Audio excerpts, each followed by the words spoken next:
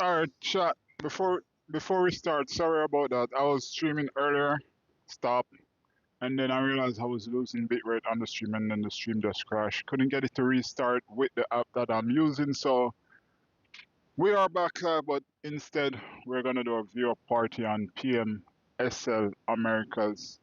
You know, we have to s- support and watch the esports team, especially the ones that are represented our region, any and the Americas. And you know, yours truly. I mean, over the years, my favorite team have been Alpha 7, so we're rooting for them. But we ain't gonna kickstart back with gameplay. We're just gonna call it and spectate PM Americas.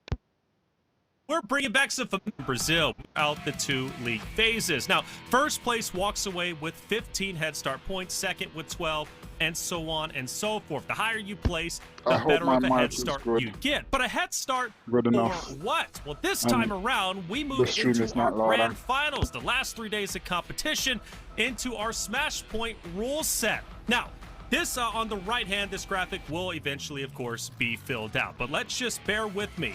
Alpha 7, let's say they win the league phase. After League 1 and League 2, they move into the grand finals, and then they play Day 1 and Day 2. Well, they then will have, let's say, 200 points heading into Day 3. Now, with those 200 points, they'll then have to reach a total of 210 points because 10 points will be added onto their Day 1 and Day 2 totals. Now, when we move into Day 2, or it should be Day 3 of the grand finals, the final day, we've got our Smash match rule set that will be taking place. Now, what does this mean? So like I said, Day 1 and Day 2 is to accumulate points, try and get as many as you can, and then after Day 2, going into Day 3, on Day 3, you'll want to try and reach the point threshold. Let's say it's 210. Alpha 7, they get 210 points after Game 1 of Day 3. Now they have from Game 2 to Game 6, or maybe more, in order to reach the match point. They have to win. If they get a win after reading the point threshold, then they will ultimately become the champions. Now, I know we're throwing all of this at you very quickly. You don't have to worry about this just yet. We'll be doing a re-explainer as we head into grand finals, but just keep this match point in mind, or smash point, I should say. Now, I did mention the prize pool. A lot of money to be given away. We're talking $200,000 total.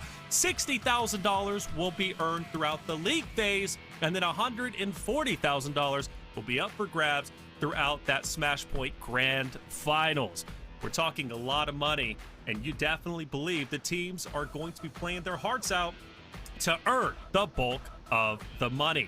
We look at our participating Team 7. I pass it to you. Who are we watching out for besides the obvious? I'm going to be looking actually at intense game. This team was actually able to win their PMSL from Brazil convincingly. Loops as well ended up getting second place. Those are two teams that I'm going to be keeping a close eye on. And going over to LATAM, 9CG, I mean, this squad is absolutely stacked when it comes to players. They got Collega, a player that was able to get an MVP previously in the PMSL Americas. And on top of that, you got Milos, Remix, and Reyes. So a team very, very stacked coming in from LATAM.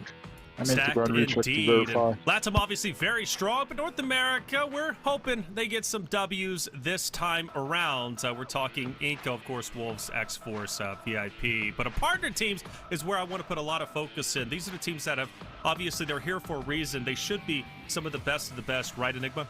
Yeah, and I mean, obviously, I'm the NA fanboy. I've got the hope for it. Wolves, X-Force, Inco Gaming, all being our NA representatives, but needless to say, obviously there's Alpha 7, Team Liquids, just absolute Goliaths from last year from the Brazil region. And most of these teams, I know we've seen a lot of them in action, but over the last few weeks, the NA tournaments, especially even Titan Series, our NA teams have been giving me some hope here, guys. I hope so, man. You know, the NA, we need a W. We need a win. We're a region that's, it's been hard. It's been hard for us, I can't lie. But it's beginning a little bit better for our North American, not only qualifiers, but players, because of a wonderful series called Titan Series. A chance for North America to truly show what they are made of. And Enigma, throughout the Titan Series, we had a lot of great moments and beautiful qualifiers. And I do want to say, by the way, this was not only the biggest qualifier with the biggest prize pool, but it was also the only qualifier to allow partner teams to play to earn some of that prize pool. We're talking $20,000 that was up for grabs, Enigma. Yeah, the money is always a blessing for the most part, but for these teams like Wolves and X-Force, the experience is insurmountable. They need to get that experience going. We saw a lot of amazing plays, especially here in that specific match. X-Force abusing what it seemed to be those vehicle rotations and stuff like that. And I really can't stress enough just how important it is getting those games under your belt, as a lot of these new squads, even with Coops having all this experience and stuff like that, new teams means new problems. And for these squads coming into here today for day one of PMSL Americas, I'm hoping that our teams are really able to kind of stand through and shine against some of these Brazilian superstars. That's right. Well, we had our partner teams play. Obviously, that was Wolves and X-Force. But through the qualifiers, talking Titan Series, it was Dauntless and VIP that is now Shoot to Survive, as well as VIP Esports. Or I should say Dauntless and Extreme Slayers now. Shoot to Survive, VIP Esports. Two great teams. Dauntless, Extreme Slayers had so many great moments throughout. Now that they're representing Shoot to Survive and VIP, you know they're going to be in good hands. They're going to be feeling good. The Titan Series is not easy. The fact that we added the money, the $20,000, we truly saw the best of the best when it came to North America. And you better believe the best is right before you, alongside that of the North American partner teams that are looking to go all the way. But it's not just about North America. It's not just about Brazil. We also have to talk LATAM. And Seven, LATAM is a region that's incredibly talented. You mentioned a couple of them. Obviously, we're talking Savage Esports, United for Gaming, and so on and so forth. But what can this region do, and why is this region so scary, especially to the likes of Brazil and North America? I mean, it's a region, one of the only regions that was able to place a little bit higher than some Brazilian teams when we went to the 2024 PMSL teams. Brazil, I know we're talking about LATAM right now, but we kind of give them the flowers there for a second. They were able to get 5 out of 6 spots on the top 6. All were Brazilian teams. Only one LATAM team was able to do it, which ended up being Team Queso, which at the moment is not going to be here, but we do have some players. That's why I was mentioning Colega. Colega was the player that was able to get MVP last fall season of the PMSL Americas. I'm interested to see what this player is going to be doing, especially with the new squad that he's going to be in as well. He's still going to have Milos with him, and he's still going to have some new players like Remix that was in the Titan Series, now going to be part of the 9C team. And you can see there SVG and UT as well being able to qualify from the PMCO LATAM. Yeah, but big news for them. LATAM looking scary without question, like you said, even at times outplacing some of the Brazilian rosters, which speaks volumes about the skill ceiling we have for the LATAM region. Obviously, they're scary. They always put up terrible performance in terms of like the other competitors. I mean, dude, the other competitors, they fear this region without question. Of course, beside that of the Brazilian side of things. Loops, a talented roster alongside that intense game. Vios Gaming. Seven, we go back to you. Now, Brazil, one of the scariest region when it comes to this entirety of the PMSL Americas. They're looking to be scary this time around. They obviously have the champions too. Brazil, why are they so good and why are they so consistent? Not sure why they're so good. Why are they so consistent? Because they honestly don't give a damn. They don't give a damn if you're holding down an area where it's unlikely for them to make a push. This is a team that's known for aggression throughout the global region. When you end up seeing them on the global teams, on the global stage, they end up just absolutely not being scared. Sometimes it hurts them, but sometimes it benefits them in a huge way, as we have been able to see in the past. Now, some of these teams, I was kind of mentioning them earlier, intense game, being able to just put up a lights out performance when it came down to the PMCO Brazil. Loops Esports as well. This is a team that has now been together for quite some time. Last year, it seems like they were a bit of on a rookie season for at least some of the players. Hopefully, their managers have been able to work down with them in case for some reason they don't start off hot here. They'll be able to go back to the drawing board and be able to react quickly. Yeah, I've always been a big fan of Loops. I'm hoping they find success this time around. I really do. They're a special team that even if they have 2 members left out of the 4, if you hear earlier our stream crash, we were playing classic, we were doing good.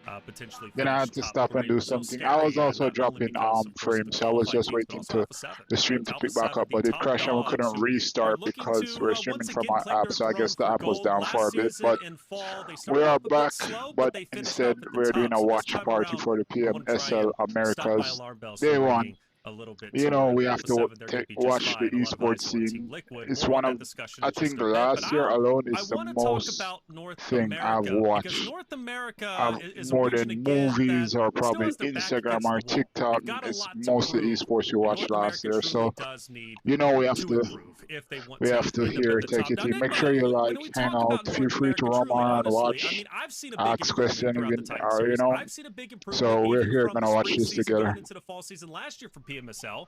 Yeah. You think it's going to be even better now in 2025 PMSL America Spring? Listen, we can't ignore the elephant in the room. Last year, I don't think we had a single NA team on that first page after the second or third week. So this sort of tournament format, we've shortened it a little bit. I'm expecting at least hopefully Wolves or one of our other partnered NA teams to be able to finish in this top bracket. But these teams, man, I want to see signs of life early. It's not like we have 4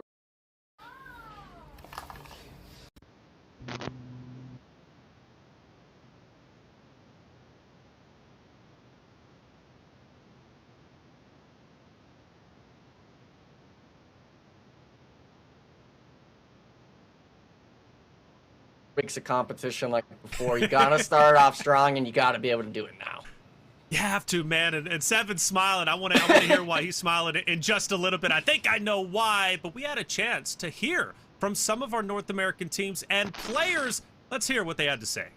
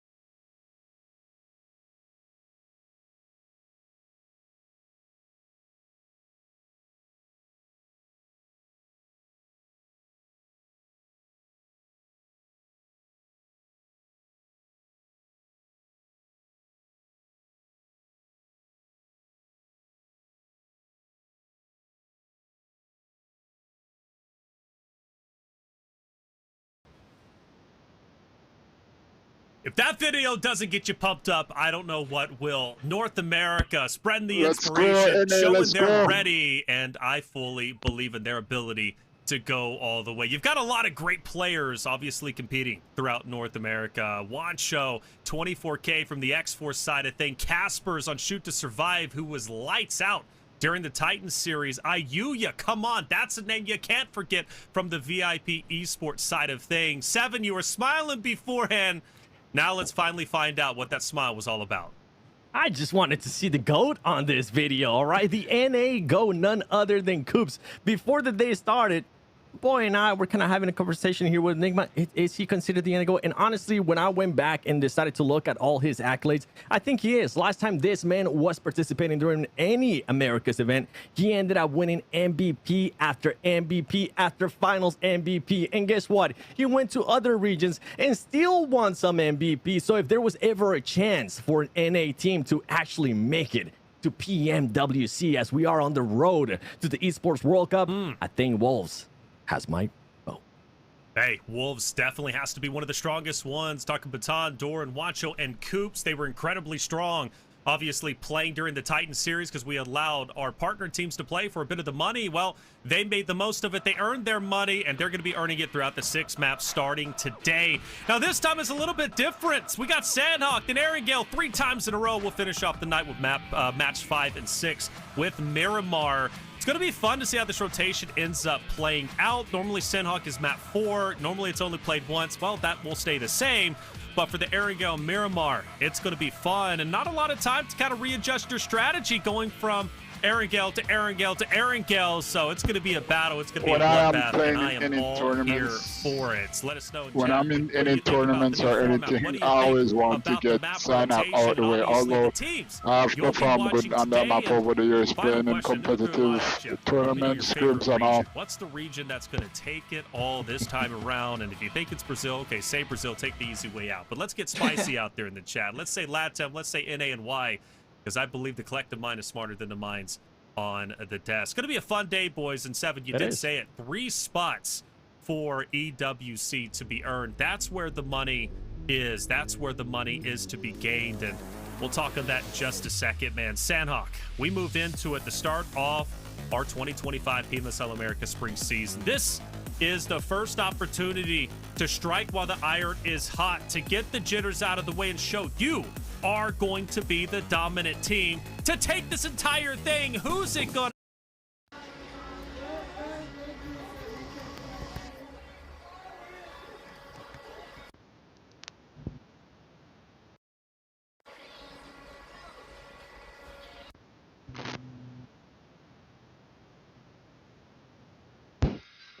Imagine playing at EWC. There's a lot of money given. The prize pool is huge for EWC, and I think from your go you guarantee a prize, a huge prize.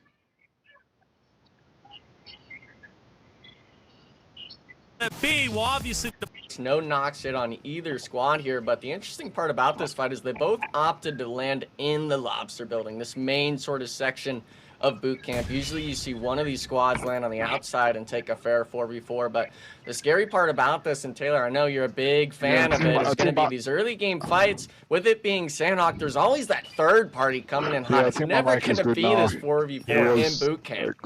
Well, and that's the thing about it, those third parties, right? Finishing fights when it comes to BRs, finishing them quickly is important and imperative, because the longer the fights extend, the more of an opportunity for other teams who are hungry to get eliminations, who are hungry to third party, start moving in, right? Now, sometimes it's unavoidable. The fights just will naturally extend, and it doesn't make sense to get aggressive. But I stand by the points. You know, finishing off your fights early is important. But granted, it seems like these are going to be the only 2 teams here anyways, Influence Rage and X-Force. But this excites me. It does, not only because Influence Rage is on our screen, a talented team throughout PMSL Americas, but also X-Force. A chance to start off strong.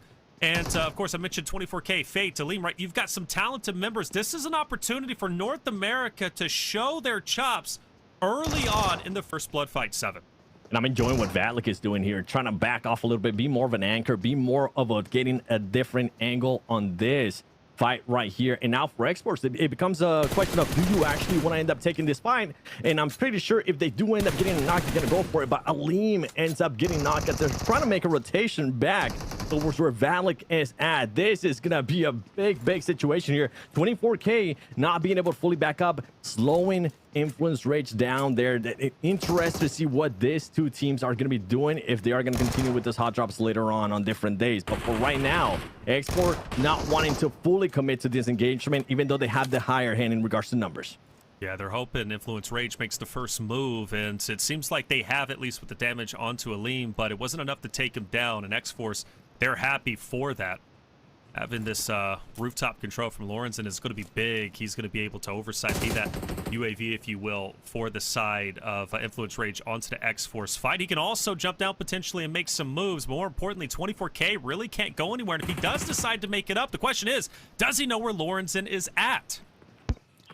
Yeah, unfortunately, I think it's going to be a matter of if Fate or Valiant can spot this player on the roof. You don't want to be spreading out too much early on. You already have the one-man player advantage from 24K. I believe he was able to thirst Diego with that AK early on. And this is the scary thing about these early game hot drops. Obviously, we want to be seeing those sort of 5.56 weapons, a shotgun as your secondary be the loadout you rock. But when you have these early game fights, you don't always get the loadout you want. And fortunately for X-Force, they do get that early initiative knock and thirst, but they got to play it slow. So it actually looks like Influence Rage is going to be backing up. X-Force potentially just kind of relaxing here. The zone shift is towards that southern side, right around that Pine section. So both these teams, even though they're in the zone, with it being stage 1, you're definitely going to have to move early to get yourself closer to that center point of the match.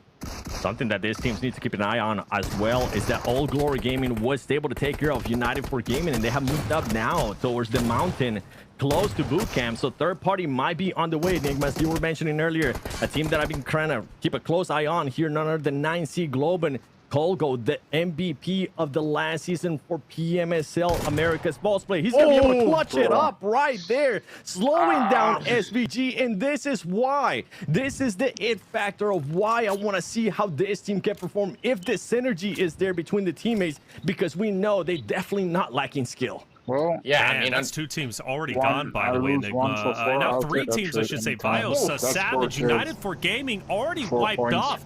PMSL 2025 is starting off hot. Yeah, and it's, I think, just a matter of, because we're playing Santa as the first match. This is the warm-up. Last year, we saw it all about being that sort of X factor, that mental reset. But when you have it at the very beginning of the tournament days, this is more about you honestly getting warmed up and getting prepared to take these early game engagements. So all these squads that are getting those eliminations early on, they're going to be going into that Erangel next match really feeling themselves in these early game engagements. And I think that was a struggle, especially for NA teams last year, was those early few zones, stage 1 through 3 of not being comfortable taking some of these 4v4 fights. So I'm expecting X-Force, hopefully off of, even though it's just one elimination, to kind of stand true and be able to work through the rest of the matches. But only time will tell, of course. A lot of these teams looking to make some rotations early on, Shoot to Survive being one of them, looking for that sort of hot in camp onto ROW, but finally home. Nice. Out. A lot of these Welcome teams, back, Queen. Kind of My stream earlier when I was playing Classic, so I had to stop. I was dropping frames. I had to stop, start or something real quick, and then when I'm back, the stream ended up crashing, and then the app that I streamed from me was down, so I had to wait a few minutes. So instead, I saw that PMSL Americas is going live, so I'm like, you know what, let me just do a watch party, so we can chill, hang out, with an influence rate. You know, take it easy. Able to at least get that one elimination, but this is the main worry for me. But this is what we're gonna do. We're just gonna watch party PMSL Americas, and now having to worry about how All Glory Gaming is gonna be holding them down. More than likely, they're going to be waiting for the next circle before they end up making a move. But showing maturity here from X-Force, not willing to fully commit, even though they had a numbers advantage to that actual hot drop, to that early fight, and deciding to back off and just take 1 point. Little things like that can definitely benefit them in the long run. So I'm looking at Fran overlooking Loops. You got meanwhile, the rest of the AGG roster overlooking X-Force. They're keeping 2 teams in check. My only concern is they bite off a bit more than they can chew, and I really don't want Fran from AGG to get caught off guard by Loops. But I think everybody's kind of settled down. After all, they are center zone. So at this point, getting that intel, getting the information of everyone in front of you is truly important. And so nobody needs to get too aggressive. Nobody needs to make a desperate move. Now, we do look at the map. The zone will shift. You got several teams who are going to be on the northern side, forced to move in. This is going to be one of them. Oh, man. The Jeep rotation, Rolls of War, they were dealing with Shoot to Survive on that western end of the bridge, but Wolves Esports, they dropped to that Paradise. They instantly rotated, I believe, over here to hit that bridge camp. But Seven, you looked at it, that map shift, that zone all the way to the east. I think that's honestly a blessing for X-Force, right? They're able to hopefully just rotate out of boot camp, because if AGG got any I'm trying to fix my mic where the stream doesn't overpower it, so I'm trying to sort that out here on my end. Absolutely lasered going up the mountain, but oh man, Baton, he's not even stopping on the mountain. He's going straight forward with Juancha right above him, and Juancha, he's actually forcing the 1v1, trying to play it early on with the S12, but luckily Doran, he's came up, given the support, grouped together, don't need to rush it just yet, but with it being in the blue zone, luckily a good nade makes it quick and easy for you. Wancho getting a little bit antsy there, but ultimately Doran, he was getting damaged there from the zone, but as well he was getting shot by somebody else. I wonder if maybe it was somebody there from Row. Wancho did get a little bit anxious. He wanted to go for that fight and he ended up backing off. One thing that you were mentioning too in regards to that circle when we get a chance to see it, yeah, it kind of allows X-Force to just be patient. They don't have to fully push out. They have to play. They can actually play their time and hope that somebody else is gonna end up distracting AGG. Meanwhile, though, we do have a fight here. It's gonna be Alpha 7. Alpha 7 being able to clutch out right there. VIP. Come on, A7, let's go. 4 kills and the 4-4. Nice. Let's go. Let's go. I'm rooting for A7 and my North America Alpha 7 eliminates VIP players. that quickly. No surprise, VIP again, the champions. They started off fall season. Welcome to the last stream. year. Make sure you Very, like very if you slow, haven't very already, slow. and So subscribe the if you're question new. is, Thanks this for hanging roster out. We're just truly doing a bringing watch an party on A-game? But if you PMSL remember, you go Americas. back to spring season. I got my right? stream It was Alpha gameplay 7 versus Team Liquid. Spring season and last run year, around Alpha 7 started off fully hot and sweat heavy. my I butt. think now, Today at least we're for watch me, party in it feels like Alpha PMSL 7 most Americas. likely is going to take this series, this PMSL America spring season, very seriously. They want to dominate their competition. The reason why is because winning this, obviously top 3, you go to EWC. And what does that mean? Not only big money once again, but also reclaiming your throne as the kings of EWC, which Alpha 7 currently is. That is correct. Getting a chance to defend that championship that they were able to get last year. Now, the biggest thing for Alpha 7, as we're going to be switching over to a different fight, I do want to get a chance to talk about them a little bit more, but let's see what happens Drop here. a like, with hit that like button, and subscribe IG, if you're new. IG. I mean, I was mentioning how aggressive they have been. They had all the angles here, and it wasn't even a fair fight. S2, they didn't even have a fighting chance. But going back to Alpha 7, they do have Squash now in their squad. This player has been with them for a long time. He wasn't able to play for, I think at least was 2 years, but now we are here in a situation where he can actually be with this squad. There was rumors that Kollega, the player that is in 9C Global, was going to end up going to Alpha 7. That never ended up happening. So for Squash, a player that's able to frag out, to that be added to the Alpha 7, which is known for fragging out, a lot of people currently have them as favorites. So picking up Squash is an interesting one. You said that he's been on the roster in the past. You know, how well will he do here? And I think it'd be just fine. After all, this is kind of your honeymoon phase when it comes to PMSL Americas for Squash. He's back on the roster, and I think he's going to be playing all out to show why he belongs on the best roster in the world. And obviously, PMSL Americas. Yeah, Slow down just Sandhawk. a little bit as we transition Leah, into if you stage 3. don't know, and when we you're do playing notice, or at least I competitive, notice Alpha 7 you're on is gonna be Sandhawk. dead I'm center watching a loops. tournament. AGG, X-Force all still going to be I'm doing a watch party kind for of this around the same tournament. area as they typically have, and X-Force does have to rotate in. For AGG, they've been playing this gatekeeper role. They are going to be on the outskirts. Luckily for them, they do have Fren. I mentioned Fren a bit earlier, who was keeping loops in check. He's going to be inside the zone. And for the rest of his teammates, they've got a clear and easy transition over to where Fren is at, and then they can continue to maybe attack loops. I'm expecting going into stage 4 when they have to eventually continue to move forward. But AGG got a team wipe early on. After that, they've just been playing the scouting role. They're playing smart. They're working on their positioning. Enigma, I'm a big fan of that. Yeah, unfortunately, though, it's just if you're saying AGG has to fight into loops later on, that's really a tall order to ask, because loops, in my eyes, has the better positioning. If the zone was a shift away or even on top of them, AGG, they have to come down the mountain. They got to work towards your compound. And unfortunately for them, they've kind of just been a little bit too stagnant in my eyes. Seeing that circle shift, they could have maybe taken either a vehicle if they had it, or made that early rotation with Fran already being so far into the zone compared to the rest of his members. I'm surprised they didn't want to play it too active, but a lot of these teams, maybe AGG felt they could get a few more eliminations on that sort of mountain camp, that sort of rotation from these other squads. But it seems like a lot of the teams, including Inco Gaming, X-Force, Influence Raids, they all opted just to rotate away from that boot camp hillside. But intense game. This is going to be all the way up on that northern side. We saw that Rose of War player potentially getting that solo shots going down, but opting not to. And with it being stage 3, I know that damage from the zone isn't going to be too high on some of these squads, but the sad part for intense game is it's not going to be just 1, not even 2, but 3 squads forced onto this northern edge. And unfortunately for them, this northern mountaintop, there's really not a lot of room to play. Ooh, X-Force. By the way, I was able to see there on the horizon too. X-Force was able to get out of boot camp unscathed. They didn't end up losing anybody, so that's good to see. Influence Rage ends up losing another player here, as Wolves is currently holding them down. Wolves with all their players alive through eliminations. Now Influence Rage trying to return what happened earlier into the match to X4, seeing if they can knock somebody, but oh my goodness, Alim is just waiting there for Lorazin as he's able to spot him. And you were mentioning an intense game there, Enigma. Now they're finding themselves in an interesting situation here, as it's not just one team, it's almost more than likely going to be 3 teams that they're going to have to worry about as we're looking at the circle. Alpha 7 is just hitting perfect, by the way. Center zone, but Law, he knows Silence is there, but Silence doesn't know about the 1v1. Now he's forced into it. Both players having the S12K. The push comes through, and he actually just, oh my goodness, just one taps him around the rock.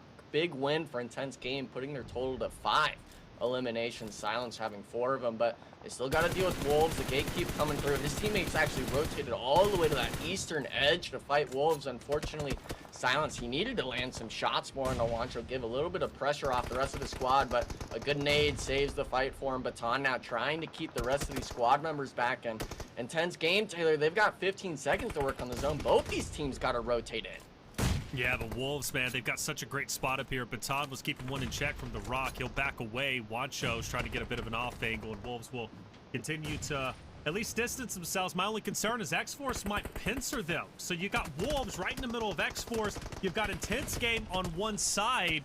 Wolves might be in a lot of trouble, and they've got to pick and choose what team do we want to push into, because they have no choice. But Fate, they're taking the choice for themselves. That's going to be the first drop onto Wancho, as Wolves might be being put in the blender, and they will be. Only one more player remains. It's going to be Coops. He's all by himself. The question, damage control, can we even go into damage control? Can he separate himself from X-Force in a 10 game and get into Quarry? I don't think so. I think this is going to be all she wrote for the Wolves roster. Now, we transition over to X-Force, who now has a decision.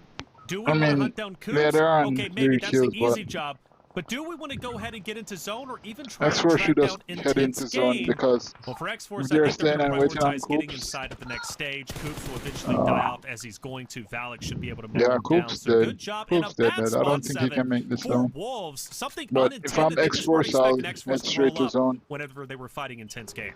That's just usually what ends up happening here. But they'll cut out Wolves. Yeah, they might not end up making it to the circle, but if you ever wanted to have a player that's able to clutch you up some extra points, the reason why he was able to get MVP multiple times is because he's able to get those extra points, able to get those extra eliminations. He's already been able to get 1 elimination for his team after his teammates got eliminated. Now he's trying to find another one, and he's going to be able to find it. Now he's up to 3. You know what? Make it 4. Why don't you? Even from the circle, it doesn't matter. He's just trying to clutch X-Force should have went to zone, because meanwhile, we look at the map, it's tough, especially if you know his Scoops the only one up, he should have held his own.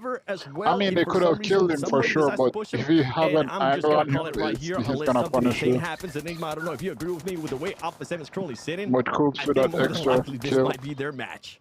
Yeah, and I mean, if you have 2 crate drops as well right after you wipe the squad, it's really a good feeling for that level 3 department. Unfortunately, for X-Force, Intense Gaming was able to make that rotation into Quarry. That was on that free compound on the eastern side of zone. But X-Force, they took so long focusing Coops that they didn't even realize the compound was completely free. They could have had all 4 players up in one of the prime real estate spots in the zone, but now they got to struggle worrying how they're going to be able to get in. They're having to throw the smokes, loops as well. Might even just crash the compound before them, realizing if it's free for the taking. But a lot of these teams, that southern edge, that western edge as well, we're seeing it right now. 9Z, Globe, and Cold Goat. This is the guy you were talking about, Seven, being the GOAT last year for MVP. Now trying to take his shots to Team Liquid, but the interesting part about it is we're fighting on the mountaintop. We know there's going to be more than 1 or 2 squads scoping us, and really now it's just a struggle of who's able to hit their shots while moving into the circle here. And Inco Gaming looks like they're going to be the first team to question 9Z Globin. That's right, and these teams are looking to engage here. They're trying to see if they can find an opening while hoping that nobody else peeks up over this mountain and stops them from making a push. There you go, 9C Globin gonna hop on this deal and just hope for the best.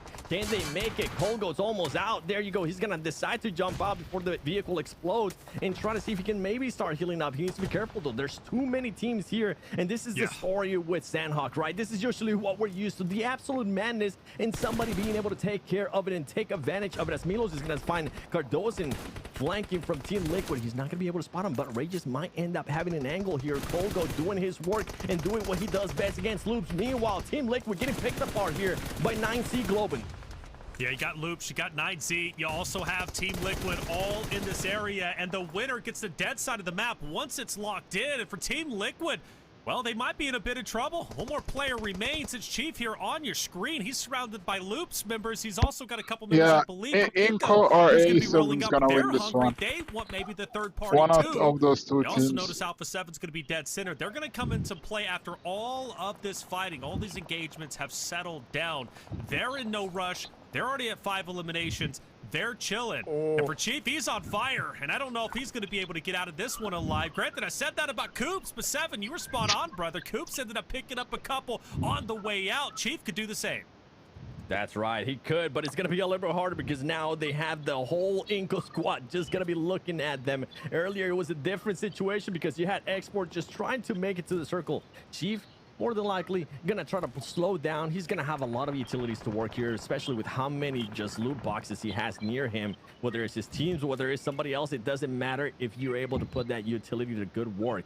Inco Gaming, though, this is a team that has been together, at least some of the players has been together for quite some time. They added Bruno's or Bruno as he's usually known from last year. He was in another team that made it to PMGC and just made a full run. And it's shocking a lot of people, including myself. And on top of that, they added McGrellin. Remember, McGrellin was one of the players that Alpha 7 won PMWC 2024 with. So we'll see what this team is going to be able to do. So far, they've been able to clutch up a top 6. And right now, Alpha 7 is doing exactly what they need to do here.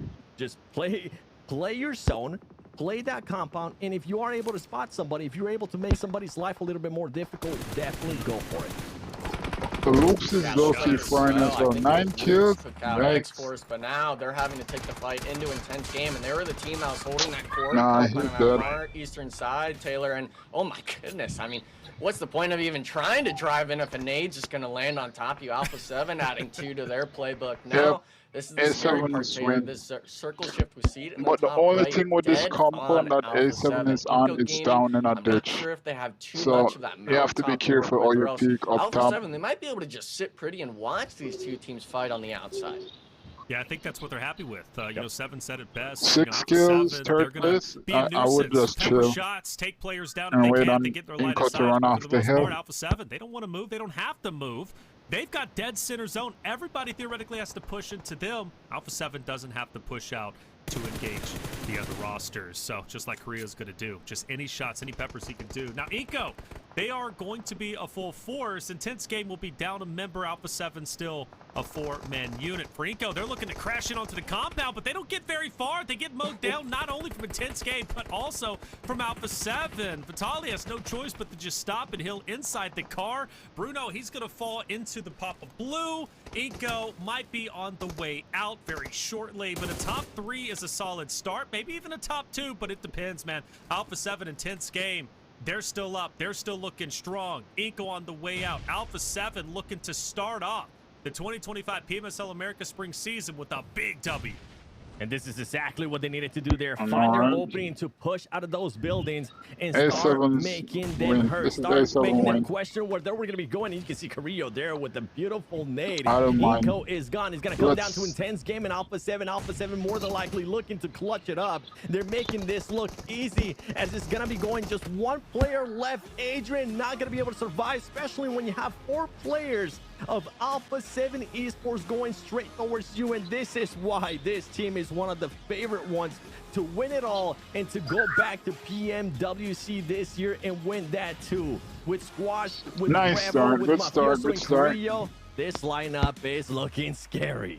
Oh, looking scary indeed, and it's nice to see them start off that well. Again, going back don't to fall forget season, to drop a like on the stream, and if you're new, hit that subscribe. That we weren't happy with. This time around, lessons learned. They're firing all cylinders, and maybe even adding Squash to the roster gave them some new added energy, and that honeymoon phase is ringing true. Alpha 7, strong. Game number 1.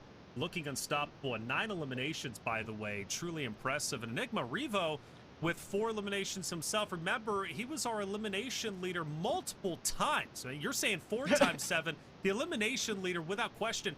Enigma, Revo on fire. Alpha 7, business as usual. I don't know if I'm going to call it too early, but can they even be stopped, brother?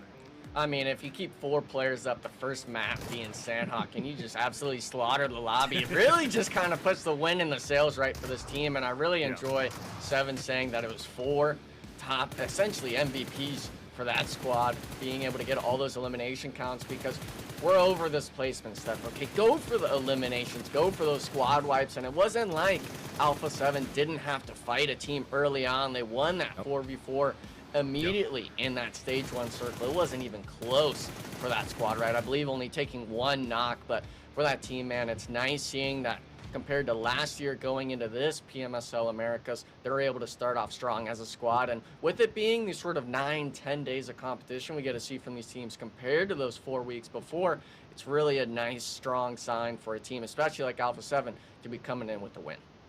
Yeah, big win indeed, but intense game. Seven, a big surprise, coming out 2nd place. Total of 10 eliminations, even outmatching the pacing of Elims from Alpha 7. Intense game, looking like a serious threat. And the thing for intense game too is that they had a completely different than what Alpha 7 was able to do, right? Even Nigma was able to call in during the match. Okay, they're gonna have to do a rotation in. How many teams are in your way? 3? Okay, that's gonna be hard. But they were able to make the right call, Enigma, and this is what I was hoping that they would end up doing. They would end up backing away, even if they ended up getting at least one of their players eliminated, sacrifice that, and then realize what's going on, make the quick adjustment, and go for the other rotation. I feel like that's what it's going to come down, especially during this PMSL, making those quick adjustments throughout the match. And the beautiful thing, too, I know a lot of people sometimes hate the map rotations that we're going to be jumping into, which is Erangel. But if a team absolutely sucks, in one way to put it, okay, in the first match, guess what? They're going to be able to go back into that second match and just readjust it. And that's when we're able to find out if a team has what it takes to make it to the top 3 when we go to grand finals. That's it. Do they have what it takes? Wolves was a team that was a serious threat on the battlefield. In fact, picking up one of our first eliminations, but they end up running into a sticky situation. Good news is, though, before the day started, we had Sarpatch, who was on the scene to talk to Coops before the matches started.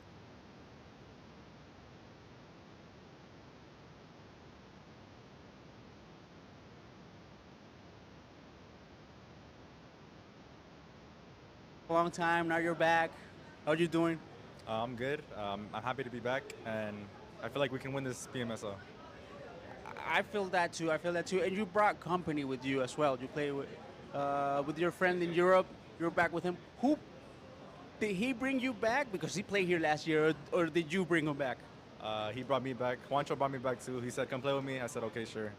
So, yeah, he texted me, and I said, "Okay, let's go." It's really hard saying no to Juancho, man. I mean, that guy. He says, "Come on, please," and you just gotta go for it.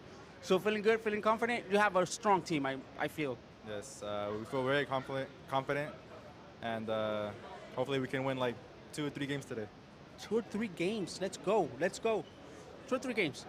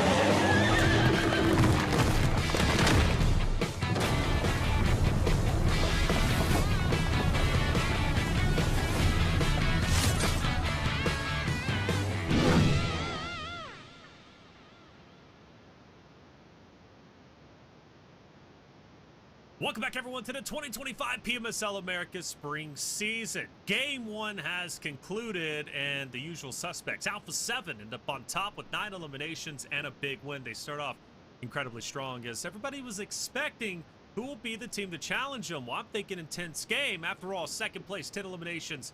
They're looking pretty good as far as I'm concerned. 5 more games to go. We've got back-to-back-to-back Erangels about to be underway.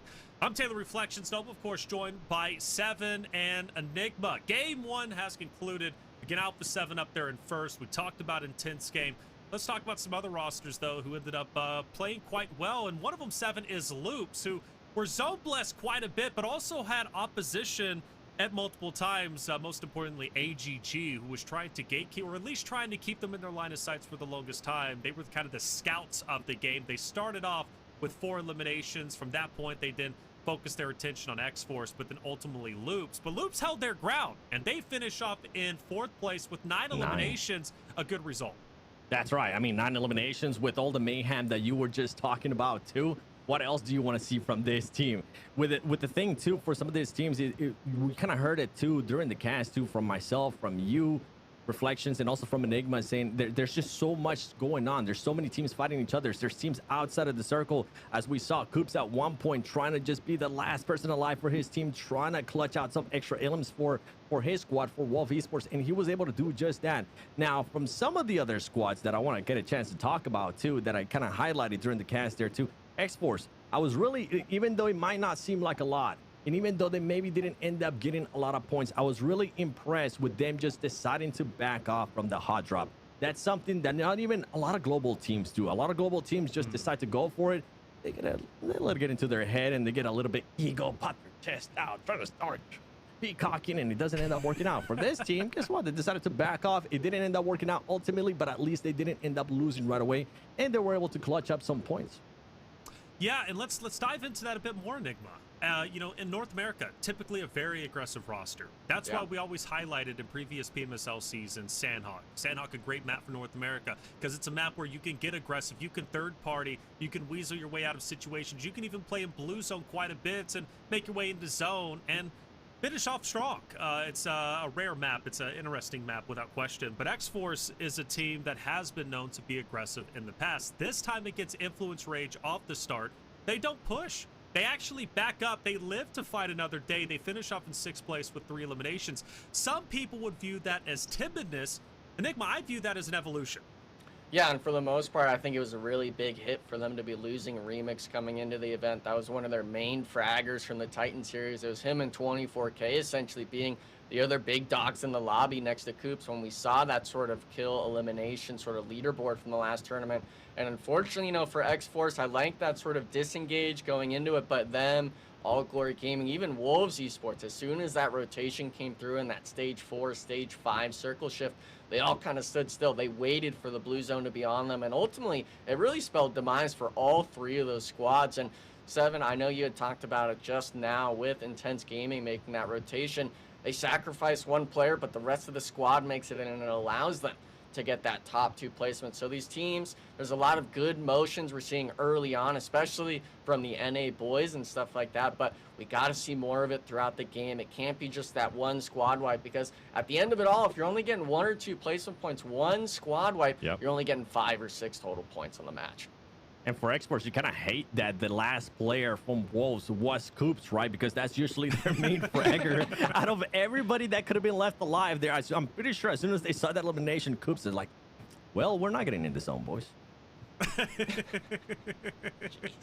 I was so impressed when you called that out, and I was like, ain't no way, bro. Coops is going down. He didn't, though. I mean, he really didn't put up a great fight, and 6 eliminations, a large majority of those elims going to the way of Coops. But that's what you would expect, right, from a player of his caliber and his lineage and his history. North America's, I don't think, did that bad, really. I think North America's looking pretty good, and a large reason for that is because of the evolution throughout the Titan series, their evolution as a region, and I really do think we're on the up and up whenever it comes to North America as a whole. Speaking of North America, we have Sarpatch, who had a chance to sit down with X-Force's Fate. Let's hear what he had to say. All right, here with Fate now before the start of the day. Fate, third time here on Americas. How important is experience? Like, are you like really calm now? Like yeah, I've been here already. It's nothing. Or you still get them butterflies? Tell me about that. Yeah, honestly, it's pretty important. I'm pretty calm. I'm relaxed. It's really just basically, what do they say? Another day at the office, basically. So, yeah, I'm more so relaxed. I see people that I already know, say hi to them, and then, going to the venue. I already know the drill. Everything with your phones, figure that out, the headphones, and just basically get your sensitivity, your controls, boom, and then just get ready for Let's the go, event, Fate. basically. Is there Fate somebody is also in the you VIP were looking program, so forward to he's a say hi fellow again or VIP new? member. Um, Not particularly, but it's always nice seeing the people that do come up to you, or like if I come up to you, I give some examples like the Team Liquid guys, Ayala, Mythic, they're always pretty chill. Nenebete is always nice to see as well. And, my past teammates as well, Casper's here again, so it's nice seeing them for sure. But it's nice seeing you too, man. Thank you. Best of luck. Let's take it home. How many victories today? Give it a bet. My IGL said two wins. So Done. 2 wins. 2 wins, yeah. Right? 2 wins now. Let's go. All right, there's Fate from X-Force. One of the best looking guys out there competitor-wise, rocking the bling, and the bling is earned because, well, he's just a great player. X-Force, a great team. Fate, a wonderful player. He's feeling more confident than ever, and it always seems so calm on camera. It doesn't matter what's happening around him. He just seems like he's in control, and that's why I'm a big fan of Fate and X-Force, and I think they're going to do just fine. But speaking of just fine, let's now move to the opposite end of the spectrum to, well, just skirting by. That's Team Liquid, a team that has been having struggles. Spring season last year, they looked great. They were charging forward, trying to beat Alpha 7. They ultimately didn't, but, or no, excuse me, they did, I believe, and then Alpha 7 ended up winning the next one in fall, excuse me. But from fall season last year to now, 7, Team Liquid has just been on a downward spiral. And I haven't been happy with it. They're not looking like the team that you would expect them to be. They have a slow playing style. They were just as slow during that Sandhawk map. When they finally got active, they ended up getting wiped out. Let's talk Team Liquid 7 and how they're looking. Yeah, for me, for Team Liquid, I mean, besides just what we saw here on Sandhawk from them, which we'll get a chance to break down. You know what? Let's jump into it, too. Painan, I felt like they stayed a little bit too long there in Painan. They were hoping that the circle was going to end up going their way. And when it didn't end up going their way, they caught themselves between Loops Esports and 9C Global, and then they had to pick and choose which fight to take. And then ultimately, Sandhawk happens. Third partying happens, and the zone happens as well. As Hot Jokes would say, Papa Blue does end up start taking that damage, and it makes it even more complicated for you. For Team Liquid, for me, for this season, I'm hoping that we start seeing a little bit of adjustments, not just throughout certain days, throughout matches. And for everybody watching, don't forget that we have those Amazon gift cards on your bottom left of your screen. Go type in that code. I don't know how much it's going to be, but you better beat me. Actually, we can't participate on this, right? No, we can't. No. I know you got fast fingers, brother. I know you're out there trying to type it in, but I want you to stop now, delete it, because that's meant for our viewers. Hey, chat, like you said, we've got some Amazon gift cards. It was up there for just a second. You got to be quick with it, and if you earned it, let us know in chat. What are you buying with it? We had this whole conversation throughout Titan Series. Let's have it once again. Are you guys buying a rice maker? That's what I just bought recently. And I tell you what, it's revolutionary. I didn't realize they could be so fancy and even talk to you. Rice makers have come a long way since I was born in the 1700s. Let's hop into map number 2. We're going into Erangel, and this time around, by the way, we're going to have Erangel play 3 times in a row as we're dropping in. A7 again, what does that mean for our competition? Because normally Erangel's played 3 times, but it's spread out from map 1 to map 3, those and are then my map top 6 3. is where we finish up. But this time you've got it 3 times in a row. Do you think that makes things a bit tricky? Does it even matter to the competitors? What do you think? I think it's a back and forth, that split decision making. If you're really able to kind of determine if you can reset and go into that next map playing the same exact potential zone. We've seen it time and time again with the Titan series and stuff like that. Not sure who's controlling the zones this match, but for Erangels and stuff like that, especially, we see a lot of those repetitive zones, a lot of those same spots get taken by squads. So if you're in one of these matches in Erangel and you get eliminated early just for that next game to be the same circle shift, you're really going to want to play your cards differently. And we're going to be seeing it now. That first circle shift is going to be centered on Pachinki loops. Look like they're doing a bit of a slip on Pachinki. And most people actually don't know this, Taylor, but Pachinki has horrible vehicle spawns. You're having to actually drop completely outside of the POI. You need to make sure that you're able to make the rotation because it's the best spot on the map. No one can deny it with you being so close to that southern island and you being dead center of the map. But these teams right now, with it being the first match, I'm surprised we didn't see too many hot drops going to this area and go like we saw in the Sandhawk last match, but we might still be able to see it in the coming next few days if we're obviously looking at those point totals. Well, I do want to point out, so keeping on board with the Team Liquid conversation, they're a roster that loves to land military. Surprisingly, nobody goes military, but it could have benefited them because Zone is, or at least Stage 1 is currently on military, more on mainland. I think we'll finish on mainland. There is a slight chance maybe we get a bridge in Zone. I doubt it. But they would have had all of that area to themselves. But they do go to their second default position, which is Shelter Prison. They usually split drop, and they're not often contested. They'll have Mythic Ayula, who is going to be inside of the next, or excuse me, inside of Stage 1 going in to Stage 2. So they're chilling for the time being, but you're right, Enigma. I mean, there are no hot drops. You've got some teams that are relatively close together, but things are going to be a little bit quiet. But we do have a lot of teams, though, Seven, who are going to be on the northern portion of the map who do have to rotate in, and you've got a couple of rosters such as Royals of War, Influence Rage, who could potentially be playing gatekeeper to Alpha 7 VIP. Speaking of which, VIP might be making a trip to Alpha 7 relatively shortly. That would be one of the ballsiest play. I mean, if you ever want to do that play, now would be it, especially starting off on the first day. Send a message over there. I'm pretty sure Alpha 7 would not enjoy that, and I'm all here for it. You know what? Let's throw some toxicity here on PMSL Americas. It usually makes it for even spicier stuff. More entertainment for us, the viewers, and everybody else except for the players, which I'm completely fine with. But VIP Esports trying to find their way here. I think they're just going to be going to Sarki, getting some more loot. And going off with what you were saying earlier, Enigma, in regards to loops and Pachinki, the vehicle spawns, I completely agree with you. And I think that's why a lot of the teams that do end up, at least for, that I've seen so far, that end up landing Pachinki, they do a bit of a split, get some more vehicles outside of Pachinki, and then actually go back and figure out what they're going to be doing in regards to where the zone is going to be rotating if you are positioned in Pachinki. Yeah, and unfortunately, we're going to be taking it just south of them now with Wolves Esports. That's a squad that they land in this farm split. It's an old split that Nova, I believe, actually first created way back in the day. Being able to take that sort of drop spot just outside gives you a lot of vehicles, not a lot of loot to work with, but with the circle shift, Wolves, I expect, will hold some sort of split play, but as we see on our screen, Team Liquid starting to move towards them, and I'd really be worried if I was Wolves Esports. Holding a spread at some of these prime compound spots leaves you exposed if you don't get that first initial knock, and it looks like Juancho might actually even be the first player questioned from Wolves Esports side, but it's like they're going to drive by, and this is one of those scary moments, right, Taylor, when it comes to these sort of compound plays. Are you going to be able to keep these sort of big dog squads back that are comfortable taking these fights? But Baton, he making it look easy out here.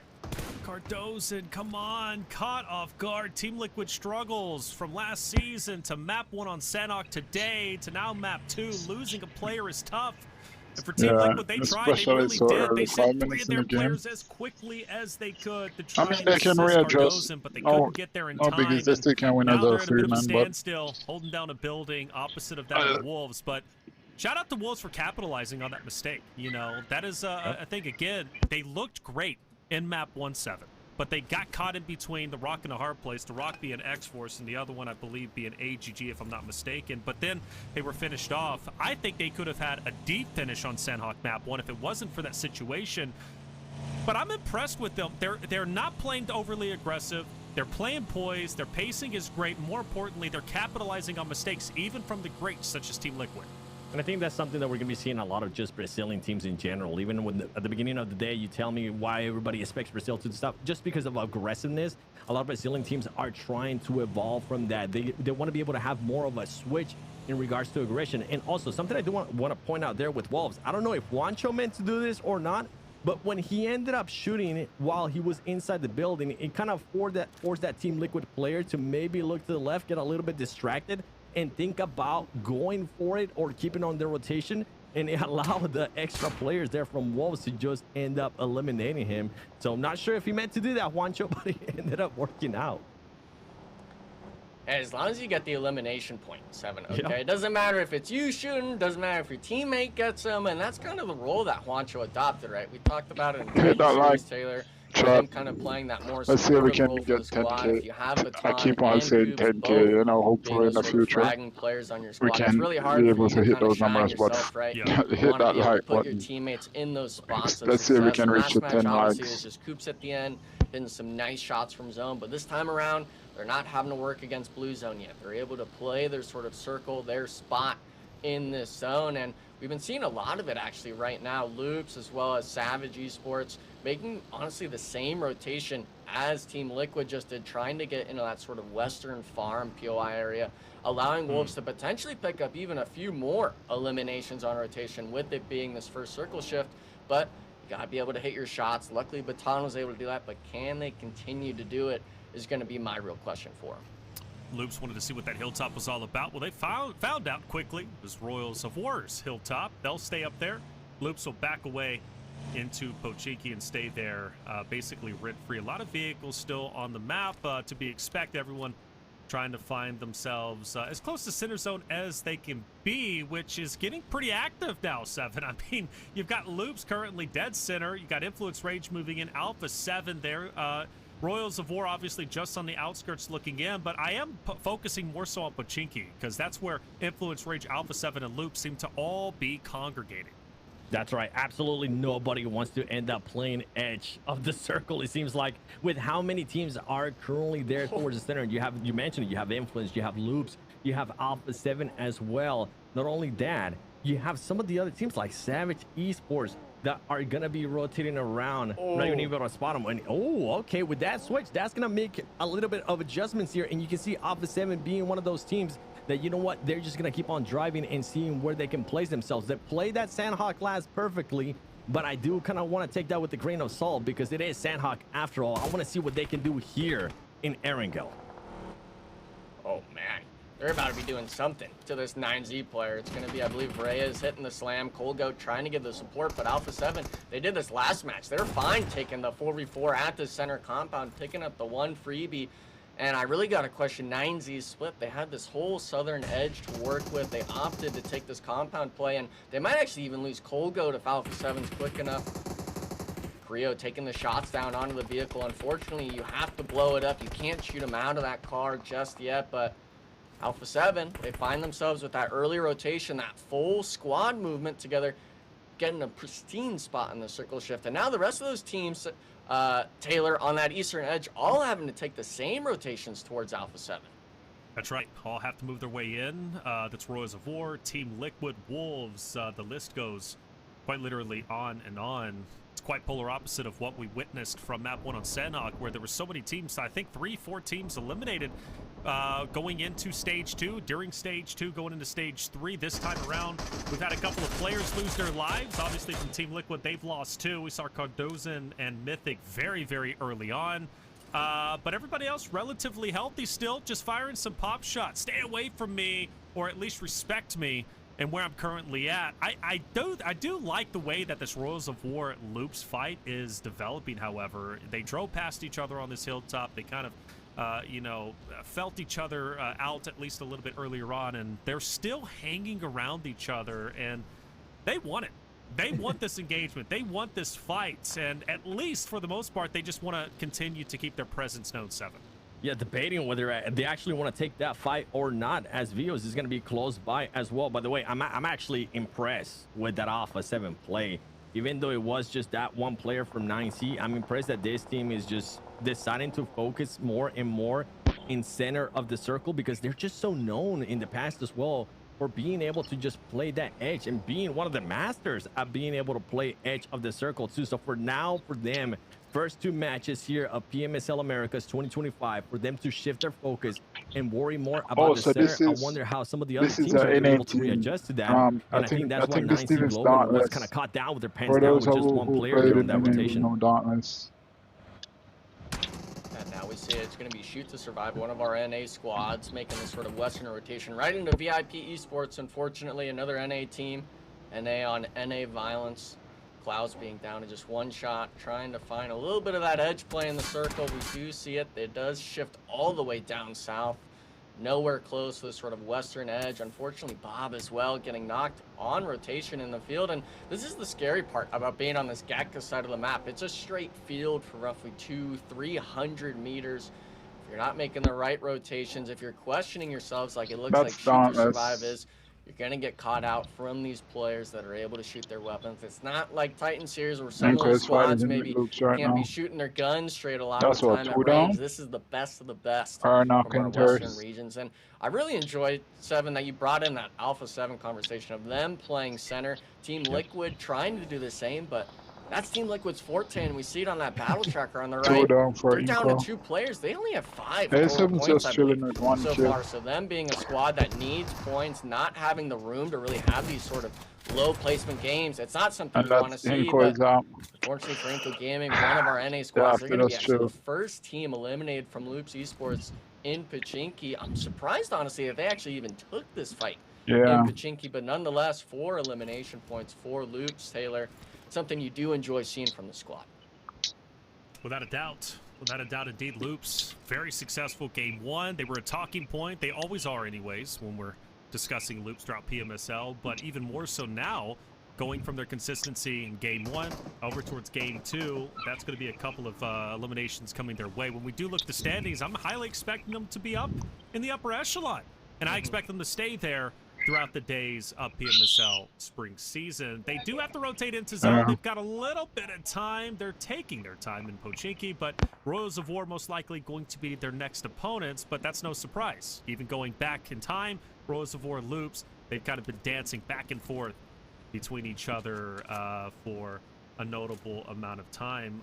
Shoot to Survive, very curious on what this long rotation means. Are they trying to get onto the backside of Loops? Well, I'll keep my eye out for that. We might see them pop up on screen in just a bit, and there's going to be Klaus driving his team forward, going straight into Royals of War and Loops, who look to be right next to each other. I think we might be seeing a fight brewing up. Yeah, I'm with you. I have no idea what they're trying to do here, but Royals of War with Loops, I mean, we've been talking about this fight happening, and it's finally going to end up happening as Royals of War being able to strike first. They're going to end up getting 1 knock, trying to convert it into that elimination. This split might end up working in their favor. They just got to make sure they don't end up losing any players, and they take care of this fight quickly, though, because of how many other teams now are near them. It would be prone to a third party in here if this takes a little bit too long. Royals of War now having to back up, and there you go. As I was talking about it, it ends up happening. S2S, none other than Shoot to Survive, being able to start their party in this squads in this fight, as Loops is now turning the tables around and getting into the action there against Row 19. Yeah, but they're having to eat the blue zone 7. They got to make the rotation in. Unfortunately for Royals of War, that actually might be working against them. They held a split early on to catch 1 player off, but they couldn't clean up the fight anymore. And now we're going to be shifting to the far western side. All Glory Gaming rotating directly behind Intense Game, but it's just Fran here. Can he get more than 1? Gets 1 knock. 2 actually. With the S12K trying to go for the third, but he's only got the M4. Intense Gaming winning the fight on top, not losing a single player, and that was a big 1v1 for Intense Gaming. Having just 2 players to knock his 4th teammate as well, driving up. Intense Gaming. And the worst part, 0 points in that fight because no one in the sort of circle. was thirsty. Got to make the rotation in, Taylor, and with 12 seconds left, those revives, 10 seconds each, it's going to take a long time. Loops gonna clash. They stay alive, and they have an opportunity to fight yet another day. Vios Gaming, first time seeing them on screen, and well, it's going to be a great opportunity to showcase what they're about. They'll take down Royals of War, and just like that, 3 teams have fallen in quick succession. Inco, All Glory Gaming, Royals of War. As the zone gets closer and closer, smaller and smaller, the teams become more and more competitive. For Intense Game, they will have to rotate in. I do wonder if this is an opportunity for United for Gaming to take them out. Meanwhile, Alpha 7 onto Loops. Loops has been in between teams, most importantly, Royals of War. But with them gone and out of the way, they now find themselves replaced from Royals of War to Alpha 7. And Alpha 7 manages to get a couple of eliminations for themselves, therefore controlling the northern side of the map, and you can see the respect that they command. As soon as they push into Loops, Loops is forced to run away. But a new, at least opponent has come into the mix, and again, that's going to be Vios Gaming throwing their hat in the ring against Revo and the rest of the Alpha 7 roster, who has no choice but to reposition. And that's usually why I love new teams popping up, because they don't care about your legacy. They don't care about what you have done in the past. When it comes to PUBG Mobile Esports, they're going to take the action to you, and they are currently in a position where they actually have to make sure they fend them off. Alpha 7 did end up doing a north rotation there. You guys mentioned it ended up working out in regards to them getting eliminations on Loops. Meanwhile, we're going to be switching over to X-Force, which is getting pepper from far away. Fake trying to see if he can at least revive 24K. That's not a player that you want to lose, especially at this stage of the match. And you can see them just starting to readjust for that. They do have 3 eliminations to their name. On top of that, only 3 players alive, but I believe 24K is going to end up getting picked up. I'm intrigued to see what Alpha 7 is going to end up doing, what Vios Gaming is going to end up doing, as well as Shoot to Survive. All those teams there that are towards the north, more than likely, they're going to end up getting pushed out by the zone whenever the next circle closes in. Yeah, the circle shift, right as this connects, I believe we are going to start seeing people take big damage from Papa Blue. Alpha 7 being the team that has to rotate in now. It's crazy as well that Alpha 7 was able to make that rotation up the mountaintop from the compound and backstab both those teams like Loops and Vios Gaming on that sort of eastern edge of the circle shift, and now being able to kind of weasel their way through 2 squads on the northern side. It really kind of just speaks volumes as a team of, you said they were playing that center spot. They got forced onto the edge off of the circle rotations, and they said, okay, if teams start making movements on the map, we're going to start moving ourselves. And now with that circle shift, goes all the way up to that northwestern side. Shoot to Survive, I believe, is just going to allow Alpha 7 to control that eastern side. The compounds on that far northern side aren't something to really be playing too early on, but a lot of teams now, 7, full sending into the center. This is not what you want to see, and especially on a Team Liquid. That's right. Yeah, you definitely don't want to see it on Team Liquid unless you got the numbers going your way, and it ends up working out for them. Team Liquid ends up getting eliminated their 13th place with not many eliminations. By the way, for Alpha 7, they kind of leapfrog Vios Gaming in a way with what we were able to see in the circle. Now, once they end up closing up the other players, they might be able to just leapfrog them and gatekeep them in some kind of way. But for this team, oh my goodness, Wolves Esports, you're currently having a lot to work with, and you're gonna have to figure out what you want to do, because you are so far outside the circle too, and as the circle closes in more and more and more, it's gonna make it even harder to find an actual good little hay bale here where you can hide. Oh gosh, they're taking so much damage. We're drifting. In fact, they're moving into where Team Liquid unfortunately just fell, and they've got no choice. Guns a-blazing, they just got to fight the way forward.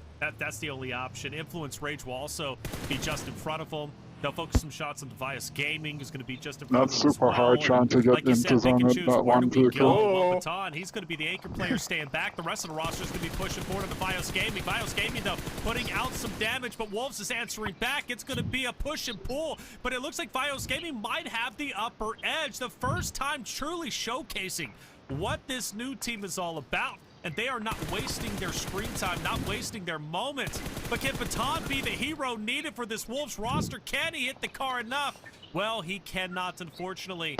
And Wolves will continue to get pieced apart, piece by piece, player by player. It's Coops and Baton trying to keep the hopes and dreams alive. As that fight is unfolding, X-Force is also opposite of 9Z. Wait, another roster that has been down. playing out Is of this this one? world. 7, you highlighted how good they are. Well, I haven't been disappointed with their performance. Up to 6 total points so far for this game alone. 9Z sitting at 0 eliminations, but it's still early going. It's a chance to finish off strong. Meanwhile, X-Force, they're at a current number of 3. And this fight, well, it's about to be underway. That's right. In 9C, at least they have the advantage here that they are going to be within buildings. They're going to have to allow other teams to fight it out. Wolves ends up getting eliminated. And man, I would love to talk after this match ends about that rotation there for Wolves, because I felt like they could have definitely done a lot better with the situation that they were presented. But for now, X-Force currently 3 eliminations to their name, 3 players still alive. 9C Global still within the zone, is still within the circle. Right now, you just have to chill, let everybody else fight it out, and wait for the right timing, because if they can take care here of X-Force, they are going to be free to go, at least from the southern western side of the circle. And you have VIP on top of the mountain too. Just so many teams that are going to be able to just keep an eye out open for everybody that's going to be out in the open, trying to hide behind a hay bale. Let's see what this circle is going to be giving us. Zone's gonna Center, pop to north, A7. east. Ooh, it is going to be East. SB is going to be blessed by that, as well as Alpha 7 if they're able to pick up that player and find another hay bale to hide behind. Yeah, but is it really going to be a blessing or a If curse? A7 When you can stop just saw SOS, Savage in and that circle shift previously that's what, slamming Team Liquid at that need to shack. see So I'm what the next expecting team whether on it's their other 9Z, side. X-Force, It's or their even game to United lose, for to be gaming, honest. potentially doing that exact same play under the SVG. shack. VIP Esports as That's well, really having to I make think. that rotation in. A lot of these squads on the edge, you're really working with nothing on this circle shift. You got those 1 or 2 hay bales, the shack in the center with the dip on it, but it's so free for you to pull up. You have to honestly get blessed with hitting some nades, and unfortunately, Vios Gaming, they're gonna get unblessed by Alpha 7 with those sort of frag, nades, stuff like that. And for the most part, X-Force, I'm kind of questioning us even staying here so late into the circle shift with the How did they blue get zone out? right on you. Yeah, they have the vehicles, Taylor, but They have the Milos, utility, he too. was proning outside of the compound here. He's going to be playing spoiler on X-Force. Oh, Valak with the nade in. They're pushing forward. You said you didn't want them to stay here. Well, they're going to take matters into their own hands. Oh, look at Milos. Look at Milos on the fade. They're on the opposite side. Fate spots him out, tries to get the shot. They're trying to shoot the toes. He can't get it. Fate's forced to back away. But that X-ray vision making moments even more excited than they truly are. Remix up ahead. He dodging the nades left and right. He's going to be all right. But Fate is now stuck literally behind a tree. He needs reinforcements. He needs his roster to back him up. I love that Remix is parking the bus in the back end. That's going to make the push even harder for the X-Force roster. But push they must, and push they will. And they are getting the elims needed in order to break away from this house that they've been stuck at for the longest time, 7. Being able to find an opening, can 24K connect with any of this nades? He's not going to be able to, but they're going to be able to switch it. I think they're able to tell where that last player is going to be. It is going to be Remix, their last teammate during the Titan series. Is he the one that's going to stop him? And right now it is looking like it, as Remix and 9C Global is going to be able to just come out on top between that fight. X-Force, what could have been right there, especially with the elimination points going your way, it ends up backfiring for them. And then we end up going to another team, Alpha 7. I mean, they've been chilling here after they took care of Vios Gaming that was close to them. Now they have to worry about Influence Rage. On top of that, United for Gaming. Interested to see how they're going to be able to perform here. You can see them. They're still keeping that vehicle to their name, as Korea is usually known as the anchor. He's wanting to be the one that scouts a little bit more.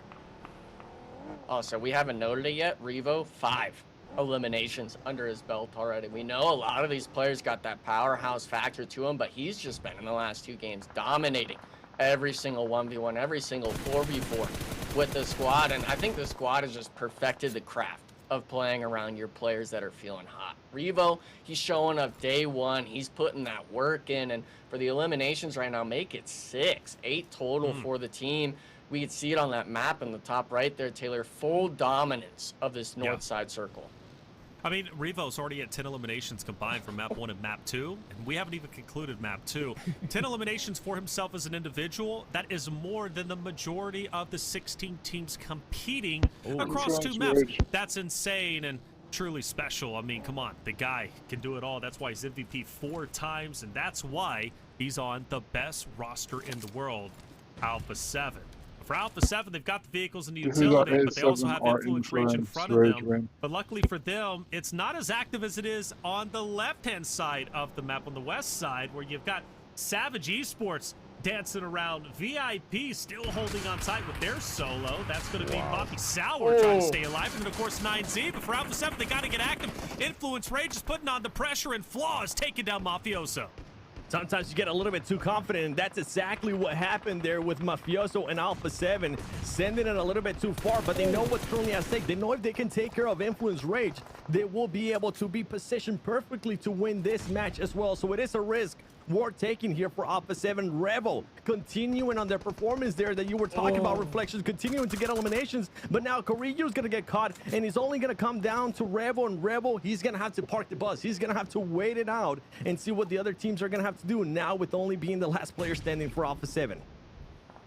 Yeah, snaking it out too. I think they just didn't realize Influence Rage had such a huge split on that eastern edge. They got the one knock off of Revo playing forward here, but if you don't spot all the players, you're relieving just yourself completely vulnerable. And I think they actually got the knock onto Carrillo. They're going for a revive in the open, no smoke down, no vehicle to kind of go for it behind. So maybe a bit of a misplay from our superstar squad, but having enough eliminations already, this being in that top 3 position, Taylor, they still are getting enough points in our eyes, of course, to be doing better than most in the lobby.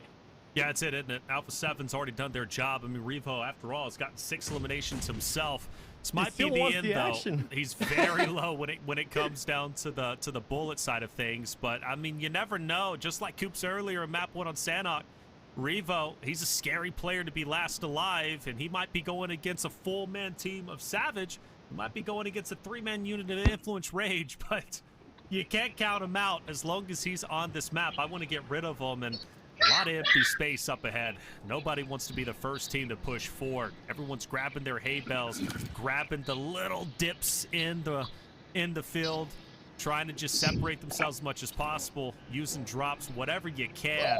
And that zone will shift. The only one who's currently in it is going to be Lil Boy from Influence Rage. Everybody else has to rotate in, albeit Savage doesn't have to go very far.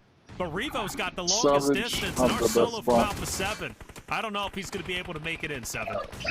I don't know if he's going to be able to, but right now for Savage Esports, he's trying to keep this player alive. Can Octi stay alive? Because he would just be such a massive anchor, and he also needs this vehicle to hurry up and blow up so he doesn't have to worry about it. Influence Rage, you mentioned it earlier. Little Boy, he is going within that circle, trying to make sure he allows his other teammates to find a way within this circle. Yeah, for Revo, I don't know how he's going to be able to do it, but if he does end up doing it, you know what? Just end up crowning him MVP right away for day 1 at least, because he's been able to put up points. But there you go, Octi. Give him enough time and give him enough info while he was healing to at least tell him where he could possibly hit.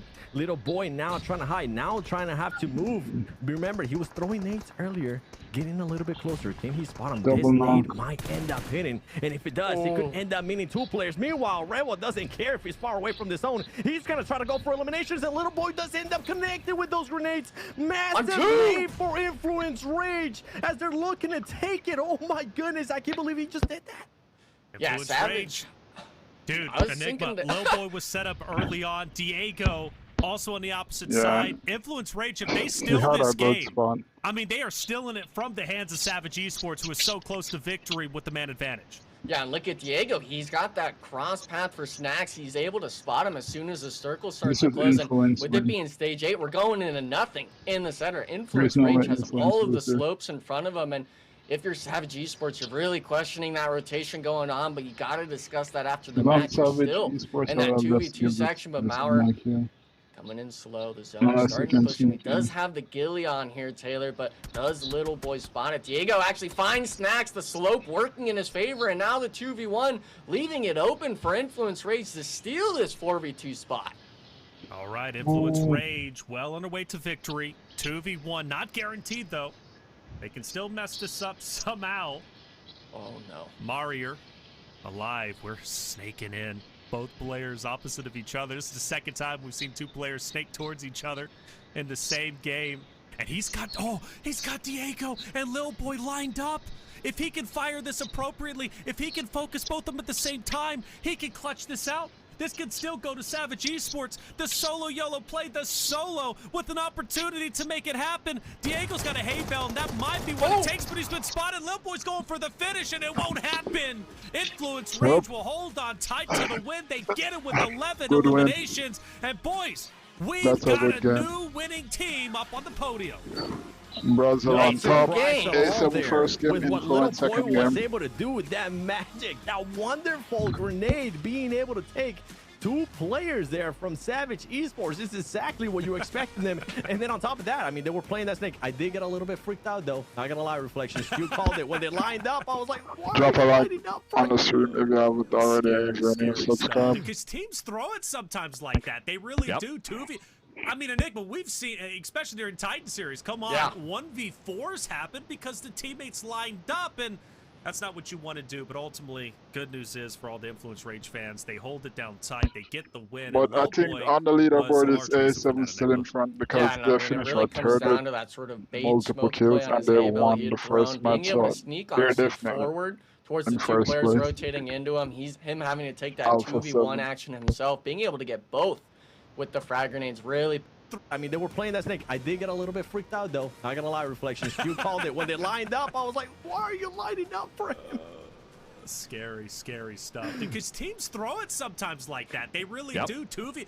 I mean, Enigma, we've seen, especially during Titan series, come on, Yeah. 1v4s happen because the teammates lined up, and that's not what you want to do. But ultimately, good news is for all the Influence Rage fans, they hold it down tight, they get the win, and Lil Boy was a large reason for that, Enigma. Yeah, and I mean, it really comes down to that sort of bait smoke play on his Haybell he had thrown, being able to sneak honestly forward towards the two players rotating in. And Loops, too. Let's shout them out. You know, they had a great game 1-7. Game 2, they started off hot and heavy. Very, very poised. Looking like potentially a deep run. Obviously, they finish off in 10th place, a little bit further down, missing out on the placement points. But Loops continues to slay out, and that's a little bit different from their normal play style. That is a bit more of a No one has slower been play such an style, insane working more methodically crush through the map. It if seems like AGG now, had this time gotten around that this third season, now. they want to be more aggressive. Yeah, Soon and I as they respect pull up what on Loops hot was able party to show, do there just in boom, Pochinki shotgun. as well. Remember, they landed there. That We're would have been talking a about, okay, third what now. is this team going to be able to do? And then we saw them teasing the fight between themselves and Ro. And then ultimately, we switch back to them, and they're actually taking a fight with Inco Gaming in Pochinki and winning that fight. Not sure how that came about. Not sure what made them realize that there was still another team behind us. But for them to have that awareness, clear that team behind you, and then try to take the fight there with Row 19, I really, really like that awareness from this team. But this was the winning play right there. That beautiful grenade from Little Boy is what ended up clutching them the win. Yeah, well done from him. Lil Boy, he'll finish off with 2 eliminations, but 2 that mattered in the end to get the win for Influence Rage. A lot of damage across the board, and to be expected with 11 eliminations, they had the most throughout game number 2, and the most of the day so far for PMSL America Spring Season. I'm sure we'll see closer to 20 as the days go along, but 11 is currently the elimination lead for at least the moment. Influence Rage, well done. They finish off in first place, though. Net themselves 21 points, 11 elims, plus the winner chicken dinner, which is 10 bonus points, brings them up to 21, which will put them in a very healthy spot.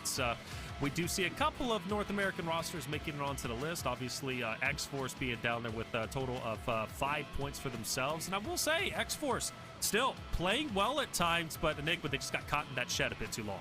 Yeah, and I think it really came down to whoever that 9Z player was, sticking the revive in the smoke, not wavering over the fact that it's a 1v2. The nades weren't connecting from X-Force. That really was kind of the fault in their stars of having to wait those 4 or 5 seconds for you to prime the frag grenades just to not connect. I would have liked to have seen that gung-ho action. But the second page here, we're seeing a lot of teams. You were mentioning Loops earlier, as well as Vios Gaming getting 7 total eliminations each. Both of those squads at least putting up some numbers, but we do know, obviously, that they're wanting to get some of those positioning points, those placement points in these next few airing games.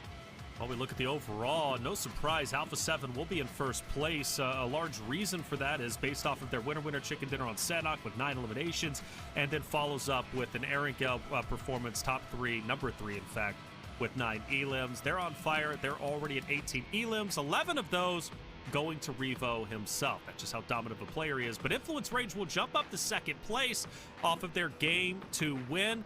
We'll see how far they can go. Still early goings, not only in the season, but also in the day as a whole. Alarm bells, we're not ringing them just yet, but who do we need to be on the lookout for, 7, who are towards the bottom? That first place team, man. I know you said towards the bottom, but I'm just amazed at how Alpha 7 is playing. I called it out during that match. If they do it again this match, okay, now I'm actually going to be keeping an even closer eye on them. And I'm gonna, when I do talk about them, just a heads up for everybody currently watching at home, I'm gonna be critiquing them even more, because now that's 2 plays where they focus into the middle. But the thing is, this team is able to readjust. This team is able to play that outer edge, as they were able to showcase right here perfectly on this last match. And on top of that, I mean, the gunpowder's there, and Revo's currently popping off, and you wouldn't want anybody else to pop off like that man can. Oh, without a doubt. If he's having a bad game, you're worried for Alpha 7. You do. The rest of the guys, they can carry the torch, but Revo is just simply that guy. 11 eliminations, leading the charge. And again, that's more than some of the teams have combined from all 4 of their members. Well done from Alpha 7. They lead the charge. Question is, can anybody catch up? Influence Rage might be one of those rosters to do so. Sarpatch had a chance, though, to do quite a few interviews at the start of the day. This time he had a chance to speak to Klaus from Shoot to Survive. Let's hear what Klaus had to say. All right, here we are with Klaus from S2S. Welcome to Brazil. Welcome to PMSL America, a LAN event. How's it feeling? How's it been in there? It feels good. The phone took a bit to get used to, but I think we're ready now. And how's it been to be on the stage, to see all the teams around you, all the other players? How's that feel? It's new for us, but I don't think it changes anything. We'll just play our game, and we'll try and win. Not nervous at all? You're calm? And the rest of the teams, you're good? Yeah, we're good. They was just eating some Asian food. What were you eating? Chicken fried rice, I think. Nice. I'm hungry. I'm going to go get that some. Bro, thank you very much. Thank you. Best of luck. Let's go.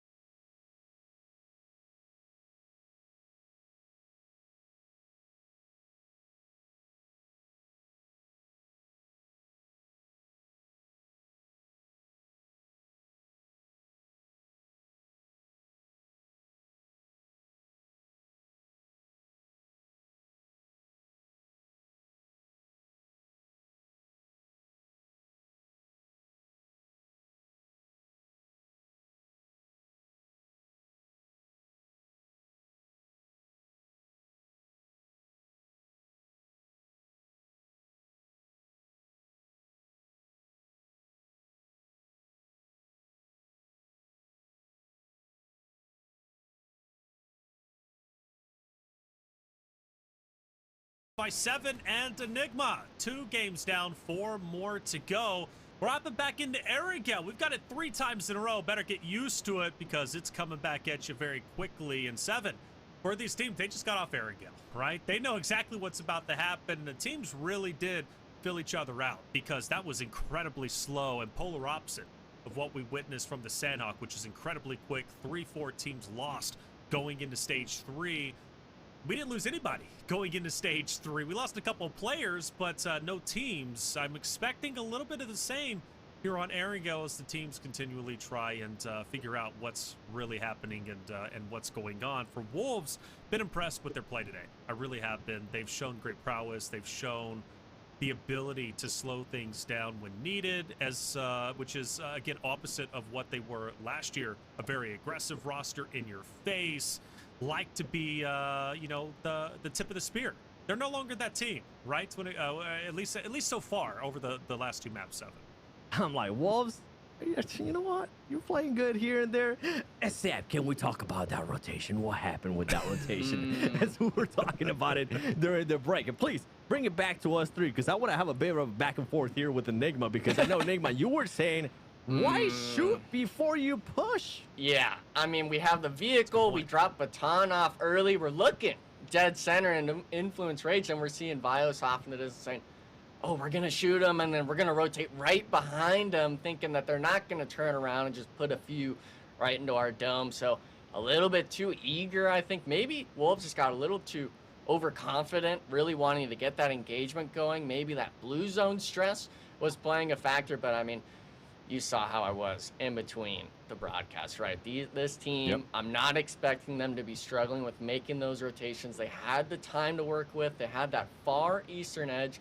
They should have been able to come up with a methodical plan. Not only them, but also 9Z, X-Force, that far western squads that were fighting the compound, both taking forever to get into the circle. These teams right now, that stage 4, stage 5, I'm not sure if it's land jitters. You've obviously been to a lot of events there, Seven, and even you, Taylor, in just different mobile games and stuff like that. This is the moment where we need to see you get over these nerves, get over this pressure that land brings to you, and be able to perform when it matters most, because we only got 3 days for phase 1. We're already through the first Erangel. You going back to back on it, Taylor, you got to start performing. You do. There's not a lot of time. So this is the interesting thing about going back to back to back Erangels. There is a benefit to having the map spread out, in my opinion, from a competitive standpoint. You know, typically you got Erangel map 1, map 3, you have Erangel, and then you hop back into Erangel map 6. You become less fatigued, and you also have a chance to, you know, take a little bit of a break and gather your thoughts before you head back into Erangel, right? Because there's a map to separate the two. Now you don't get that opportunity. You don't get that chance. And from a competitor standpoint, these 3 maps, these 3 Erangels, especially if they're not going your way and they're not going good, can seem like a blur. And can seem like they go by in the blink of an eye. And before you know it, you picked up 2 eliminations across 3 maps. You finished off in 12th place all 3 times. And you're like, what happened? And now you got to then, of course, head into 2 Miramars, which, granted, will be fresh and you'll be ready for them, but it's like sometimes going back to back to back in the maps can be a blessing, but it can also be a curse if you're not playing that well. And in this case, I'm hoping it's not the curse for the Wolves, because they did show great prowess in map 1. Map 2, it got a little bit weird with the pop shots, but I will say that's the whole point of these phases, right? We got 3 phases. We got phase 1, phase 2 for the league play to earn your bonus points. You're going into the grand finals. So, Seven, I look at this as a time to just truly improve as a roster, as a team, and more importantly, get back on LAN. Maybe you haven't been there in a long time. Maybe this is your first time competing on LAN. Get those jitters out of the way, brother, because grand finals is where everything comes together, and that's where you need to be bringing your A game.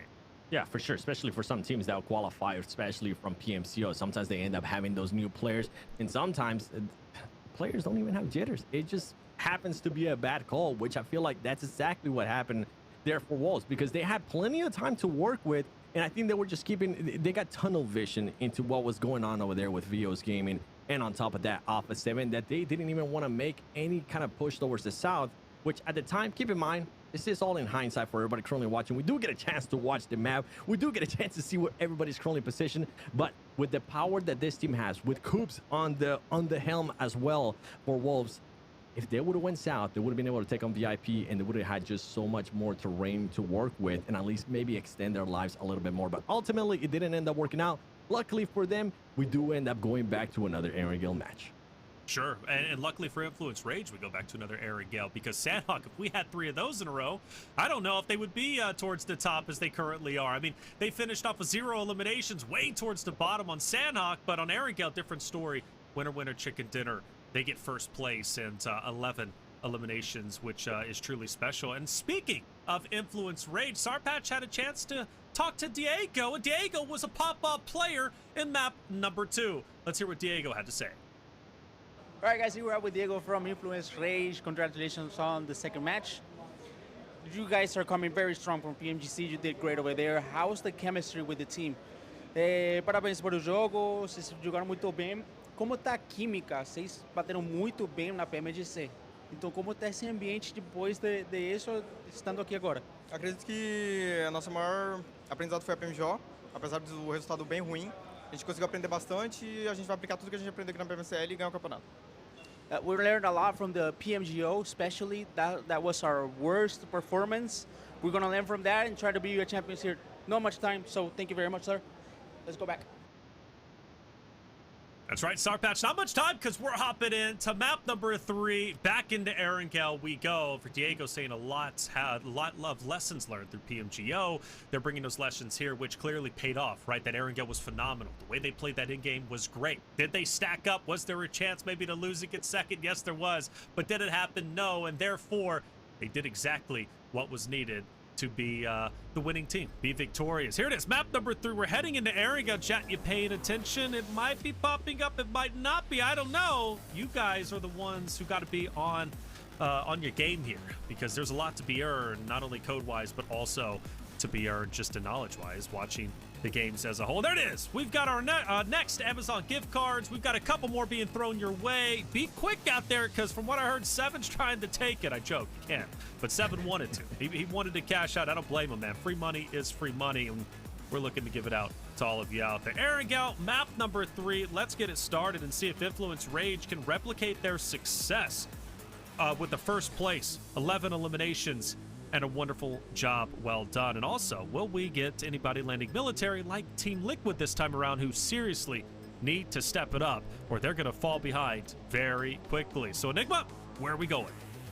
Well, it's looking like we're going towards school here. That plane path going directly down the middle, it seems. A lot of these spots, other than maybe Hospital, George Pole being in reach. And the interesting thing, especially with a team like X-Force and stuff like that, when they get these plane paths, they've got that alternate drop spot, right? They've got that secondary. They usually go Primorsk. I believe their spot's going to be somewhere on that far eastern side. A lot of teams, though, with it being these new squads in here, right, Seven?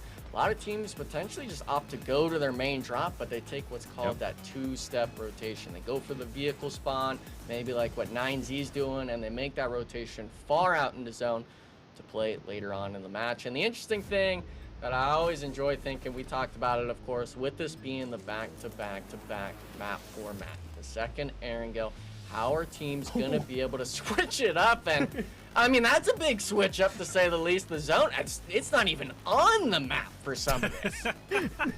You know who's happy about this zone? Alpha 7. They usually go George, but because of the plane pad that were forced to land Lipovkos, which is usually their second one. Meanwhile, I'm over here interacting with the chat. Everybody that's currently watching on YouTube, asking them, who do you think is going to win? Everybody started putting Alpha 7, and then that circle pops up. So for everybody picking Alpha 7, it looks like it might be likely, but you never know with what's going to happen because Team Liquid, as you were mentioning in the earlier reflections, I mean, this team, it's been I know it's only 2 games, all right, but we are I'm gonna be judging teams here differently, especially with what they have showed me in the past. And for this team, I want to see a little bit more. Hopefully not losing any players earlier on, especially with this map that has over 40% water. That's crazy. That's insane. Yeah, this zone is diabolical. This zone is going to be nuts. And for teams such as 9Z, they're going to go ahead and get on mainland as quickly as possible. They don't want to have to fight their way, not only through military, because they probably expect there's going to be a couple of teams they'll have to fight on that right side bridge. But, you know, also when they do go across the right side bridge, it's like, who's going to be waiting for them? Well, it could be Wolves. It could be Bios Gaming. So they're going to take matters into their own hands. They're going to fight for mainland, and they'll take their chances that way. From military, though, Team Liquid does go back to their homeland. They land military. They will have AGG. That could be a skirmish developing relatively quickly, probably towards stage 3, stage 4 on the And they're right still side in the bridge. run, But for but they everybody have to get else, close. you know, still spread Nah, apart, or kind of like they were in game number it's 2 on Arigale that we just playing witnessed. like No early as hot it goes drops, by, nobody it's gonna be more testing the pressure, waters, nobody especially wanting with to fight Smash Rules. just So how yet. Smash Rules And with works this out, zone being as there's diabolical as it a is, certain amount I'm of highly points you need to expecting get, and teams once to you have get a that bit points, scrappy and going then you into win the stage 1 match, into stage 2, but you have to because go that into zone that with match not a lot of with the mainland points. So, for remaining, dude, example, if the a lot of teams are going to be very close Smash together. Rules Listen, if points we is could at, have the player cams I when think, a that step circle away when shift they were popped, explaining it would that have part, been the but if the same as Smash Rule probably is what 150 Zfon and I are and you going to have be doing. 150 and Pulling you our enter the hair following game out and of you our win that head game, because you end up winning what the tournament. rotation If are you going to not, if make no if one Savage reshuts that decides to camp mark the and win, water edge by then Milton Power? What they'll just happens if the calculate it bridge camp gets in front with of you from Wolves the Esports and you're the points Team over Liquid squad all having the to suffer matches. through the blue zone? So much of stuff in this sort of circle shift is up to really the hands of other teams that you just wish you could rotate early. And unfortunately, there's this vicious cycle. We've seen it in Titan series and stuff like that. You make the rotation, you start getting camped, you go to the bridge, you start getting bridge camped.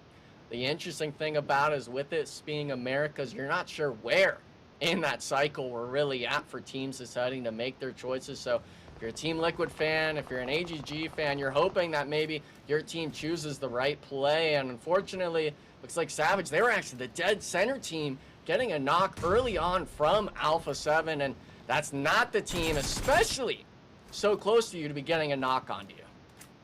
Once again, this team, Alpha 7, looking to get towards the center of the circle after the first circle pops up. It doesn't matter who's on their way. It doesn't matter if anybody's on their way. They're going to just be taking the fight and going for it.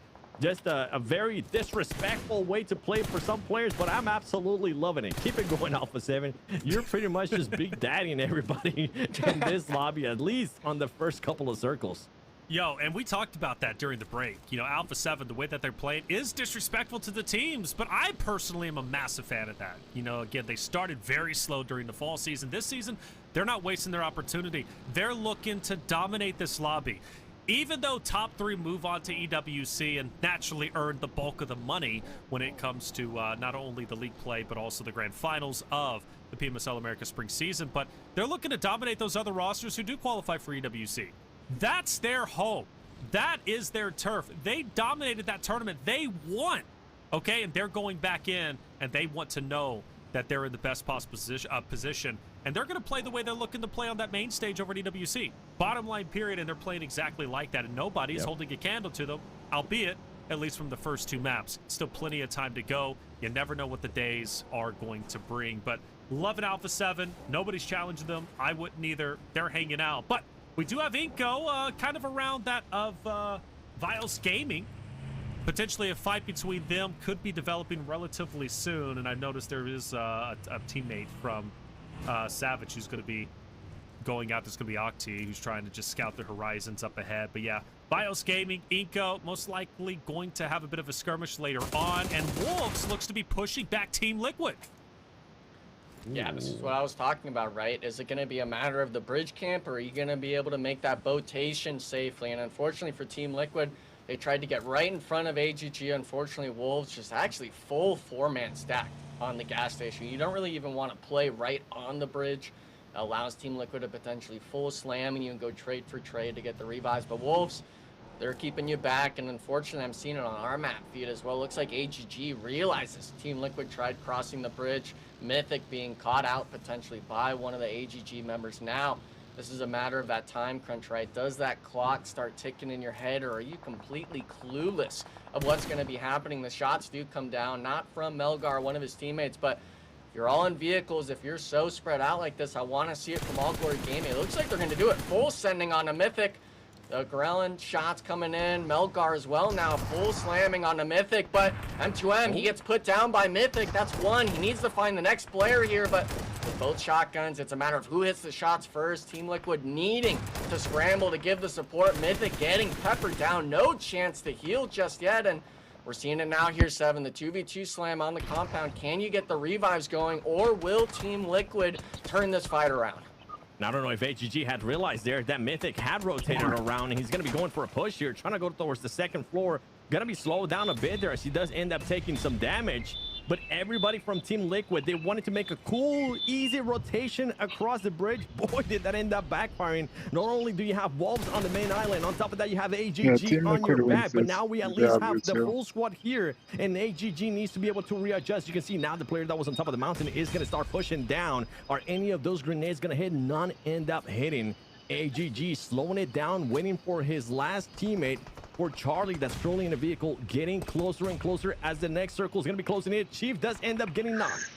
Ooh. Chief is knocked. He's down. AGG might want to capitalize off of this if they can, but it's tough to push Alpha those buildings. Wolves It really is. And have we've like seen teams 1 lose to their lives 5 one by to one push as in. they try to push up one choke 6 for point, Alpha which 7 because ultimately is the Wolves are stairs. up there. Melgar potentially trying to get active, just blind firing through the smoke. I don't blame him, but Charlie from the hilltop has dropped down. He'll take down Chief. Another one has fallen. Team Liquid might be on the out. Melgar with the finish, at least on one player, he'll reposition himself. I think Team Liquid might be in a bit of trouble. They only have 2 players left to fight. I believe they're trying to potentially stick a res. Ayala's cooking a nade, but not going to be able to kill. Well, it does get some damage, but not much. AGG has full control of this fight, full control of the building, and all Team Liquid can do is look inwards. But the benefit, Enigma, is they do manage to get their teammate back up and get a knock on the Charlie.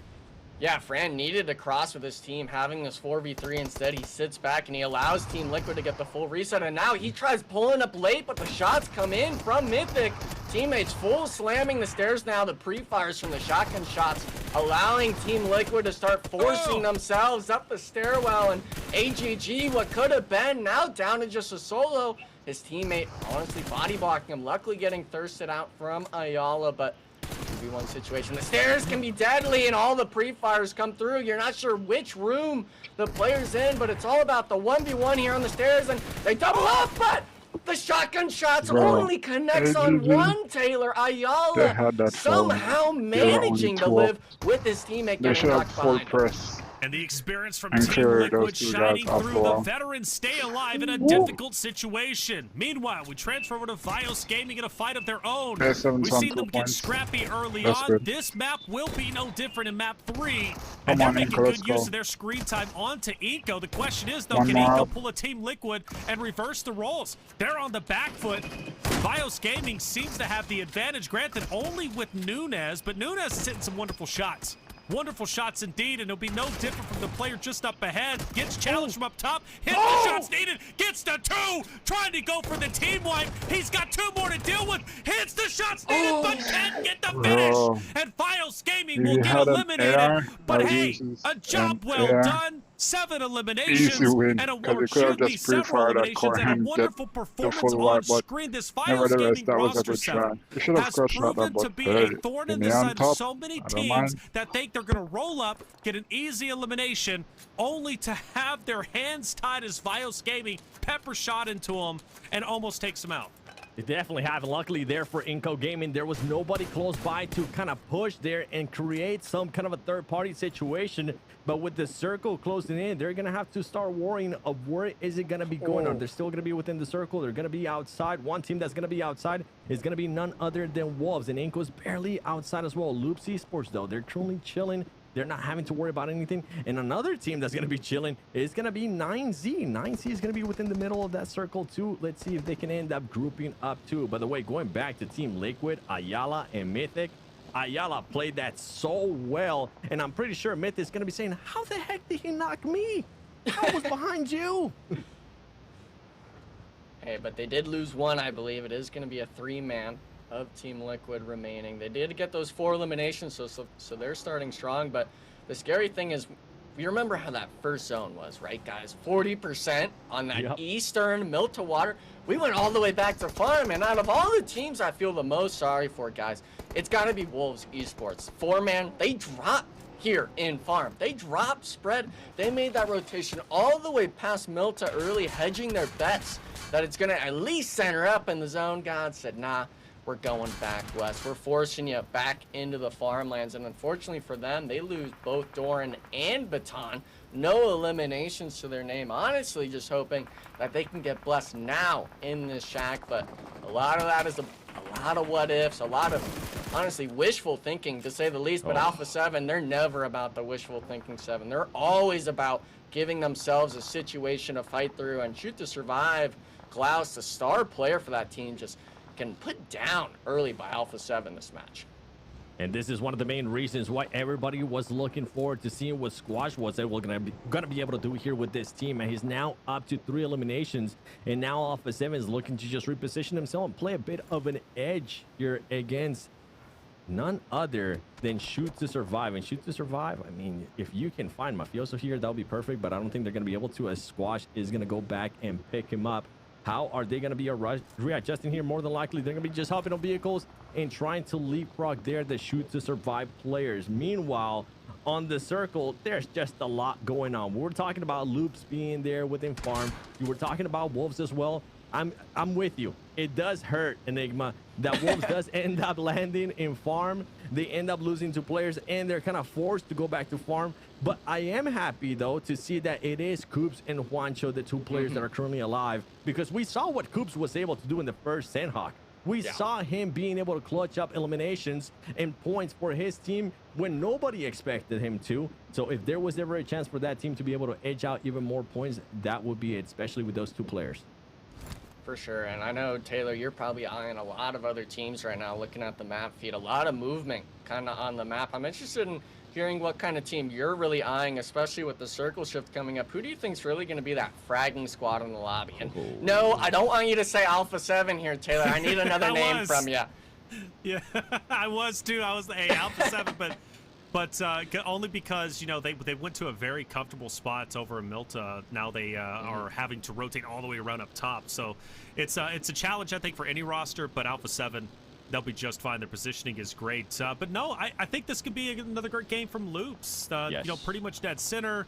You got X-Force around them, but they're relatively comfortable where they're at. And X-Force and Loops do have history in the previous maps, and it's typically Loops who gets the advantage and gets the best plays against them. So I think Loops are going to be just fine. Now, VIP, all eyes on Dale because Alpha 7's rolling in hot. VIP has to battle against Alpha 7, and this is the battle for the coastline, and ultimately the battle to be opposite of that of Team Liquid, who's going to be just off to the right. And also underway is Influence Rage, using the cars as barriers to tree as well, but they're being pincered by quite a few teams. But as we focus on the Alpha 7 and VIP, this is an important fight to win. Winning this fight gives you the dead zone of map, or is at least as dead as it could possibly be. But VIP, a team that we haven't seen too much of in the previous maps, now has a chance to get some screen time, much like that of Vios Gaming has got. And I hope they don't let it go to waste. This is a good roster. Ayuya, Poppy Sour, some big names from the North American side of things who are looking to make some big waves, but Alpha 7 looking to shut them down immediately. Alpha 7, a team that has rotated from the right side of the map all the way through the northern, now on the western side, taking down players along their path, is now once again taking down yet another team, and it looks to be VIP and 7. I don't think VIP is going to be able to do anything, as Poppy Sour looks to be the last one alive. Yeah, he's going to have to sacrifice those 2 players unless he just wants to give Alpha 7 another free elimination. But Alpha 7 making sure that they ended up picking squad. Now they're back to the 4-man squad. More than likely, they'll end up pushing there on Poppy Sour. Meanwhile, Intense Game with Silence trying to do a rotation here within the circle. And there's just so many teams currently locked in. So many people currently looking in at this open field that it's going to be hard to make one. And there you go. At least they were able to use one and then try to cash here on Influence Rage. But Influence Rage was ready with this little divot right there. They were ready for Intense Game, but it's going to start switching around as Intense Game knocks 2. Knock 3, there goes 4, and they take over. Even though they take some damage in regards to some players getting eliminated, it is still 2 alive. And Coops and Juancho from Wolves are looking to get into the action as well, as Alpha 7 makes the push to VIP and makes it look easy. Yeah, VIP getting cleaned up, but I need to know if we can get a replay either after the game or if this game slows down, because I'm pretty sure Padrino just won Influence Rage on their car stack, full pulling up, somehow not getting knocked at all, being in the dead open 3-4 squad, scoping you from afar, and being able to live after that as well. Intense Game really being able to survive and weather the storm, and that's a big moment in this match. That's center spot. Obviously, they're not in a compound, but if they're able to at least get this next circle shift sort of their way, even if it's just a smidge of it, on that center spot, they're able to really start farming potentially some of these other teams like Wolves, like Team Liquid, that have already lost players. But Seven, I know we were just talking about it. Alpha 7, VIP. I'm not sure what happened with VIP to give him the first initial knock, but we all knew as soon as they got the thirst that it was going to be a wraps for Alpha 7. It's the confidence that they're playing with, Enigma. It's the confidence that this team is playing with. Just absolute disregard for anything that these teams are doing. And they're playing it smart, too. I'm intrigued to see how they're actually going to end up performing now with this circle, right? They took care of VIP. Now you have at least Row here with a little bit of a height advantage. On top of that, you're going to have some of the other teams within the horizon as well. Let's see how this team is able to find a way within this circle and see what Alpha 7 ultimately is going to be able to do. But honestly, even if they ended up getting eliminated just now, you might be thinking, man, why are they hyping up Alpha 7 so much? It's because they're currently absolutely killing everybody. They're up to 8 eliminations. And they're already in Alpha first 7 place, is my pick. right? The rich get richer. But what's impressive to me is obviously they can slay out. We know that, but it's been their route for this map 3 again. They've had to take the long way around the zones and the stages. They started on the edge near water Milton. They've then gone up to the northern side all the way to the left. And even now, they've got to push their way through. Alpha 7 has had to fight for real estate, tooth and nail, and they've made it work. Inko Gaming back on your screen. They were here just earlier, focused on X-Force, and 2 players from X-Force will now drop. The thing is, can Fate, we had an interview with them earlier, full confidence in conjunction with 24K, will at least get the final elimination onto one of the Inko members who now move their way upstairs. Kind of now the last stand of the Alamo. X-Force has successfully pushed Inko back. They're in trouble without question, and 24K and along with Fate are tightening the vice grip, and it will be successful. Inko will fall. During that skirmish, we also lost Team Liquid, by the way. They are gone on the rotation. They come up. They run into a bit of trouble against Wolves, who end up taking them down along in conjunction with Alpha 7. So for Team Liquid, 5 eliminations. We'll give them the props there, but not the finish that they were hoping for. Next zone will be collapsing in just a minute or so, but in the meantime, finally, some space and some rest and a time to breathe for the teams will happen, as it felt like in that little short bit of 30 seconds, those big moments, Seven, it was just non-stop firing back and forth, and we lost 3 teams within a span of at least 30 to 40 seconds. And I am so shocked that X-Force was just fully committed to just paying attention forward, and they left their back open, allowing Inko Gaming to just make one of the, even though Inko Gaming ended up losing that, they made one of the easiest push and just fully surprised their X-Force. X-Force was able to react in time to at least get some eliminations, but Loops, I mean, we talked about earlier in regards to this team, they were center of the circle whenever we got that first circle, that second circle, they were able to third party and now take care of the team. Now Loops has a lot of room to work with.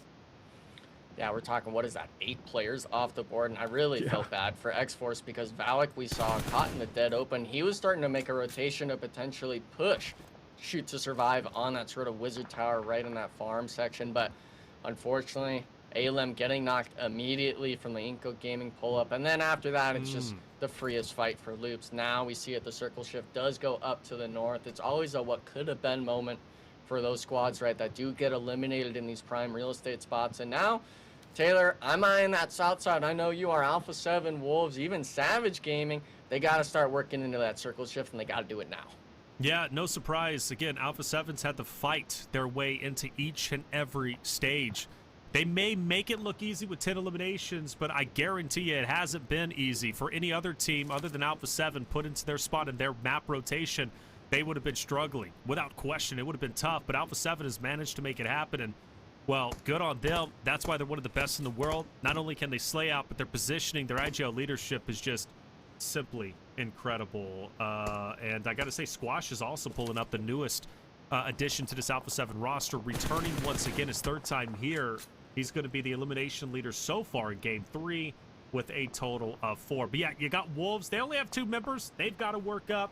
For Savage, they've got 3. They've got to work their way up. And 7, my eyes do go to 9Z, who's currently inside of the zone. Could play the gatekeeper to several of these rosters looking to move in.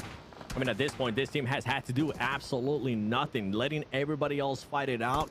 and that is the way to go with it, at least for what we're seeing so far. It's no Juancho's gonna end up problem. getting knocked. Yeah. Meanwhile, Royals of War keeping a close eye here on Alpha 7. I don't think they know it's Alpha 7, but they don't want to allow them to make any movement. There you go. As Nice. soon as Squash makes a push for it, they make sure they clip it and they try to eliminate him. They're not gonna be able to, and that could end They're up gonna push. backfiring for them. And you can see them now making a rotation, now making a push there a little bit more towards the center of the circle as Alpha 7's trying to stop them. Just a little bit of a back and forth here between these two squads, and Royals of War, as of right now, getting the better of it.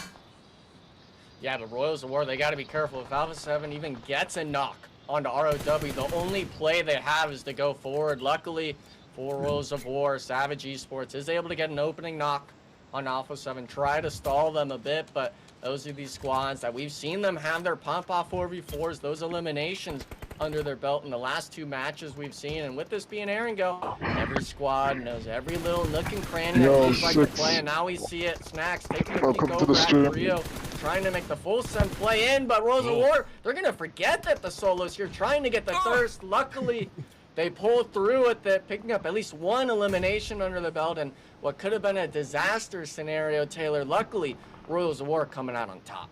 Well, finally, the gates are open for a new team to enter into top 3. Alpha 7 got first place in map 1, third place in map 2. This time around, they'll finish off in 7th place, albeit with 10 eliminations. The question is, who wants to be victorious? Nah, you're Will we dead. have a new winner? Well, yes, we guaranteed a new winner because it was Alpha 7 Influence Rage before, so now the door is going to be wide open. And for Royals of War, they're looking like the front runners. 4 players alive, great positioning on the map, 5 eliminations.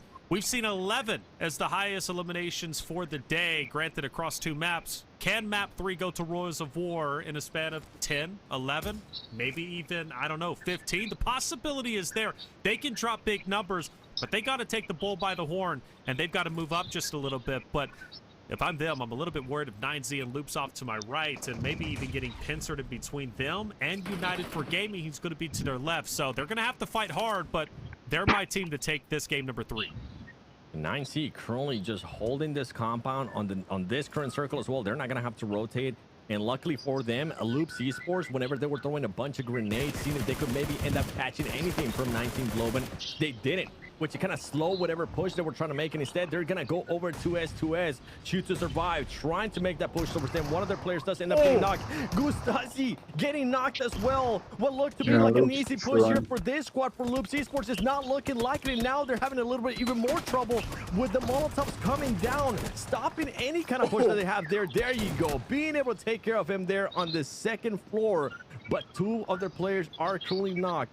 Only Vitin is still alive, and it's gonna be hard for him. Now he's gonna decide to back off for that. I think he knows. I think maybe he heard the C4 there from the team below, trying to make that push, because he connect with this grenade. He's not gonna be able to.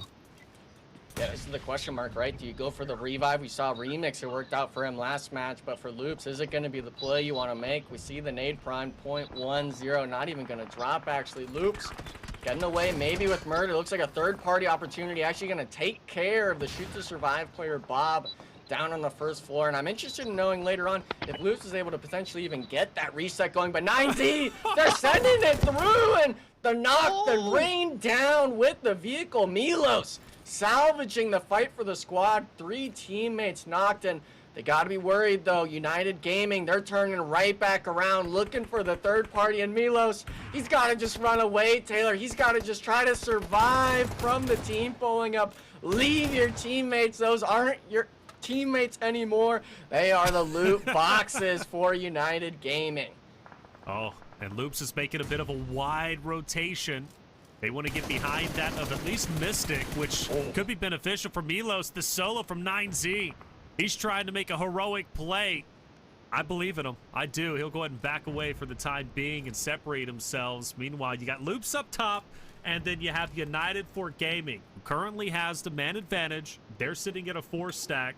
Loops at 3, and then, of course, Milos for 9Z by himself. So all eyes on Rafina. Rafina pushes up, tries to bait out Mystic, maybe even bait out United for Gaming to make a bit of a mistake, but Mystic doesn't take the bait. He fires right back, forces Loops to retreat.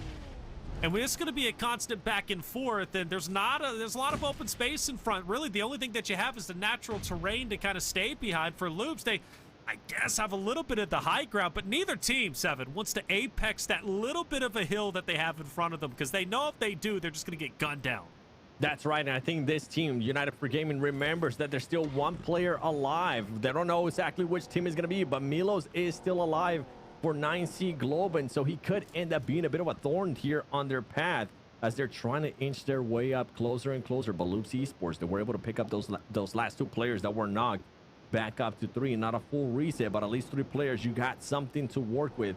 I don't know what 9C, as we're kind of slowing down here, I don't know what 9C Globan was thinking there on that row 19 push. Maybe they thought it was going to be smart. They ended up losing too many players there, and none other than this team was able to take full advantage of it with United for Gaming.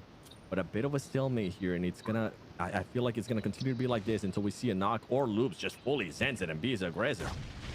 Okay, they didn't want to fully send it. You're getting a little too over-eager there, Seven, okay? I don't think they're going to be full sending just yet, but I think the big thing is going to be if Piscu can maybe find Milos off there on that far eastern side. Can they get that snake dealt with? Because right now, United for Gaming, Taylor, you were talking about it. This is completely open hillside, and it's not a good hill to play. It's too flat, it's too open. There's not enough cover for you to be standing out in the open. If you can find Milos or really see that pop up in the elimination feed, you're able to start really working the zone. But it's stage 9 now, Taylor. These players got to start working towards the center, and I believe Mystic, he's holding that front runner spot, but 2 players in the vehicle is getting a little too antsy for me. Oh, look at this guy, Bettini. He's pushing up, staking the grass. And if I'm United for Gaming, I want to try to get eyes on him if possible because he could be the thorn in the side of my roster, obviously speaking in regards to United for Gaming. It's still a toss-up, quite honestly. I know United for Gaming has the advantage. Well, I say that not anymore. Quickly taken away.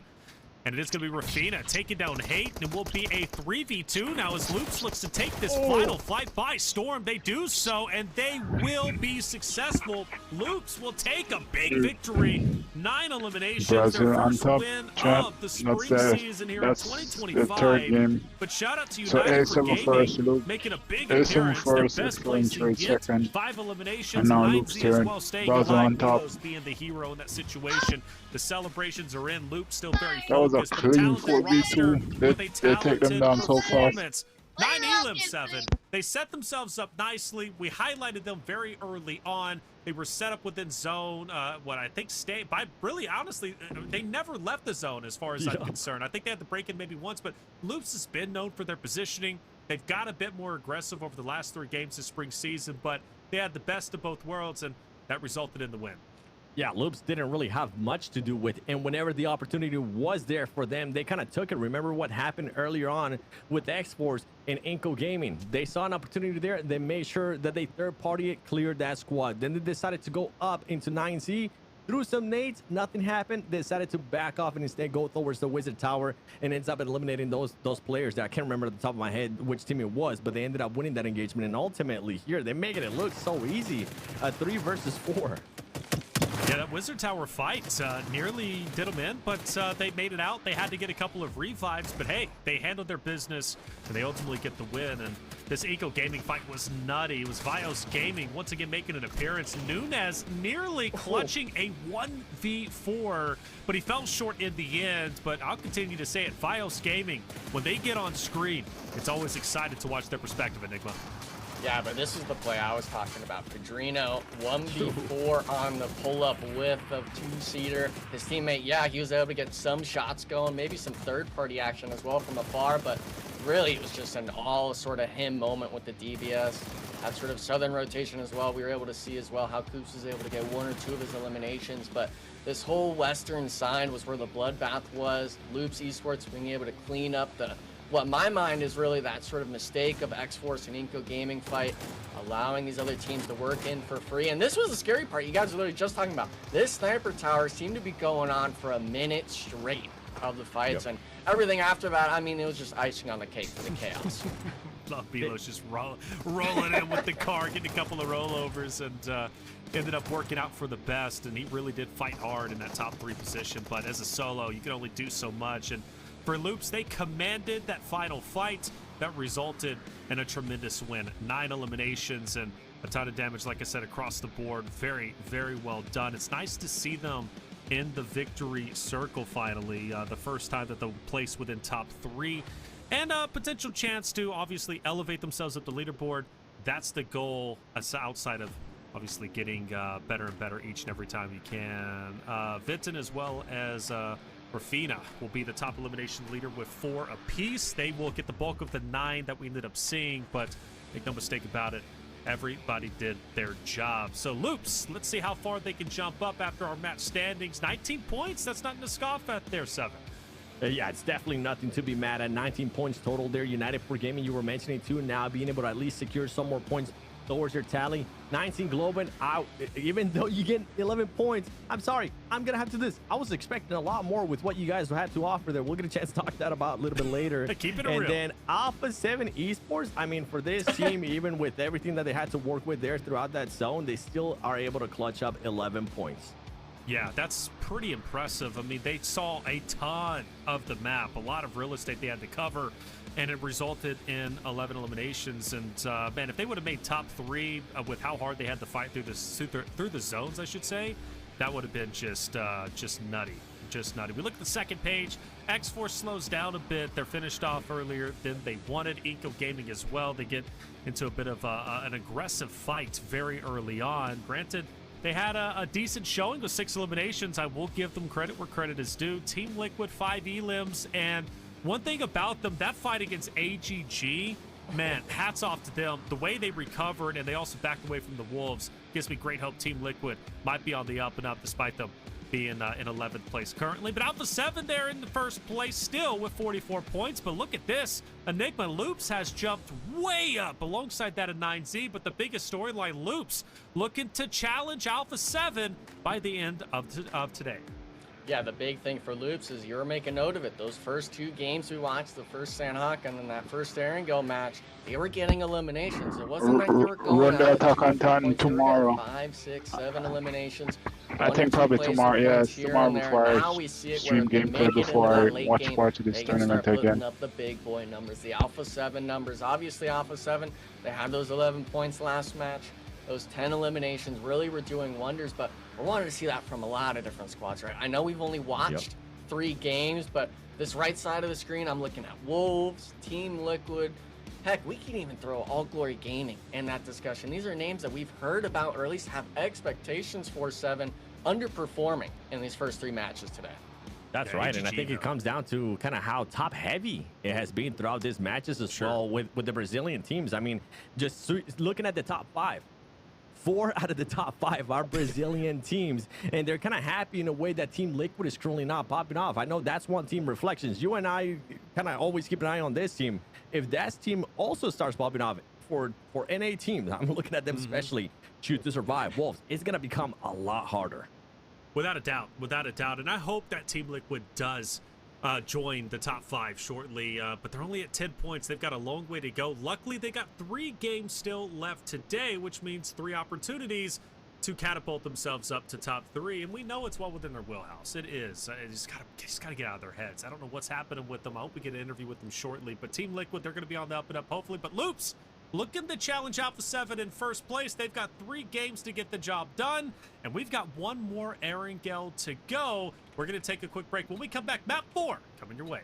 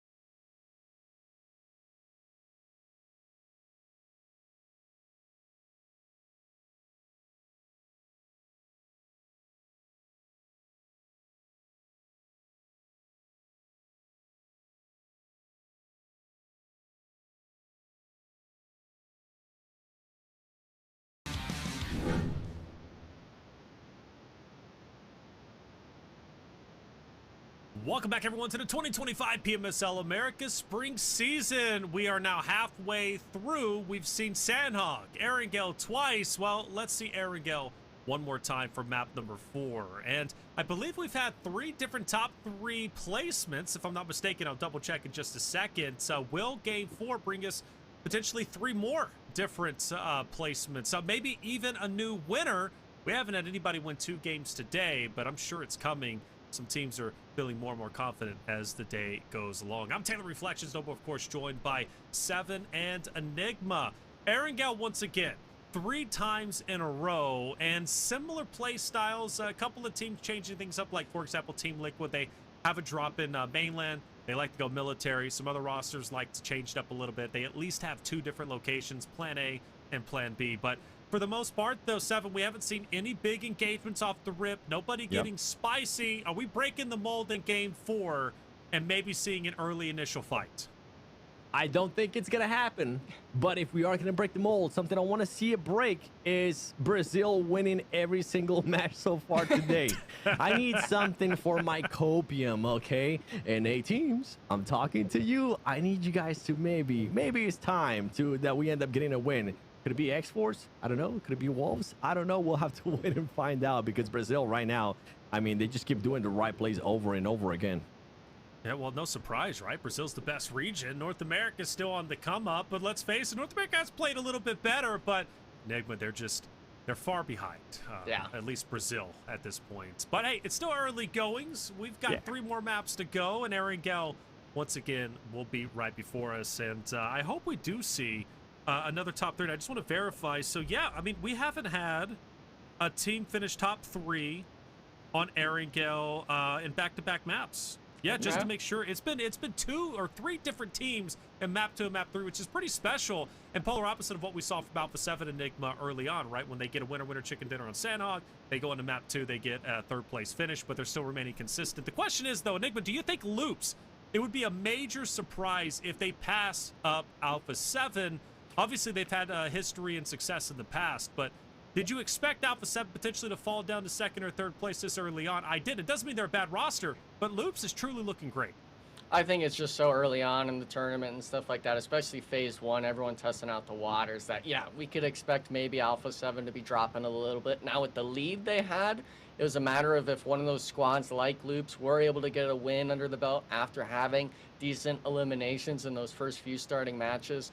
That's why we're seeing that point total kind of start really getting close together. And the interesting thing about it, guys, we can't forget, you know, over these 3 days, when it's all said and done, doesn't matter if you're 50 points ahead or 1 point ahead. Whoever's in that first place spot will get those advancement points for finals. Then we repeat it again in that phase 2. So these teams really got to recognize that every placement matters if you're wanting to get that head start going into finals. And you honestly got to be thinking about it now versus later. Well, even from Loops, right, who's had great success. I mean, 9Z, 7, you shouted them out in the beginning of the show. What was it about 9Z that caught your eye? Because clearly you were right? I mean, look, they're in 3rd place, 25 points. The gap isn't as big, though, from 3rd on down, even to 8th place. But they're still in the running, top 3, and top 3 is where you want to be for EWC. For sure, for sure. The thing for me, especially that last match, is for the longest time, I even kept saying, okay, 9C, you got center circle, you're currently set up perfectly fine. There's no reason for you to push. Move forward. 9C, still center circle. You're fine. 9C, you're in the circle. You're not even center circle anymore. You're in the circle still. You don't have to push out. And for some reason, this team, even though it would have been a great play if they did end up eliminating row 19, it absolutely backfired, because 9C was still within that circle. They still had some buildings to work with. I think they saw row 19 push up a little bit closer to them. They didn't like it, and it kind of forced them to push out. It ends up backfiring. They do end up winning at least some elimination points here and there, but ultimately that push, they didn't have to do that. They could have just been being patient, and it could have been just them being patient for so long in the game that they got antsy there towards the end, that they just wanted to get into a fight. True, and I think I respect that. You know, teams, if they want to get in a fight and then they actually take it by storm and they're successful, you love to see that. From 9Z's perspective, a top 3 finish is great, and shout out to Milo staying alive as long as he did in the end game and making it spicy, making it competitive for the 9Z roster. You shouted them out. You were right to do so. They're an exciting team. I can't wait to see how the next 3 maps go for them. But then on the opposite side, we shout out Team Liquid quite a bit, Enigma, and once again, I want to go to that fight against AGG. Yeah. You know, they try to go across the right bridge. Wolves pushes them back, and instead of Team Liquid forcing their hand and still sending it into Wolves, which we've seen that push on bridge take place so many times, it never works out. Team Liquid backs up. They then find themselves going against AGG. A couple of players are dropped. They need to get revived, but Team Liquid finds success. That fight was pivotal in showing me that Team Liquid still has the chops to be that veteran roster, to be that great partner team that can finish up in the top echelon. Yeah, and I mean, they've won Americas before. It's not like it was just Alpha 7 last year. They're a squad that we expect big things from, but the main key component that I was eyeing as soon as AGG started pulling up was gonna be Mythic. He was alone at the compound. He was the one that had that pressure on him immediately. He had essentially a 30-second window where his teammates are essentially saying, you need to survive until we drive up and into you. Fortunately for them, they were able to get a knock onto one of the AGG players as soon as the rest of the Team Liquid squad was driving up, and after that, it's that straight 3v4, 4v4 fight. Everyone that's practiced in those WoW rooms and previous tournaments, that's where the experience, that practice that comes into play. So Team Liquid showing, of course, why they're one of our more dominant squads, with it being the first sort of engagement in that match. It's not like it had too much pivotal, I guess you could say, impact on their positioning and stuff like that, but nonetheless, 4 eliminations are still 4 points. And for Team Liquid, especially right now, you're wanting every point you can get. Oh, without a doubt, right? Team Liquid has a long come up. They're only at 10 points.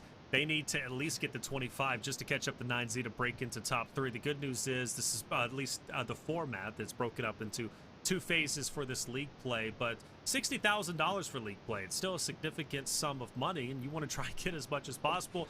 Gives you a little added confidence, a little extra spending money heading into the grand finals, which will be taking place later on. And for you out there in the chat, have you been surprised by the results today? I don't think for a lot of you, you know, you're not going to be saying, well, Alpha 7 in first place, that's a surprise. Of course, we're expecting that. But, I mean, for Loops, for 9Z, are we happy with that result? They're clearly staying up there in the upper echelon, and they're looking great. We highlighted them, and for good reason. Hey, they're looking great. Hey, but for you out there in the chat, is there I don't know, can we give away something to chats now potentially? Like, is there something that they could be earning? Okay, we can't do it yet. That's okay. Look, pay attention. Oh, hey, we can. Yeah, There's the Amazon gift card. Go ahead and claim it out there, baby. Normally we do it during the fly-through.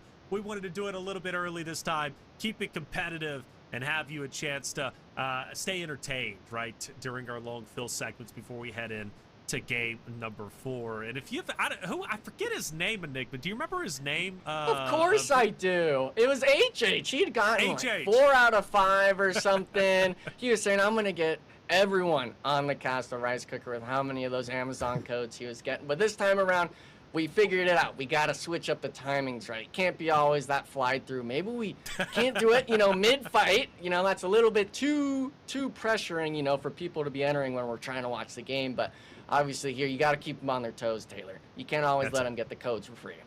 Yo, honestly, there is somebody out there, though, that has got the past 3 and is just fuming that we switched it up. It's like, oh, no. But, hey, got to pay attention. You never know when it's going to come at you. And we keep it competitive out there in the chat. Let us know if you've been able to not only claim the code, but what are you looking to get with your newly founded money from your Amazon gift card.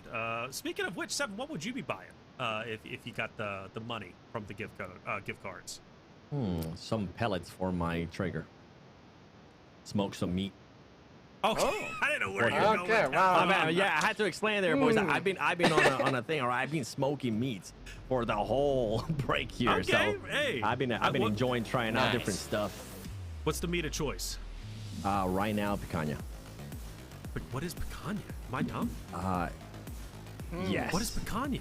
I don't know how to explain it. Just Honest to God, I've never heard of picanha. Google it. It's so good. Yo, bro. I gotta smoked. I smoked. Here, let me tell you real quick. As we're about to jump into the last here and go. You smoke it for 2.5 hours, and then you sear that baby. Oh my goodness, it's so good. Bro, I thought you were gonna say brisket or ribs. You said picanha. I'm like, well, you're just in a different echelon, bro. You're cultured, man. And me, I'm uncultured swine over here, bro. I'm gonna look it up, picanha. I'll take your word for it. Hey, I've been wanting me a smoker. I'm not gonna lie. Chat, anybody out there smoking enthusiast, smoking the meats? Let us know. Seven could have a conversation with you. Hey, we're hopping into map 4. This is the final Erangel of the day before we hop back, or hop into, I should say, back-to-back Miramars for map 5 and map 6. The previous winners on the 2 Erangels we've witnessed Influence, Rage, and Loops. Can either of them go back-to-back, potentially just get 2 Erangels for the day? Well, of course, it's the players who are the ones who can control their destiny. We'll see what they can do. Nigma, where are we going?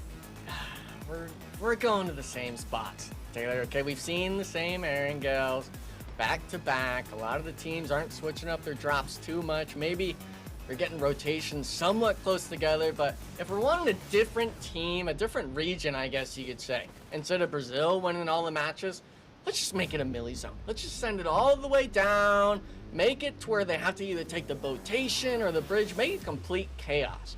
Because it looks like with our NA squads, luckily we do have some water in play for it to potentially be a factor, but a lot of our NA squads, they're decent under the pressure until it gets to that late game, and then we just fall apart. If we could just have the chaos from the get-go and have everyone struggling to make it into that first circle, then we could start seeing maybe Latam or NA start showing up in that sort of first place position. But right now, we're seeing it, it's centered on that Pachinki spot again, a little bit more south than that first Erangel game, right? These teams still taking those same drop spots. But I'm interested in seeing, Taylor, even though it's so early on in the tournament, with it being this sort of phase 1 only being 3 days, I'm wanting to see some of these teams really start going out of the way to change up their play style.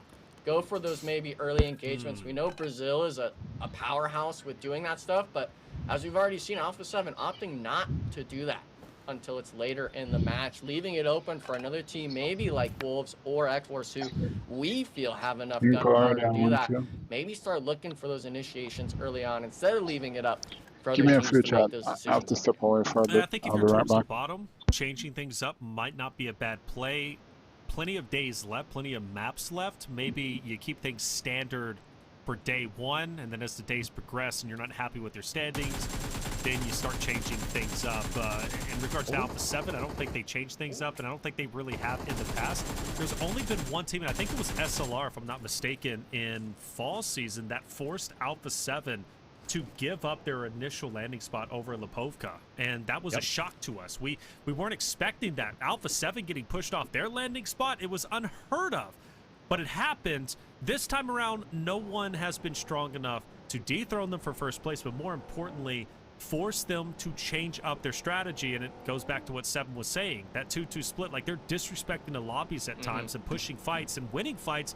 Quite honestly, any other team wouldn't win. So that's just Alpha 7 for you. But for other rosters, yeah, change things up. But today, I think just go to your bread and butter, continue to see if it works. It doesn't. Day 2, always a chance to change things up, 7.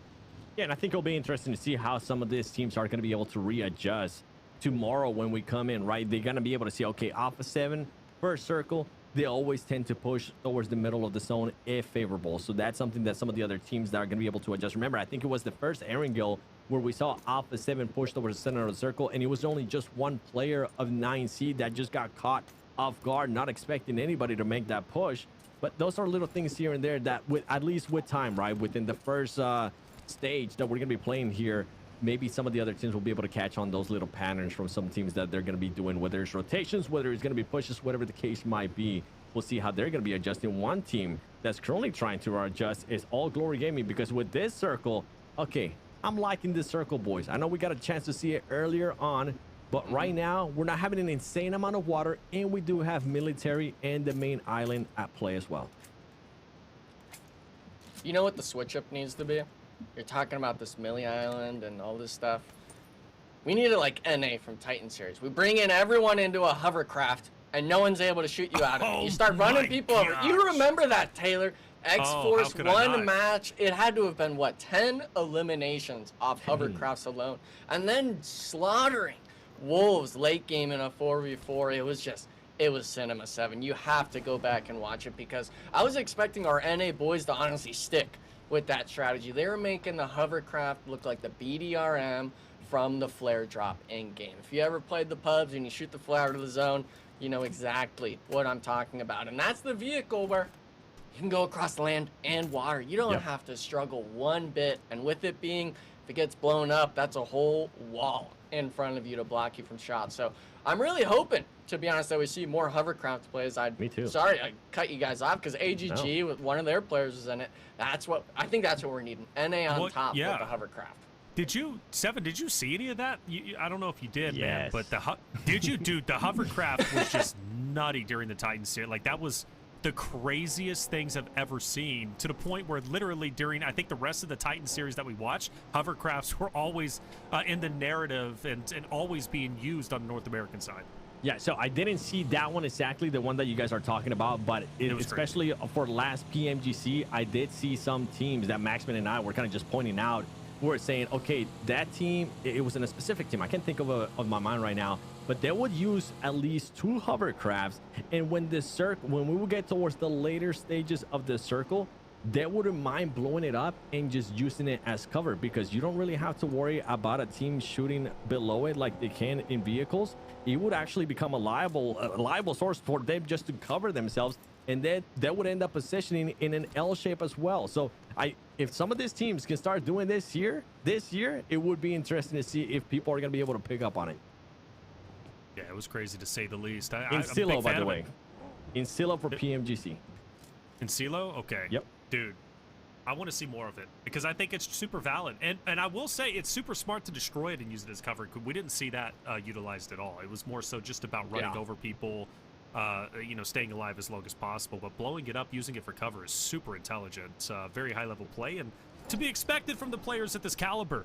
Hovercrafts, they're great when you can get them, and they're devastating on military islands with those open spaces and hilltops. That's where they were utilized the best from the North American side. But Stage 1 closing in just a minute. Team Liquid has transitioned from military. They separate themselves from AGG. They will be relatively close to 9Z, but nothing's taken place there just yet. Influence Rage is moving in onto Loops. You also have Ro, who's going to be there, and then S2S, who's going to be just up ahead of them. So near Pochiki is getting pretty active. Several teams next to each other, still enough distance where things aren't going to be exploding just yet, but I am highly expecting things to get a bit spicy. Next Influence Rage, Ro, Loops, potentially X-Force. There's some activity developing. Yeah, I believe that's going to be one of the Intense Gaming players getting knocked. Some of these squads, Intense Game being one of them, Wolves Esports, even VG holding some sort of spread across the map. They're one of those teams that was able to get in early on the Stage 1 circle shift, but if you're Intense Game, if you're not prepared for a 4-man sending you, you're going to lose a player early on, and that would be United for Gaming picking up that early freebie elimination up. I believe it was on Potato Hill. They're up on that northeastern side, but oh man, the circle shift all the way back down southwest. 9Z Globin loving themselves right now. They've essentially been 2 for 2 at this compound here, Seven, taking the same spot, not switching it up, getting rewarded both times. You love to see it. Now for Team Liquid, I'm gonna have to do and see something out of this, as Influence Rage says, you know what, we're just gonna make a full push here towards 9C Globin and try to catch him off guard like Alpha 7 was able to catch him earlier. There's only gonna be one player right there close by. Lorison having to slow down his roll though, as that Molotov is close by. Now everybody else from 9C is gonna start pushing up. They know currently where everybody else is at. Reyes trying to stay alive. Diego is gonna go down. Can Influence Rage pick him up? As Reyes trying to make the push there. Law is gonna connect with that grenade and eliminate him. All right, Influence Rage looking good, trying to stay up as long as they can. Fighting a good fight, and they need to at least finish this very quickly because everybody is moving in.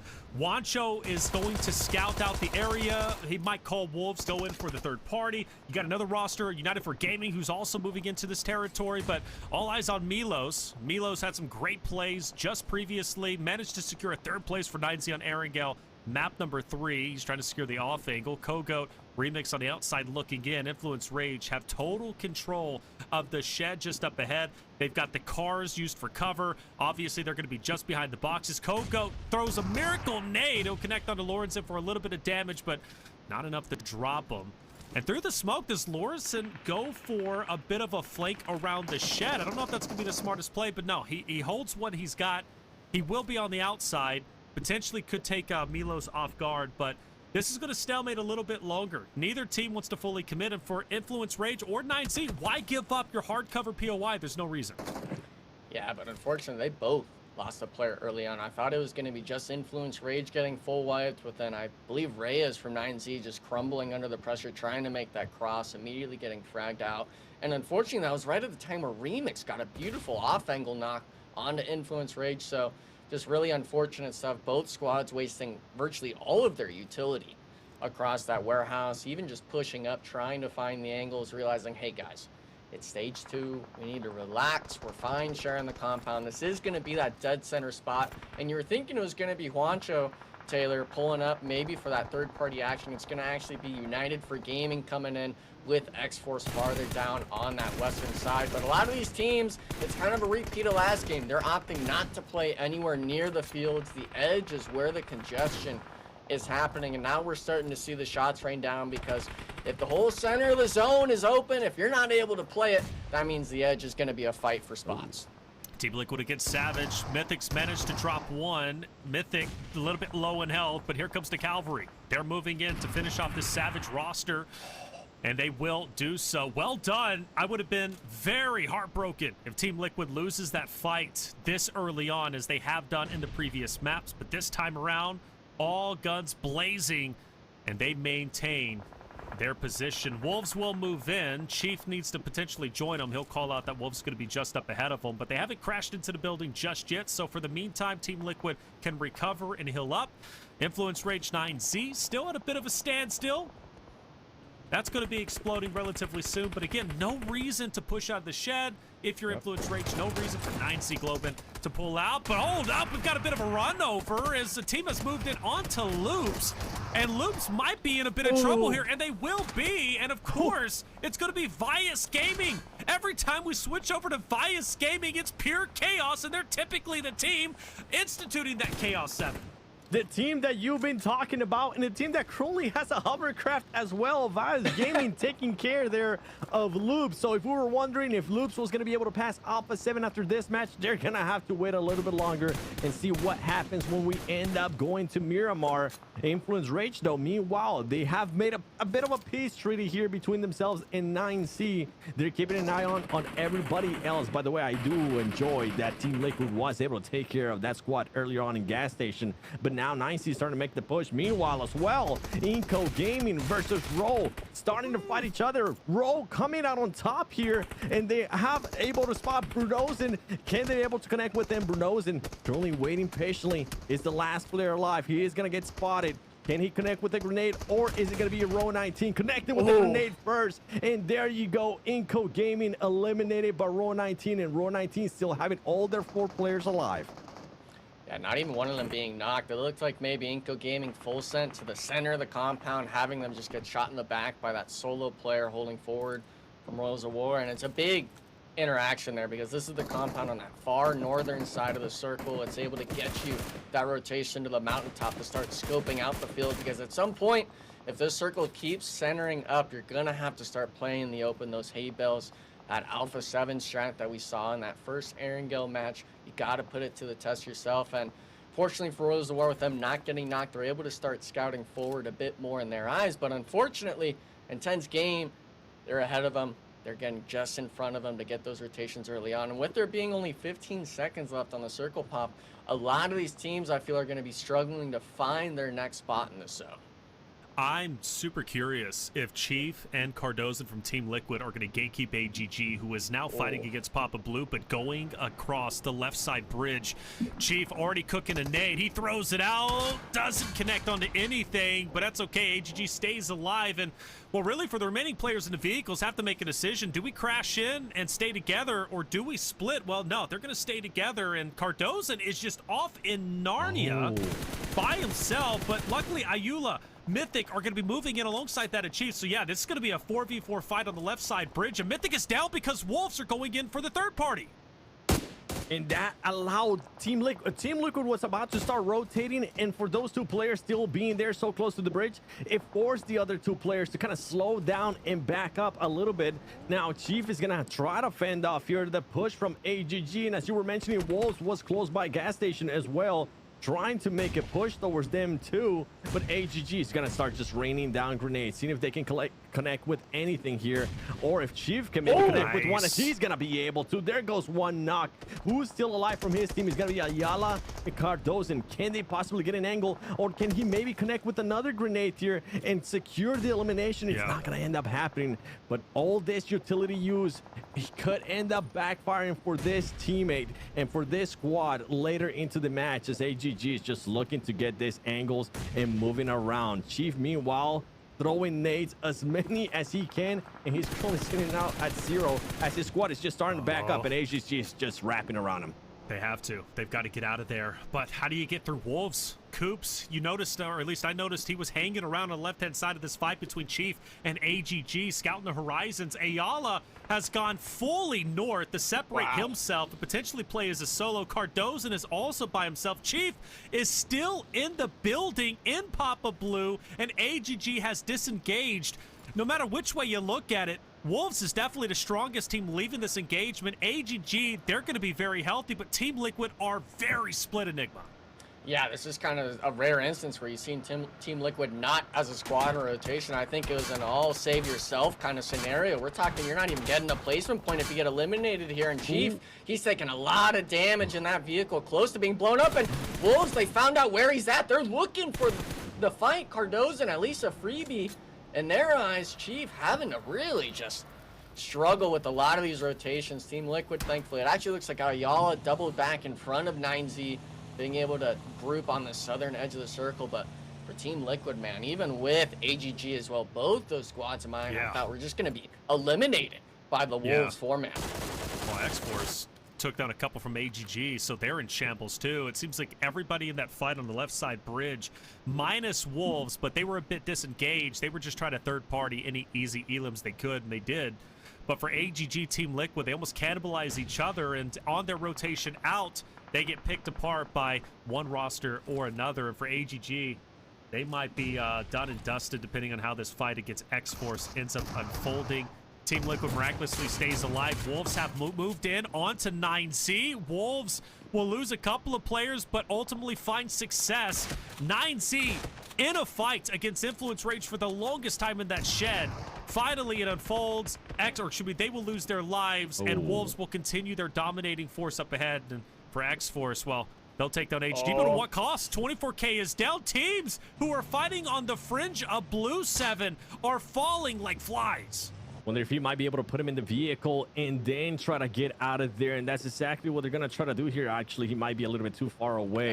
Yeah, that's going to be too far away. If he would have maybe stayed by the vehicle, it would have worked out. But this might be a bit of a push there for Export. I do got to give him props, though. They didn't end up... Oh, no, Fate. Don't do this.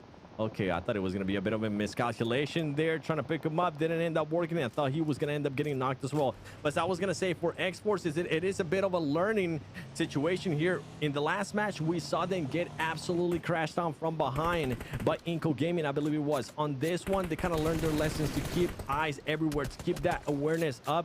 And they didn't allow any of those teams to crash. And meanwhile, Alpha 7, even though they currently have 0 eliminations, they are currently within a building and playing that edge that we're known for. And Wolves, I gotta give them props, Enigma. Wolves played that out so well earlier. I really enjoyed that they decided to continue making the push there on Team Liquid, hunting them down.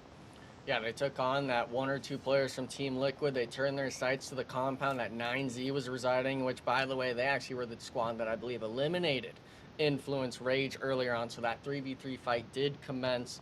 Was just straight up fighting for Wolves. And for Wolves, it's good signs. They still have 4 players up, I believe. They've got a few eliminations under their belt. Actually, excuse me, make it 3 now on this land. But having 4 elims, you've got a spot in zone. If you're able to at least weather the storm, I guess you could say, in this next circle shift, should be able to get yourself into a prime real estate spot. But the more I'm seeing this from the free cam, I'm kind of stressing a bit. No vehicles, it seems, almost, or at least nothing that's going to be useful after this next rotation. And you having to stress, I mean, look at this. Coops not even having armor or helmet really to his name, but we're going to have to switch it up, 7. Shoot to survive, just taking the full brunt of X-Force. Valak trying to be the last one alive, but Bob finds him in the grass, finding the snake, and unfortunately for them now, having to deal with the third party. Third party there by VIP. By the way, in regards to with Wolves, with how much utility they're using here, I'm hoping they're gonna do something about it because they are still outside of this circle. So I know you got those buggies, I know you got those vehicles. Yeah, you might end up. Oh, okay, you're gonna go for the fix. That's smart. I like that. I really like that there from Juancho. Use that utility that you've been working with, all those smokes, and try to find a way within that circle as they're still trying to get the fight there with row 19. Meanwhile, VIP Esports, we saw them earlier trying to get into a fight, into a third-party situation, but now having to slow it down as Alpha 7 is close by. Yeah. So many opportunities here for crashes just from a lot of teams. Reflections. I appreciate that VIP didn't fire at Alpha 7 because they get an engagement early on with Alpha 7. Then they have to worry about shoot to survive. Just not a good spot to be in. They could get pincered very quickly. So instead, VIP decides to be a little bit quiet. They do get active, but they're focusing on the right team. I think focusing on shoot to survive here not only is theoretically a little bit easier than Alpha 7, but you're also taking the players out from behind you, and then you can just simply focus on Alpha 7 up ahead. But shoot to survive, they'll give VIP a chance. They're taking the bull by the horns and pushing for themselves. Frady will fall, but so will Bob. Shoot to survive, losing one. And I believe this is a 3v3 now. Casper cooking up a nade. Does it go through the window? That would be beautiful. And it does hit Legend. Ayuya will also fall. Legend down to a sliver of health. And Shoot to Survive from the outside of the house have managed to utilize their utility well enough to the point where they now feel confident to push in and finish VIP. And they're going to do exactly that. The smoke will make things a bit confusing. But Dark Light, no worries.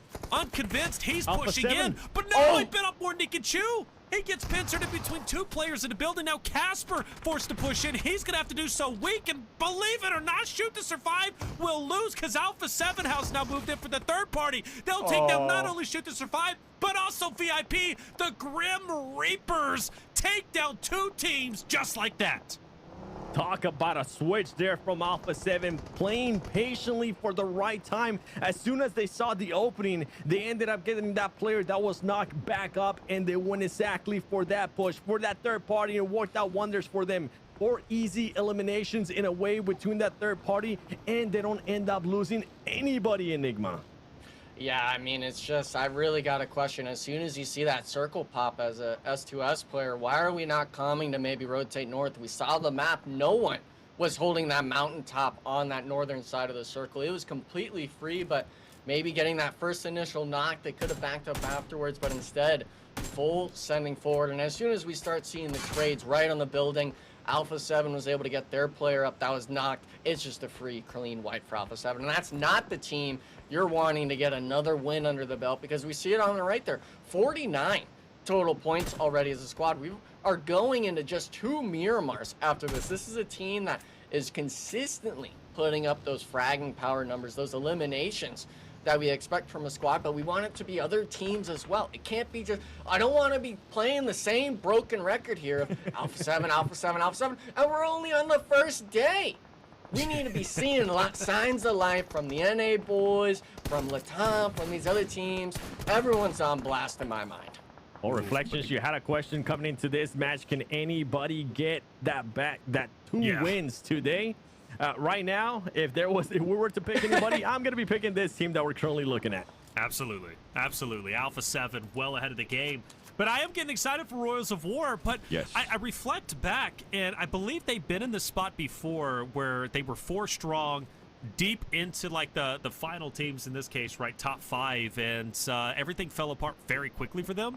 Hoping that's not the case in this moment. It would be incredibly exciting to see Royals of War earn a victory and ultimately have 4 different winners throughout the day. And for Royals of War, this could be massive for them to jump up from 10th place, potentially into top 5, maybe even further into top 3 if they can successfully close out this game and stay strong with the eliminations. And it's top 3 is going to happen, right? Because United for Gaming only has 1 player left. That's going to be Hate.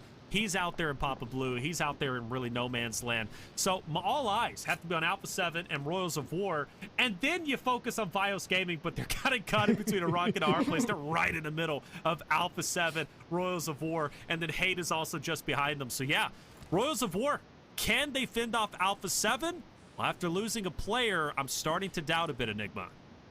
Yeah, it's always a matter of if they're able to kind of piece themselves a knock or two, we can see a lot of those best teams, those world-class rosters, I guess you could say. They can make the most, even if it's just 2 players alive. The solo is a bit of a stretch, but a 3-man is definitely what you can expect. At least put up a fight against a team like Alpha 7, even though they have the man advantage. And unfortunately for this, unfortunately for the solo, Revo's been eyeing him, it seems, for his zone or 2. So that's going to be a freebie. 8 eliminations now, 5 on to Revo. And this is a team, you know, that obviously you've been talking about a lot, but shout out to Royals of War and VG being able to put up numbers themselves. And Royals of War actually 7 eliminations to their name. If they can somehow piece together 1 or 2 eliminations going into this circle shift, they could be setting themselves up for success, but doesn't seem like it. Alpha 7 going to take their sweet time trying to get the thirst onto Marlin here.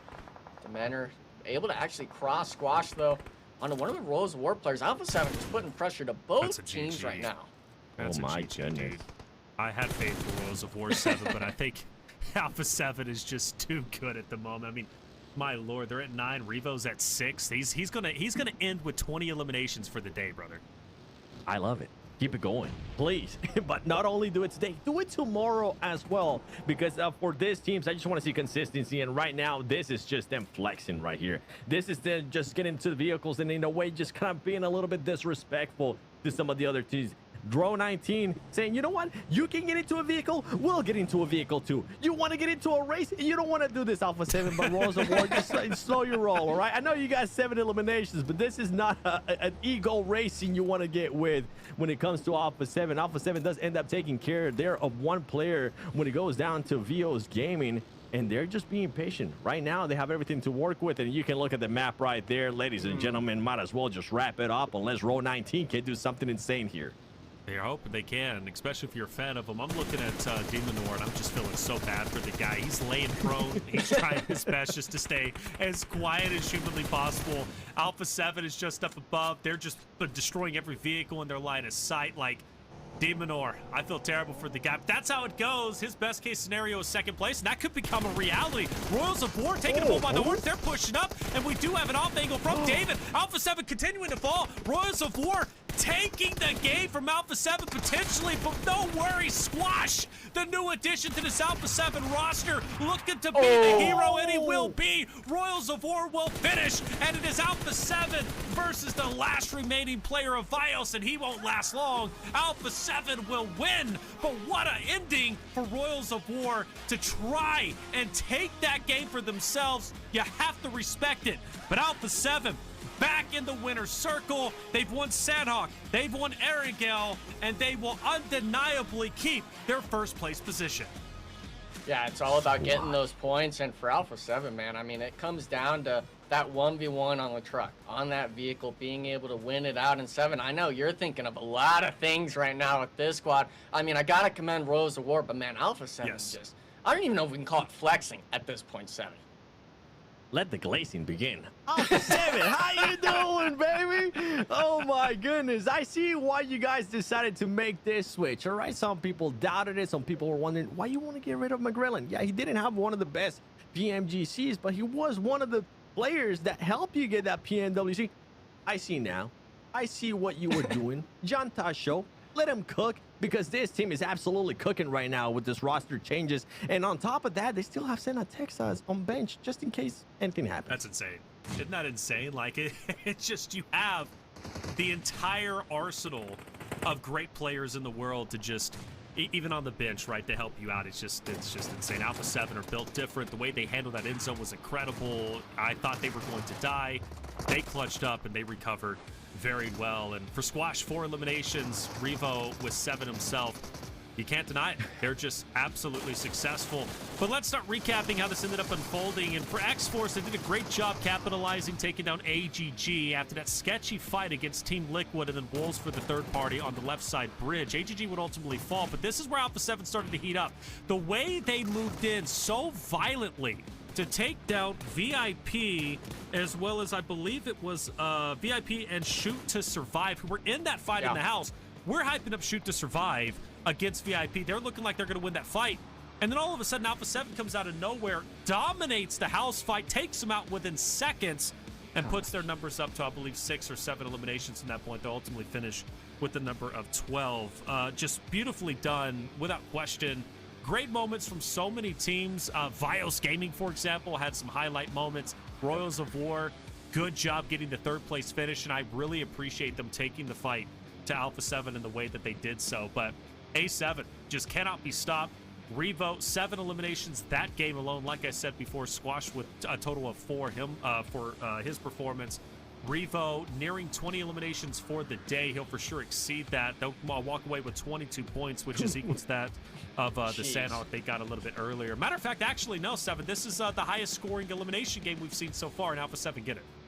Yeah, I'm honestly not surprised. I'm not surprised that this team is able to do it from the center of the circle or able to readjust and do it from the edge of the circle there, as we saw them being able to do it at one point. One thing, though, I got to give them props. You've been hyping this team up, Reflection. Theos Gaming. Hey, they're able to secure at least 7 eliminations there, 6 of those being through placement points, as they did end up getting that 2nd place. And this is a team that needed it, because going into this match, they were just sitting at 7 points. So this is going to help them massively.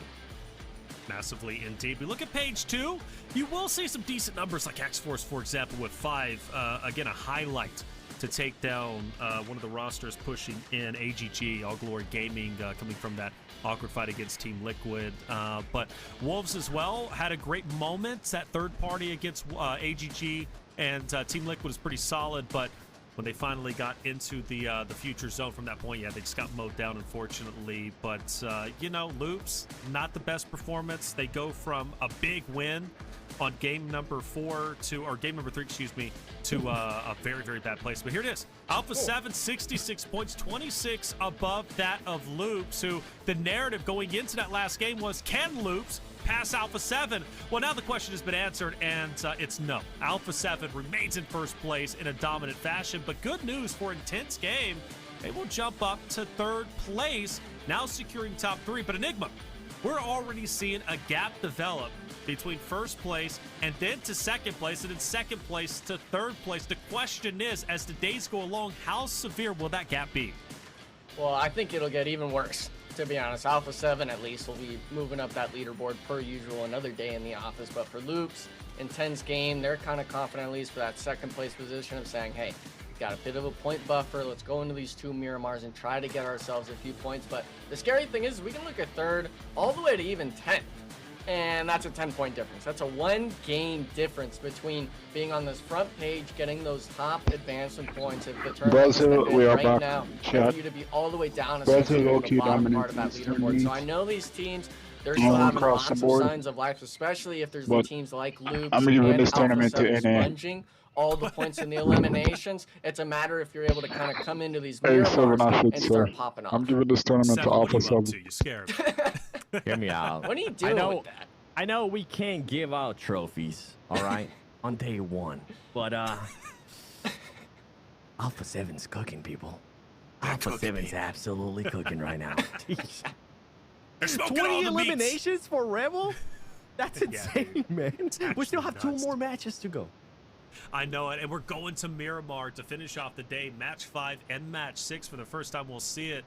And it's going to be a nice change-up from Erangel, which we just saw 3 times in a row. But it was fun. It really was. Yeah. But Alpha 7, they are cooking. I agree. They're smoking all the meats, man. They went to the grocery store. They bought the whole store. They're running it, baby. Where are we going with that? I don't know. But I tell you what, Alpha 7 leading the charge by 26 points. Is anybody surprised? Now the question is, can anybody catch them? But more importantly, who could be our top 3? We're going to take a quick break. When we come back, the tournament will continue. We're hopping into Miramar for the first time. You don't want to miss out.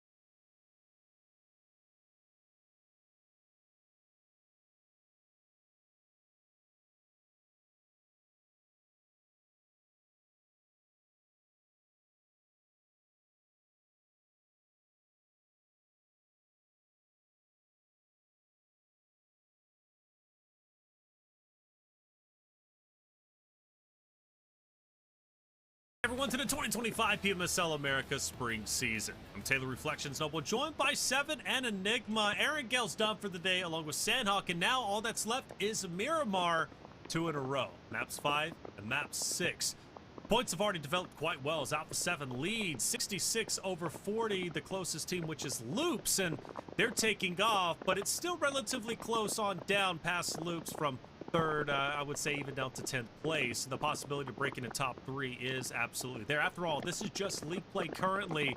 We'll focus more on points, especially at the top when we get to grand finals. For now, it's all about earning your money throughout league play. Nobody's getting eliminated. Nobody's at risk of that anyways. It's all about getting your legs underneath you and feeling more and more comfortable as the games go along. Seven, we've watched Alpha 7 dominate without question, but we've got 2 players who are leading the charge. And let's pull up their head-to-head because it's Revo and it's Squash, who are neck and neck in eliminations.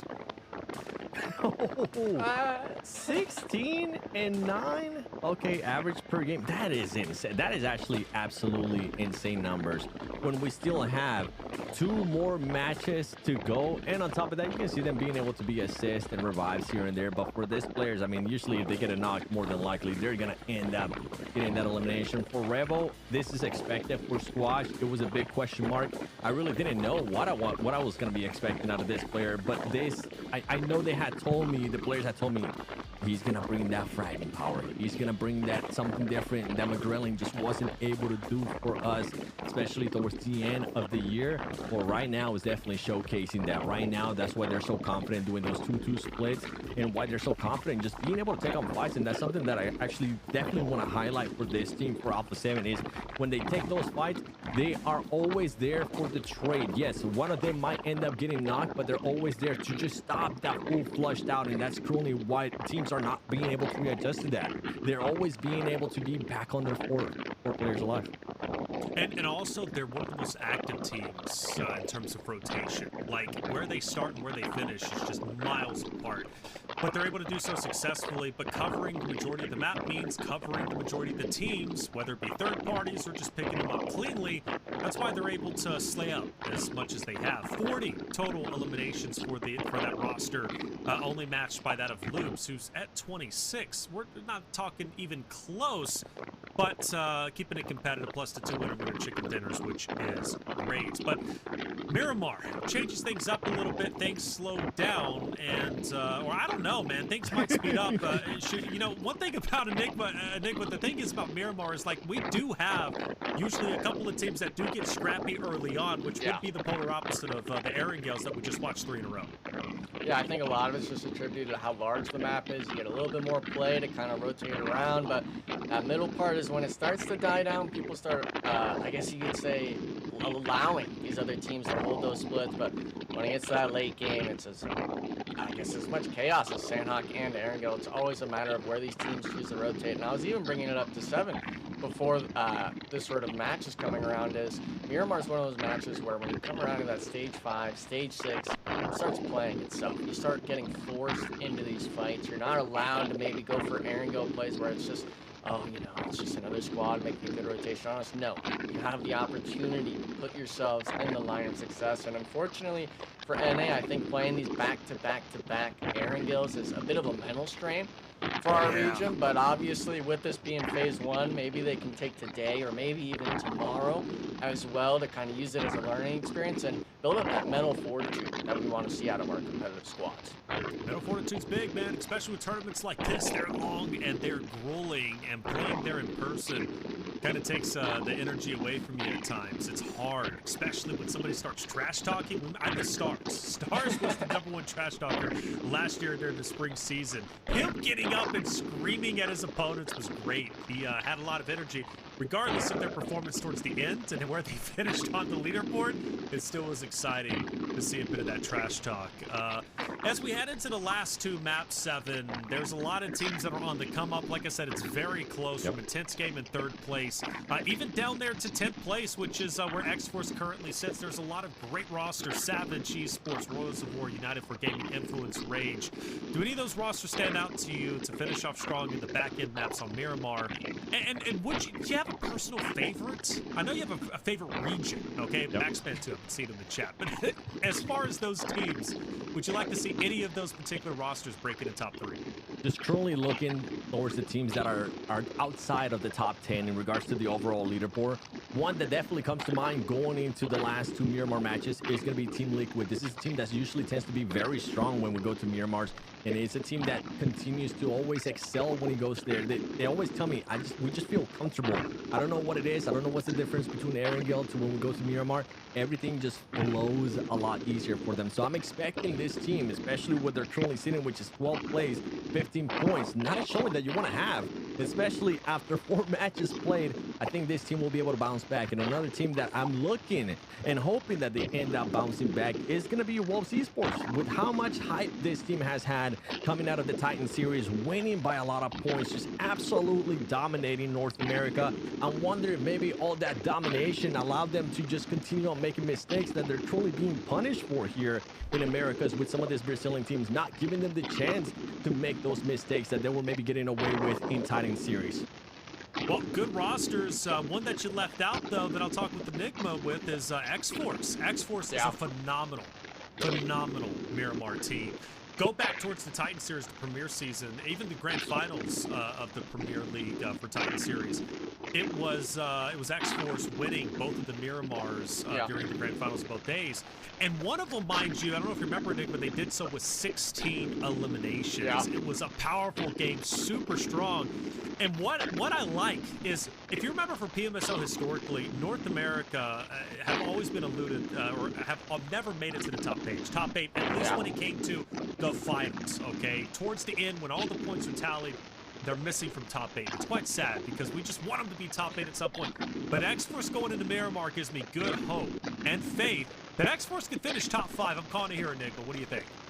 I'd like to, but the signs I'm seeing, I gotta agree with 7. Our NA boys, maybe they just gotten too comfortable with that NA mindset, getting away with too much, even in that Titan Series tournament and stuff like that, putting them up against Brazil, Latam, these regions that, and maybe just have more of those competitive squads to pressure you on these rotations, because right now, we're not making it past stage 4, stage 5. We're struggling in keeping players alive. So I'm wanting to see us come into this Miramar especially and be like, hey, we're taking the 4v4s, we're taking it as a squad, and we're going for the fight. That's it. Well, hey, comfortable or not, look, X-Force, I think, is going to come out strong. Calling it. That's my prediction. X-Force, they're taking this Miramar, and they're doing it with 16 eliminations. That'd be massive. Yo, would that actually be nuts, bro? That would be crazy. But I believe it. I want to see it. And look, 26 points, that's what it would amount to. Puts them up into top 3. Let's end the suspense. Let's put a North American roster up there in top 3. X-Force, they're my guys to do it. I wouldn't be upset if Wolves did it too, I'm not going to lie. But X-Force, they're the teams to do it on Miramar. Let's find out 7th. Where are we going, Keith? We are going to be going towards Picado. I want to see if anybody's going to be hot dropping over there. But you're talking about X-Force. You mentioned Wolves Esports there, and I'm over here thinking, all right, if there's any NA team that I would actually put my UC on, would be Wolves Esports, because this team, even though they are truly in 14th place, they have 11 eliminations to their name, so it's not like they're not able to frag out. It's not like they're not able to get those points and clutch up some elims here and there. It just comes down to those placement points. This team needs to narrow down those rotations that they're currently doing. They need to, I know it's easier said than done, but they need to try to make it so they have all 4 players alive in a top 6 situation. Put Coops up in a situation where he can excel, and not only are you going to be getting those elimination points, on top of that, you're going to start getting those placement points and pushing you a little bit higher on that overall ranking. Well, I gotta believe this zone might be it. 7, Taylor, you guys both might be right in the regard, because with Wolves Esports spot, that Monte Nuevo side, even X-Force, there's not that many teams in front of them if they were to move towards that center of the circle, and that's been the biggest struggle. me quoting, saying, hey guys, you need to be making it into the squad with 4 players up into these circles, and they haven't been doing that. Now, luckily for Miramar, if you're able to weather out that stage 3, stage 4 chaos that ensues, Yo, Leo, it Wagwan. simplifies the game, because even though it's a larger map, the mountaintops, the compounds even allow these teams to start rotating, and being able to allow yourself to simplify the game to a point where you can start taking 4v4s. I do notice a couple of teams are close to each other. You got some prioritizing center zone loops, for example. They love to do that. That's kind of their bread and butter. Alpha 7 up on top next to Shoot to Survive, which they've got history. It seems like they do land relatively close to each other at times, and Shoot to Survive is not scared of taking the fight, even though it doesn't usually work out for them. But keeping on board with the Alpha 7 train, Sarpatch had a chance to interview Mafioso. 37 points in front of third place. All right, guys, here we are. They can run away with this whole Mafioso thing. from Alpha 7's 2 wins. Mafioso, I saw you today in the first day. You say you're gonna win 3 today. You got 2, 1 more to go. Are you confident you're gonna get it? Vocês vão pegar essa terceira queda. Você falou primeiro desse, você me viu, 3 hoje. Antes de iniciar o dia eu falei com o Manito que era 3 wins. Já levamos 2 para casa. Agora nas próximas 2 de Miramar tentar fazer um bom resultado e garantir a terceira win. He said that, yeah, the first thing he said to me was 3 wins. They already got 2. They're going to try and get another one in Miramar. Is Miramar your best map? Like, I got the best memories of you in Miramar. Do you feel this is your best map? Ou Miramar é o melhor mapa tu? Porque eu tenho umas lembranças suas, de jogadas suas em Miramar. Loucura, sabe? Acho que pra mim, individualmente, tanto pro meu time é o nosso melhor mapa. A gente conhece muito bem o mapa de Miramar. E pra mim que jogo de suporte é muito bom. É um mapa muito grande e eu posso jogar de 2014 e 8x.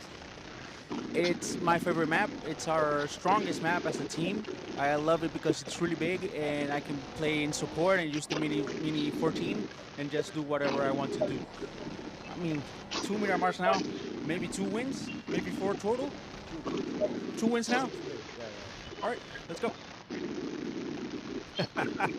Mafioso there being realistic. Say, you know what? Let's keep it at 3. Let's keep it a little bit. Let's calm it down a tiny bit here and be realistic. But honestly, I wouldn't be surprised with the way that Alpha 7 is currently playing if they, for some reason, did ended up winning these 2 Miramar matches as well. And even though Mafioso isn't usually the flashy player, he said it there. This map allows him to play his role even better because of the terrain they have to work with.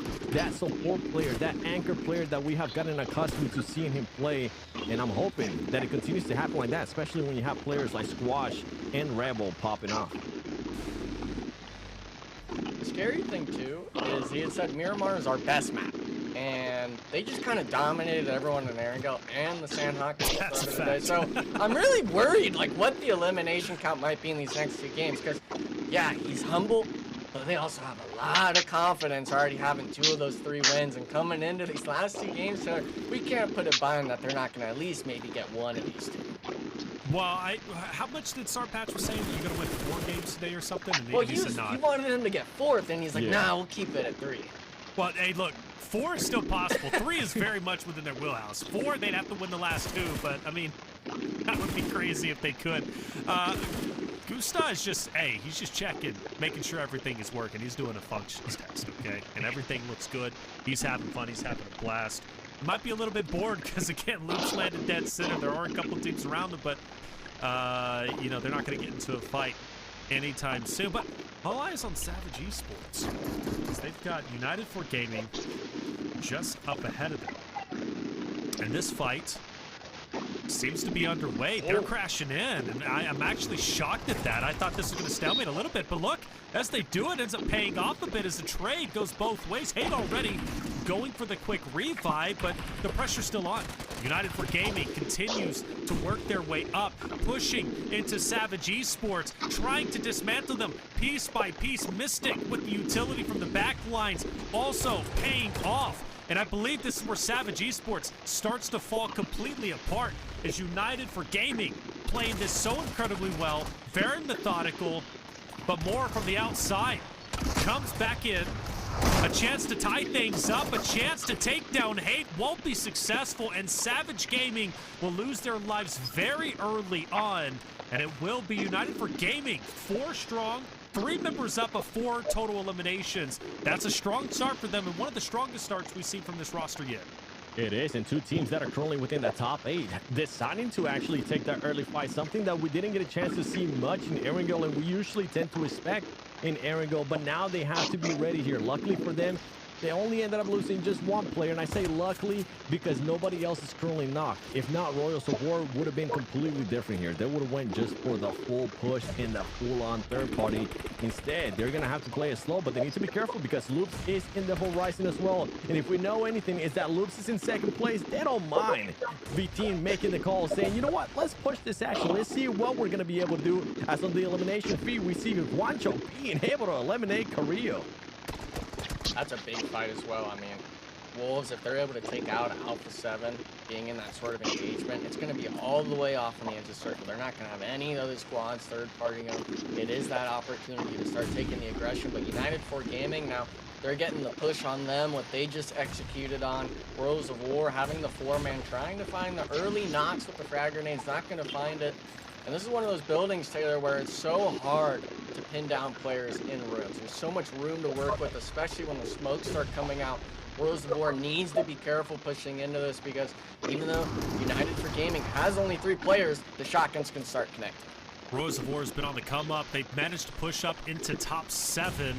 There's no indication that they will be slowing down, but United for Gaming, they've won the fight here already. There's no indication that they can't win it once again. This would be one of the earliest exits for Royals of War, who just narrowly missed out on the chance of beating Alpha 7 on the Erangel just a map before.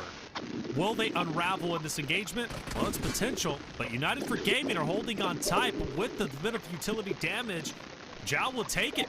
And he's forced to heal up. Hate, who's been the linchpin for the success of these fights for United for Gaming, especially against Savage Esports, is down low, trying to play the off angles alongside his teammates. And Hate is really the guy that opens up these engagements for the side of United for Gaming. I expect them to do much the same in this spot. Another nade being cooked. Victix desperately trying to get his med pack off. Does the nade connect? It does not, so now we're back to business as usual. This fight is going to extend, and 7, like Enigma mentioned, sometimes this fight in this building can take a long time. It can take a long time, and we're currently seeing that too, even though United Gaming had a disadvantage at the start, right, in regards to number of players. They made it so they slowed down Row 19, and Row 19 right now is having to think about how they're going to be making the push, because now it does become a 3 versus 3. He's going to be able to peek, and there you go. That's the opening that at least Row 19 needed to be able to find. They need to make sure that they still stay collected. Cool, coming collector, making those rotations. That's exactly what they're going to be doing. There goes another player from United for Gaming, and that is it. It took a little bit to start up, but as soon as the first knock came through, they made it a breeze. Row 19, easy 3 eliminations. Yeah, but look at that in the distance. I mean, we saw it right at the end. It's going to be X-Force setting up just from afar. I'm not sure if Royals of War was able to hear the vehicle pull up from Fate and Friends, but X-Force in an opportunity spot to get some knocks. And yeah, they do see it now. Understanding the situation, the circle shift actually pulled straight north, so this compound not in circle anymore. It is early on enough where the zone's not going to be murdering you just yet, but for X-Force and Friends, the squad is desperately needing. I would honestly like to see them take this fight. You know there's one player down in the compound. You're 4v3. If you can just get those eliminations under your belt, that full wipe, that's something that could happen, and unfortunately, I don't know what just happened. Coops eliminated early for Wolves. Not something you want to see. And now Loops, they're congressing down onto the building. Honcho and Doran desperately needing the knock. Going up the stairs, but the 1v2 almost comes through. Elda being able to get only one. Baton on the ridgeline, almost knocked, not enough in the clip to finish it off. But Loops, Taylor, they're wasting no time on the aggression. Baton being the next one question, and the name comes through. Big win for Loops, getting all 4 players. All 4 players, they'll lose 1, but no worries. They have control of power grid completely. It's deep within zone. There's no indication it's going to be outside of stage 3 either. So Loops can recover quite well and will gatekeep anybody that rolls into them. Miramar, very active. What is typically slow off the start has been non-stop engagements. We've already lost Savage Esports, United for Gaming, and now most recently that of Wolves Esports. And, well, for Alpha 7 even, they've taken quite a bit of damage. They've lost 2 players off the rip. And, well, hey, I got to shout at Homelander out there. Homelander said, well, now that I'm in chat, Alpha 7, there's no chance that they're going to win the next 2 maps. They've already lost. So, Homelander If you want Alpha 7 to win, leave the chat. I'm joking. We love that you're here, and it's no coincidence. Like, Alpha 7 just dropped the ball a little bit. But, 7, I do peep the top left. And, well, for 9Z, they're kind of surrounded a bit, but I love their vantage point. They've got S2S just below them. They've got VIP above them. And for 9Z, do they full send it through S2S, or do they choose to fight them, clear them out, so they have a clear path into stage 3? For 9Z is going to come down to how many vehicles and what kind of vehicles do they have on their possession, because if they can avoid any fight here with S2S, if they can just maybe go on a rotation towards the south, or you know what, just set yourself up like they're currently doing right now and take on the fight to S2S, that could work as well if they don't want to make the push. The fact that S2S kind of allowed them to leapfrog and get in front of them, that's actually quite impressive for 9C. Great awareness out of this team. And now that you were able to leapfrog, at least some of the players there, just start making your way towards the circle. Actually, as I say that, you know what? I'm able to see something here, and for 9C, I mean, it's gonna be a tough push regardless. I would hope, Enigma, and I don't know if you agree with me on this or not.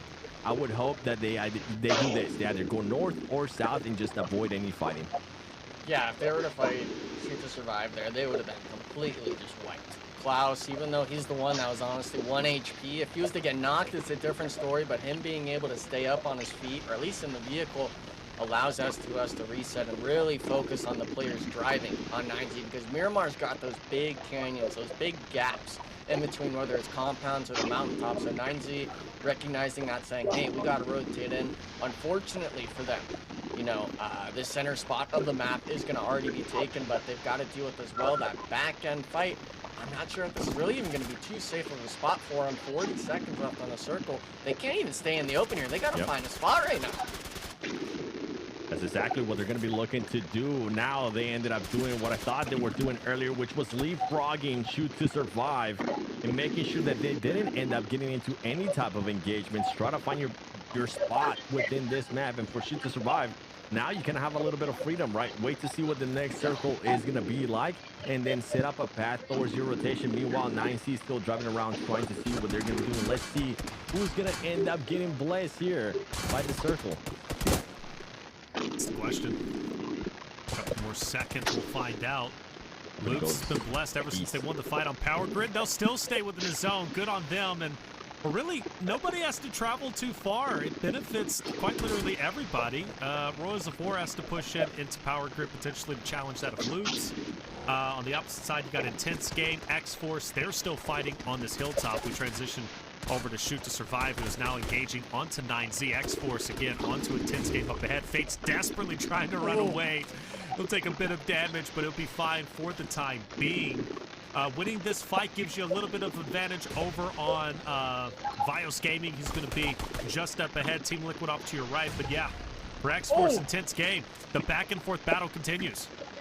Yeah, these nades are getting a little too close for my liking. Fate going a little bit too close to going forward. Silence as well, just being able to just piece apart. And unfortunately for Intense Game, they're allowing X-Force to really start creeping forward, get in front of them in this circle shift. And I'm honestly surprised that X-Force, after getting that knock, they didn't decide to make a full send play, whether it's towards the center of the zone, there's a lot of dips on this part of the map, or taking the fight to Intense Game while Fade out of the Overwatch. But with the time passing, they've still got 2 minutes left on the zone to really work in what seems to be 50, 100 meters into those ridge lines and compounds that are on the south side of zone. But these squads right now, the question is going to be, can Fade hold the line? Silence pressuring them. Fade, I believe, actually had a really poor loadout, SKS and a pumped shotgun, so not the layout you want, essentially. Intense Game, look at this, they're actually full pressuring Fate, recognizing that the mountaintop is theirs for the taking, 7, and I don't know, I think Fate's gonna go down here. He might end up going down. Let's see what this, I'm not sure if that was a smoke nade or an actual nade there from him, trying to find himself a little bit of cover as he's trying to heal. And you were mentioning too, he doesn't really have that much loot to work with. Meanwhile, 24K allowing it. What Fate did was kind of a bit of a distraction there. 24K now and the team pushing up and seeing if they could possibly end up getting some shots and connecting on Intense Game, but none of that is going to be connecting. But guess what? It takes too long and you are so exposed that Mythic from Team Liquid is going to be able to spot 24K and knock them down. Meanwhile, Intense Games getting a different angle. The grenade is going to be coming in. The Molotovs are going to be being pushed out there by Aleem. 24K. Let's see if he's going to end up getting picked up. They're going to have to wait. With how close Intense Game is here, you do not want to go for that revive. You want to worry about yourself, and that's why the grenade does end up connecting. And Team Liquid has moved in. I was curious when they were going to get involved. They were skirting around the outside for a long time. They finally moved in, but as they move in, it was only one. And Mythic, unfortunately, will fall. Intense Game still has the advantage. Fate finally pushes up, gets one, goes for the second. Just a narrow bit of help for both, and Fate will get two. From the low ground, it seemed almost impossible. He takes so much damage, but finds an opportunity, and he takes it. But can he pull the hat trick onto Adrian up ahead? They both have basically zero health. I call them both one shot. Will it be Fate? Will it be Adrian for the team's success? X-Force, Intense Game. Fate waits for the perfect opportunity, but Blue will force him up, and Adrian will take him down. Intense Game will win, but at what cost? Only 2 players move out, and now you got to deal with Team Liquid. Yeah, and Adrian, unfortunately, that 1v1 with Fate taking just 1 or 2 seconds too long, not able to support Padrina, who, by the way, was getting knock after knock onto Team Liquid, holding the line down for the squad. And now Intense Game, even though it's the 1v2, I was going to say maybe he has the angles on a Team Liquid, but he's getting chopped from far. Mythic's getting caught in the open, hitting the gun swap, getting the one, but where's the teammate Chief? Actually off in Narnia. That was another Team Liquid player getting the shots. I'm not sure what happened on this ridgeline, but Intense Game somehow salvaging the third party from Team Liquid. Showing why they're truly in the top 3 when we go to the overall ranking. Intense Game, a team that honestly a lot of people don't really expect much, but with the way that they were able to play the PMCO, with the way that they were able to win PMCO Brazil, showcasing why they could also be one of those teams maybe trying to fight for that top 3 when we get to the grand finals, maybe try to make it to the Esports World Cup as well. Only 1 player left alive, 5 eliminations. Honestly, if I'm that team, I'm sitting happy. And happy indeed. The series of events that just took place was nutty. But Chief, where was he, and why wasn't he helping his team? You definitely wanted to be there to help out your teammates, man, because he could have made all the difference in the world against Adrian from Intense Game. They could have cleaned him up, I think, anyways. I mean, a 1v2 is a better odd than a 1v1, especially when you have the low ground, but you got to give credit where credit is due. Adrian from Intense Game winning the fight against Fate, and then also taking down a couple of members from Team Liquid is just powerful. And Intense Game are in 3rd place for a reason, but now it's all about damage control. Adrian's going to try and stay alive as long as he can, and, well, that's a tale as old as time. We all know he's now just trying to get top 3 if he possibly can. And for Chief of Team Liquid, well, he's the last remaining member, and Inco Gaming has them in their line of sights. Yeah, it seems like Vitali already priming the nade early. Chief trying to get the aggression going, but both Inco players not allowing him to get that free 1v1. Both not pulling out the shotguns. Chief trying to get the response, not getting a little bit of damage, but this is the issue. When you're a solo, when other squads understand that you're the last remaining player, you're going to get pushed up on. You got to have the shotgun out at least. That's not going to be the case. McGrellin putting them down, 4 players up for Inco, even though it was just 1 elimination. That's a big moment, taking out not only a solo, but also the Team Liquid squad, who has still been struggling throughout these last 5 games. Hopefully this next Miramar, they're able to put some more points under the belt, but Inco Gaming, man, 4 players up. They've got that strong eastern side, that eastern positioning on the mountain. Can they make use of it? Can an NA squad finally take their positioning and put it to the test and use it for success? And 7, I think a lot of it's going to come down to this next circle shift. Can our squads, at least our NA boys that are still alive, be able to pop off? I think they're going to be hoping that the circle does end up going their way, and it doesn't end up going anywhere near where Influence Rage is going to be because of that terrain, because of that 2-2 split as well. Influence Rage has so much room to work with. You can see Alpha 7, even though they lost 2 players earlier to Wolves, they've been able to just wait it out because of what the circle has been doing. And you know what? They're going to be able to wait it out even longer. And with AGG, I know that positioning might not be the best to be able to get eliminations while you're sitting there, but at least you're just not going to have to really worry about teams coming near you. And if they do, hopefully they are positioned within a way that they can defend it. Shots taken into Rose Victix. Diego also up ahead of him.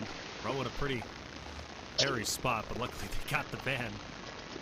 Are we taking the jump? Oh, Yo, honestly, I thought we were pulling tricks out here, bro, in the middle of a PMSL America Spring match. I was here for it, dude. I was like, Ro's feeling very comfortable. They're just having fun, but no, they'll pause, and that's going to be some decent coverage. And for them, it looks like Influence Rage is going to disengage. They're going to push in, which will be just by Loops. It's going to be Vitten who's going to be up ahead for Influence for Loops, and actually quite short-lived. Loops will fall. They'll finish off in 9th place. But hey, 7 eliminations for Loops, by the way. A very good game as far as I'm concerned. They'll miss out on placement points, but they were active. They didn't stand idly by. They were getting into fights, and they were winning the majority of them. For Influence Rage and Ro, they'll now dance a little bit on the outskirts. Now I want to focus more so on, I think, the Inco, potentially intense game. Yeah, because you've got Adrian still alive after his miraculous win against X-Force's Fate, who took down 2 members from Intense Game. Adrian clutches up, then takes down a Team Liquid member, manages to stay alive.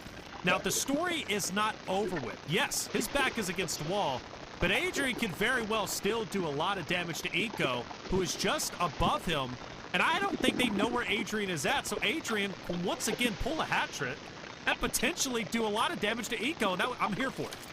He would be able to. It could happen too. Something that we need to point out as well is that AGG, I think McGrellin ended up overextending a little bit too much there on top of this mountain, on top of this cliff right there. And there you go. Once again, making sure that they get pushed back. But yeah, if they're not aware of Adrian from Intense Game, that could be a massive surprise. It could be possibly 2, 3, 4 points that could go his way, but he has to wait for the right timing, as VO's Gaming is just currently making sure they put a lot of pressure on Inco Gaming as well. Yeah, for Adrian, the best case scenario is Inco Gaming gets a knock on one of the VG players, especially because Adrian, he's able to take those pod shots on the back of Inco. We see it right now. The smokes come through. They're going to try to get the opening knock. Actually, looks like someone else got it for him. That's going to be Ro getting eliminated. And now Inco, they're forcing the objective. They're going in for the insights, trying to get that action going. And Mendor, he's trying to get the shots onto him. But Inco Gaming, they've already collected down onto the smoke, getting the 2v1 going 7. And the initial knock now, finding the last player of VG. Inco Gaming being able to keep all players strong and alive. If they can get Nunez here on the final knock, it'd be a disastrous scenario for Vios Gaming. And with Influence Rage, I mean, they're having complete sights of him. You can't prone in the open. Squad that had the positioning, unfortunately not able to apply the pressure back, crumbling under these other squads. I was wondering what Adrian was doing. I was wondering if Adrian was going to make any type of appearance here. And as soon as I was wondering that, we switched over to Diego, and Diego's just peppering him, saying, don't you dare move, or you're going to end up getting eliminated. You stay behind that vehicle. You stay put, bro. I've seen what you could do. I don't want you doing it again, okay? Adrian, just be happy you got a couple more placement points because you stayed alive and we allowed it to happen, okay? Vitali's actually just above him. I am curious if he decides to potentially challenge onto Adrian, but AGG has potential for a wonderful finish. They've kind of struggled a little bit here and there. They're currently at 0 eliminations, but the good news is they are still alive.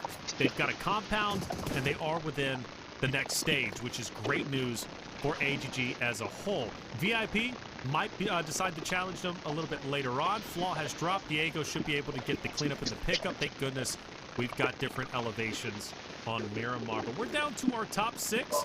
Alpha 7 in shambles with only 1 player. Intense Game, we know Adrian still alive. Meanwhile, everybody else relatively healthy. AGG with 4, Inco with 4, VIP with 3, and then Influence Rage with 4. So we're going to have some epic team fights. And speaking of which, we got VIP going against AGG Enigma.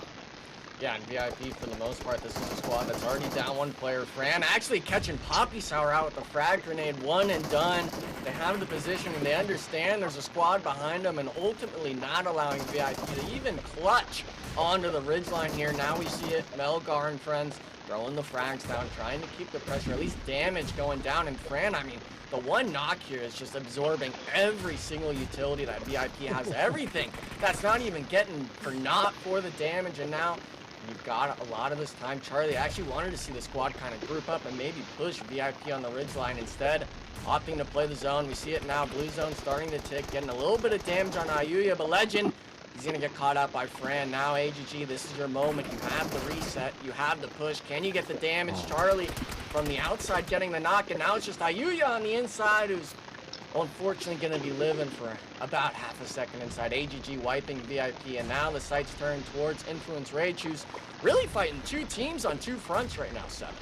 That's right, and for Influence Rage, they're gonna have to focus on a fight here. If they don't end up focusing on a fight here, they're gonna have to make sure they do something here with Inco, because with AGG, with the way that they're controlling position, they're gonna have to push into the circle, and they'll be pushing to look for possibly a third-party situation. But with that 2-2 split that they're currently working for Influence Rage, it might be a little bit harder. Inco Gaming kind of having to use some of their vehicles there for cover, having to use the terrain for cover as well.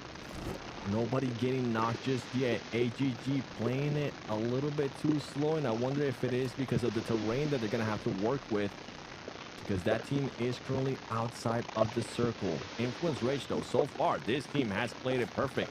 We always talk about some teams being a little bit too passive. This team has been taking the action to everybody between these 2-2 splits. Reflections. So, the reality for Influence Rage, they've already won today. They won map 2 on Erangel. They won with 11 eliminations. They can surpass that elimination count this game. They're currently at 9, 4 players alive. Positioning is great. But what's significant about Influence Rage, they can close this out with a win. They could very well pass Loops, who had an early exit in 9th place with only 7 eliminations, but they were in 2nd place with 40 points, only behind that of Alpha 7 at 66. I'm throwing a lot of numbers out there, but the point is, Influence Rage, with a win and also picking up the rest of the eliminations, could very well pass up Loops, secure a 2nd place position, and could go into day 2 or even the final map very strong with the chance to, I don't know, maybe catch up to Alpha 7, but more importantly, again, just being top 2 would be a true testament to how good this Influence Rage roster is. So there is a very real reason why they want to win. AGG, one player is going to drop. That was Melgar, unfortunately, to the play zone. And for Influence Rage, they're going to keep the pressure up with their utility, and those nades are getting close. If I'm AGG, I'm a little bit worried. Plus, I'm losing players to play zone left and right, and now Lil Boy is connecting. AGG and Shambles, they're now gone. And Influence Rage has matched the elimination lead of Alpha 7 from the last game with 12, and there's nothing stopping them from getting Eco Gaming. This is going to be an Influence Rage win, and they should jump up to 2nd place. I mean, Enigma, they have played so well, but I say that, maybe I got carried away. Bruno's looking to make some off angles. Yeah, and for 7 as well, getting the knock going down. That's a big 1v1 on the rotation going down. And if you're able to get the reset going, unfortunately not going to happen. The blue zone's going to become a factor. All 3 of these players on each squads are really just right over a ridge from one another. It's going to come down to who has the utility left. Can they land? It looks like 7 has some, but not going to find it just yet. And it actually looks like he potentially could get a 2-for-1 here on this ridge line. Is it going to be close? Going to get good damage on a Diego, but the meds are still happy. They're still good. They're still intact. Can Moranza maybe catch Bruno or Vitaly off on the edge, but one of them's watching it. The damage is coming through, and it's all a matter of who's able to get the shots. That's a thirst. It's not anything crazy just yet, but Inco Gaming, you got to push into Influence Rage. And Diego are close, and there's the one. Inco Gaming not together. The Ridge is just spelling disaster for the squad, and now the 2v3. I'm with you. I think, Taylor, it's going to be this Influence Rage win. Getting one. Now just Bruno's in. You're going to send over. Not going to allow the play zone to steal it. Winner, winner, chicken dinner for the Influence Rage squad. And you were thinking, you know, it's going to be over that 12 elimination mark. I know they got all 4 of those eliminations, at the end. I believe making that 16 elimination win. Big stuff from that squad. And like you said, Taylor, 2 wins on the day. 2 wins on the day, matching Alpha 7, but doing it with 16. Like I said, going into the game, Influence Rage was going to win this with 16 eliminations, and they did it. Wonderful performance. I'm lying. I got to keep honest. I said X-Force was going to do that, and it wasn't X-Force. It's Influence Rage. But hey, either way, I'm happy with that result. Should put them up in top 2 to pass Loop 7. I mean, they should be able to pass Loops with this team. Great win as well. I think what I was impressed by the most is how they were able to just fully control the West.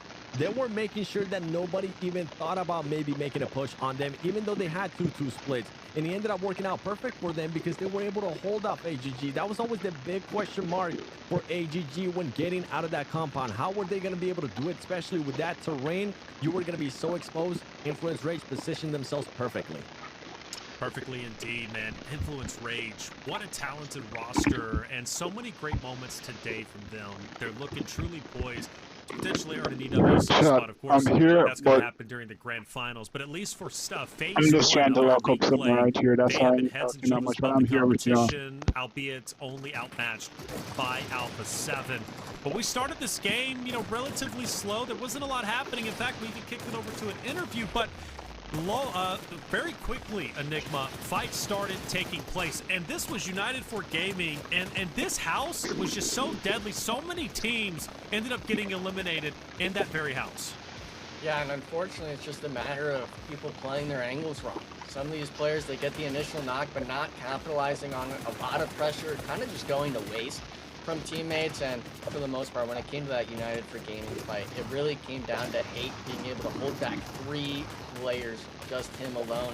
His team got the reset, and ultimately getting all 4 players, I believe, under his belt for that first initial squad wipe. Another squad that, you know, we got to give credit to is going to be Loops. You said they had 7 eliminations, I believe, when they were eliminated early on, and that's a team where they keep getting those elimination points under their belt. The placement's lacking, but with them having that win earlier, right, Taylor, that the placement points, they have enough in my mind, at least today. Yeah, sure. You know, they've done great, and they're going to very well be up there in top 5. That's based off their consistent performance. This end game, I was kind of feeling it for Bruno. You know, Bruno's the playmaker 7, but he couldn't get it done in the end. It was Influence Rage who end up taking the win, and some big moves coming out from Flaw, who shows himself as a very dominant player. 6 eliminations, but Diego, talk to me about him, right? Diego's a very talented player, a powerhouse player indeed, and 5 eliminations alongside that in conjunction with Lil Boy and Lorazin. I mean, this roster is just lights out. The impressive part, too, out of Diego, especially for this match, if we just look at the stats, right, the player with the least amount of damage and also the player with the second most eliminations, meaning that he was just being fully aware of everything going on there on the horizon. And this is what I was talking about in regards to those 2-2 splits. One thing, too, that this team was able to do quite well was when row 19 was close to them, they adjusted from that 2-2 split. They decided to do a 3-1, and it ended up working out for them as well. But for Diego, yeah, I mean, 5 elims with only 300 and something damage. I'm not mad at that. 26 points total.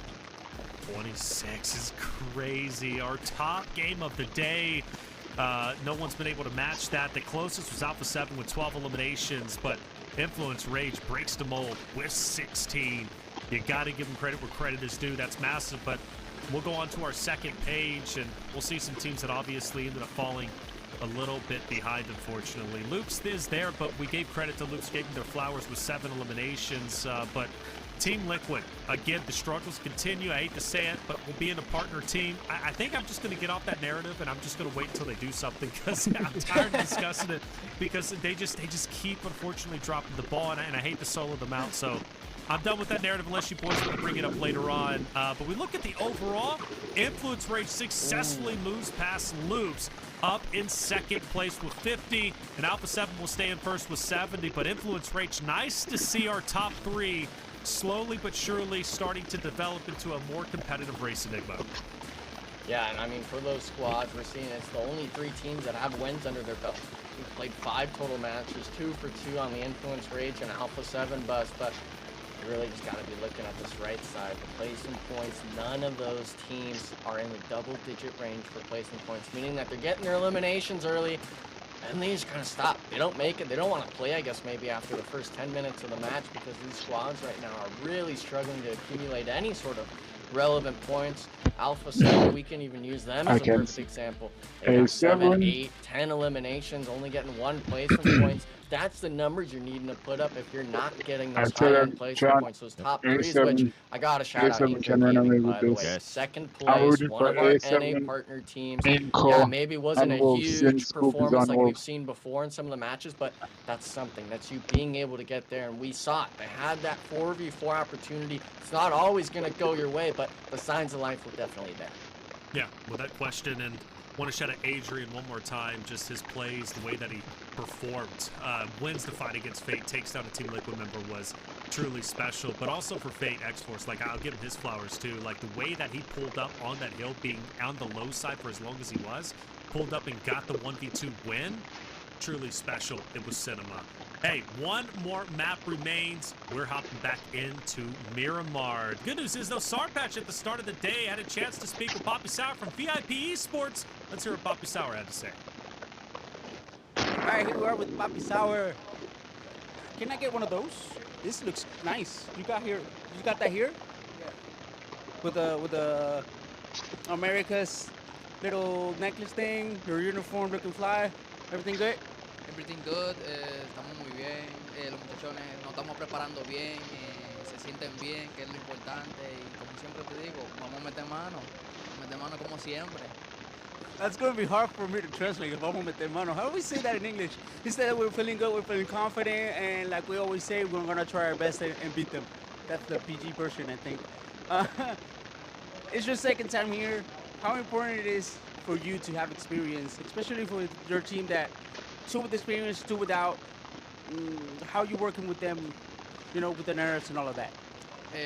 Como tú dices, es mi segunda vez, dos, Ayuyi y yo somos segunda vez aquí, Freddy y Legend el primerizo, pero ellos se sienten como si ya hubieran estado aquí, ellos se sienten muy bien, muy cómodos, allá se sienten excelentes, hemos estado jugando bastante bien, aunque es test match, pero hemos estado jugando muy bien. Y como te digo, es algo que solamente tenemos que seguir enfocados y seguir metiendo mano. Eso es lo único que vamos a hacer. He says that the two new guys feel confident, like they've been here all the time. They just have to work. They feel really confident that they're gonna do good and just fight it out. Papi, mucha suerte, bro. Let's go back.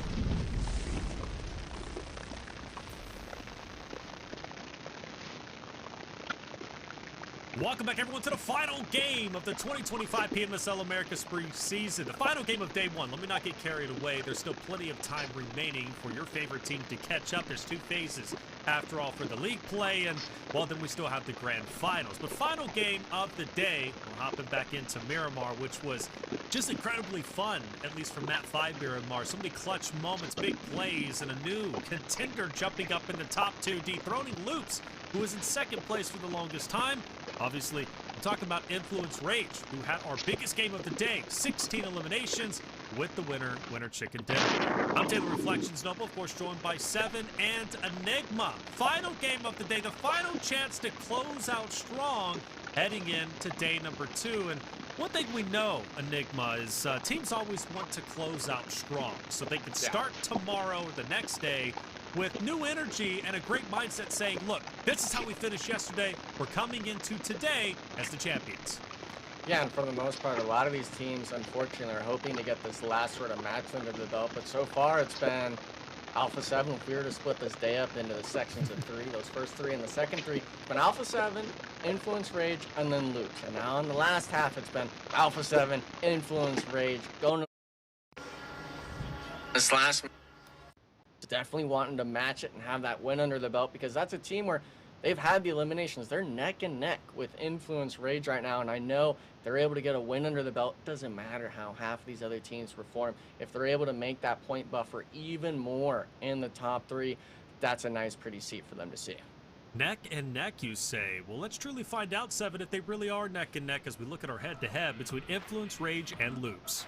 Oh, Loops currently being able to get him in regards to the eliminations there with a 33, but Influence Rage just being able to get some more damage. And also they do have those 2 chicken dinners. The big question mark though, and the big thing why we're seeing a bit of a gap when we end up looking at the overall is those average placing. Even though these teams have been able to get some wins, even though they've been able to get some eliminations as well, the average placing is still at 8, and Alpha 7 has been able to just put up, even when they don't end up getting those average placement points, they end up getting the eliminations. I mean, they're currently sitting at, what is it, 41? That is absolutely disgusting. But for some of these teams, they're trying to catch him. Influence Rage trying to catch him. Loops Esports trying to catch him as well. And right now, they're doing everything within their power. And you got to give some props. Even though we're currently looking there at Influence Rage and Loops Esports, got to give some props for Inco Gaming. You were doing it too, Enigma, before we went into that break. First NA team to be able to crack the top 7. Yeah, I mean, top 7. That's exactly what we want, right? And for the most part, that's a team where we didn't see them in the Titan series, right? We didn't get that sneak peek of what that, I guess, roster could kind of really push forward. But for that squad to be able to come in here, a lot of our NA teams, I think, just struggling with that back-to-back format, like I was saying earlier in the day. Luckily for them, the Miramar, that switch-up, I think, was really that key component for them. And for Inco Gaming, I'm hoping this game they could honestly finish it out with a win. I know I just said I want Loops to keep that sort of momentum going, keep it as the same 3 teams winning, but we also want to show love to NA. We also want to see our boys be able to dominate in the lobby. And the closest team so far, I thought it was going to be Wolves or X-Force. They're going to be proving me wrong. It's going to be Inco Gaming holding up that top spot. Inco Gaming. Well, let's talk more about Inco with McGrellin now.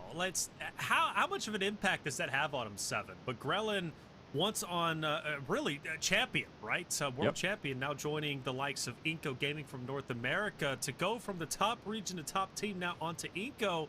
What does that mean for his mindset, and what does that mean on his redemption arc? I think for his mindset, first of all, it's a bit of a freedom in a way, because now you're going to a team and you are being the player with the most experience in regards to championships. You have been able to say, I'm the one that won a PMWC 2024. I'm the one that has been able to do this and that with Alpha 7. Yeah, they did end up dropping me, but now you're going towards Inco Gaming. You kind of have a bit of a target on your head, maybe from the other players, and you got to be able to showcase it. In that last match, he was able to showcase it. Yes, he did end up overextending here and there, but his teammate was there to pick him up, and he was able to back it up with some eliminations as well. And I think for McGrellin, if he can just get into a groove and show everybody why he was part of Alpha 7, he'll be working wonders for Inco Gaming.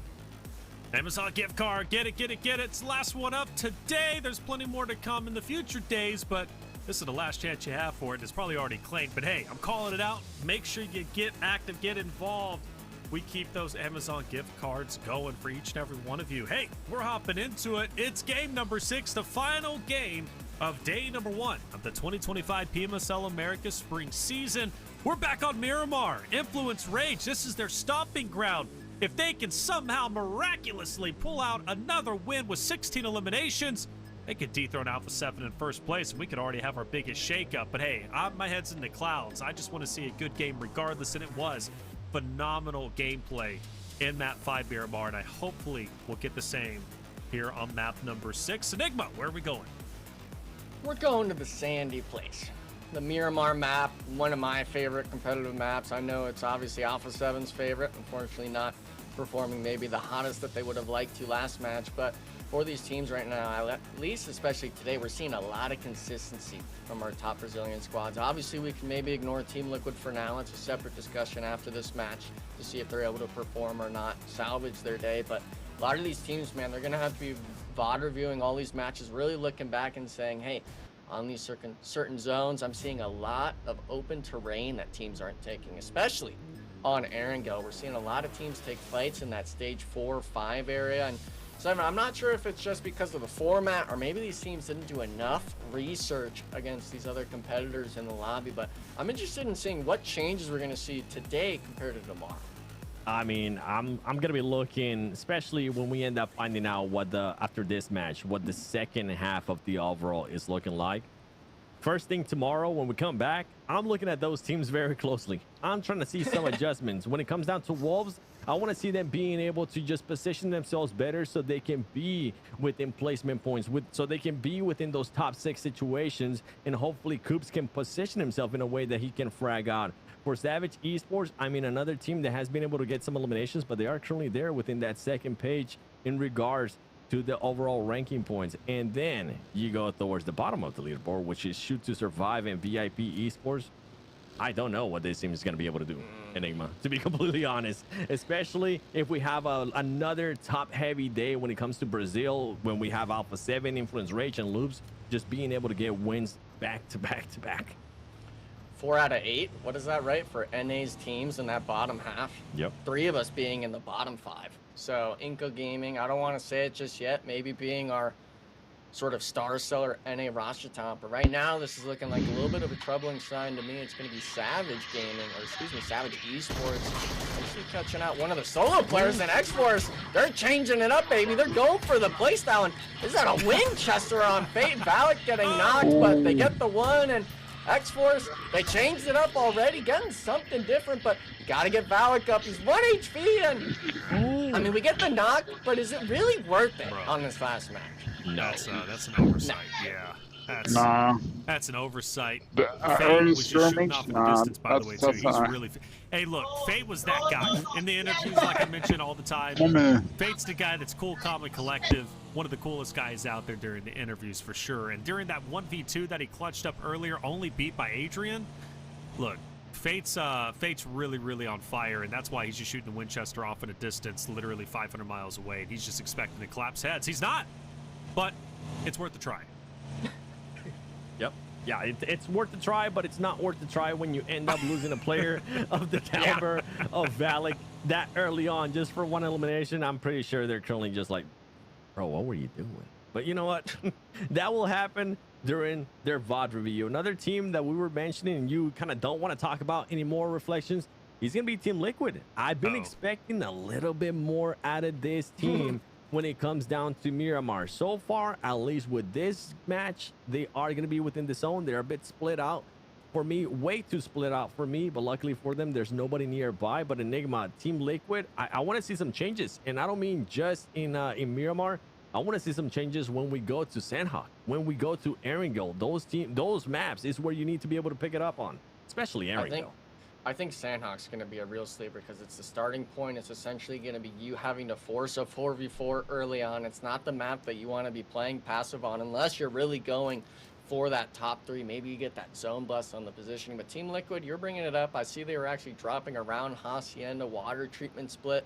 They've rotated early towards the center. Just east of Picado is going to be that center point on Graveyard. They're going to start really positioning themselves how Team Liquid likes to and taking those center spots. But We've seen a lot of these zones today shift away from the center after stage 2 and 3.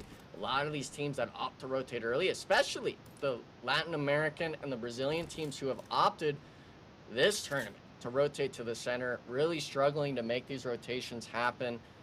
A lot of these teams, especially Team Liquid, I got to bring it back again and again. They need to find themselves 4-man in these center spots. It looks like they're trying to do that, but another team, Taylor, I know I've been rambling for a bit, but Inco Gaming, they need to win this fight, and they need to do it now. Yeah, I was going to say Savage. If Savage wins this fight against Inco, there's a really good chance Savage Esports can, or Savage Gaming, excuse me, can jump up in the top 8. So this is a big fight for them, but as you also said, for Inco, winning this fight secures their top 8 finish, most likely for the day. And who knows how far they can go. Influence Rage broke the mold. They went in from, I believe, all the way down, and I'll just double check here. Influence Rage going into game number 5 was in 5th place. They were at 24 points. Now look at them. After one banger of a game, 16 eliminations and a first place, they're in 2nd place over that of Loops and just behind Alpha 7. One good game can catapult you up the standings, and it starts in these fights. It starts against another 4-man roster. Savage Inco most likely going to be the one exploding relatively soon. They're taking their time. They're a bit spread out, though, and Monte could be pushed up on the tally. But you guys wanted to keep the Team Liquid story going. Well, let's keep it going. Look at how, I mean, chat can't see it. 7. Chief, Show us the map, Cardozo, please. just in Narnia, bro. If we get a chance, just show the map real quick so we can actually show the viewers what we're talking about in regards to Team Liquid, just how spread out they currently are. They're within that 2-2 split, and it was even more before. The thing is, though, look how many teams are currently surrounding them.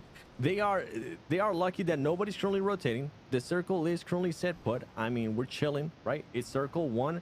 But for a team that has so far today been caught off guard many times over and over again and forced to just come back together in times where they're not expecting to, I'm actually surprised that they're sticking to this. I thought that we're going to maybe end up readjusting, but the fact that they're not, I don't know how I feel about it. I'll have to wait and see what's going to happen with that team tomorrow on day 2. Yeah, it's nuts to me. It's nuts. I mean, this is where like my soft side comes out, and it's like, oh, I hate talking about Team Liquid this much. I really do, but it's like, but then I look at that and I'm like, what is going on? And it's not like Chief Cardozo up on the north side. Yeah, they're separated from their team, and nobody's around them at the moment. But like the reality is, you have AGG who could push into you. You got Intense Game who could push into you, and Alpha 7's not terribly far away either. Yeah. You could easily get caught out, and for Chief, he could get caught out by himself, and then Cardozo can follow after that. It's not like they're even together to play together, so I worry. I sincerely worry about Team Liquid and just what's going on with their play calls. But hey, we're sounding the alarm bells. Reality is all 4 are still alive. They can reposition, and they can get together, and they can be just fine. We take a look at the map one more time as it transitions from stage 1 into stage 2. You got a couple of usual suspects who's going to be center zone. That's going to be Loops, who are also spread out a little bit too. I hope they converge together over in Picado. There's a good chance that they will. But it shifts over to the left-hand side. And, well, Enigma, quite a few teams need to transition now to the west. Yeah, and the main teams I'm looking at is going to be 3 NA squads. Shoot to Survive on the north, Wolves Esports being in that centralized spot, and then VIP just on the coattails of them. These teams are the ones that desperately need the points at the bottom. Inco Gaming and X4 still kind of being on their off lonesome on that eastern or southern side, but those 3 squads that got the circle shift, they need to rotate in sooner versus later. They've been playing too passive on the Erangels. They've been allowing teams to rotate in front of them too much, allowing the placements to fall through their fingertips. So I want to see that western side, when this sort of stage starts closing, that we start taking prime spots. We got to start taking shots. You can't allow it to leave it up in 7. I feel like you got to agree with me on it. These teams right now, especially outside of Inco Gaming, we're making way too many mistakes on NA. Yeah, I mean, you can currently look at X-Force. Let's just pick them as an example, right? They went down to Portona, and they're now just having to start rotating towards the circle. And it's yes, you might be able to get within the circle, but everything is just going to be taken up towards the center, and then you're going to have to just pretty much play for scraps in a way and hope that the circle ends up going their way. That's just not a playing style that we want to see out of this team. It's not a playing style that I personally want to see out of this team. So as we see Intense Game here taking some shots at Vios Gaming. Vios Gaming, I know you've been hype on them, Reflections. I've been trying to slow my roll here a bit. I don't want to get too hype on a team because sometimes I feel like I end up cursing them or I end up blessing them. So I'm just staying neutral.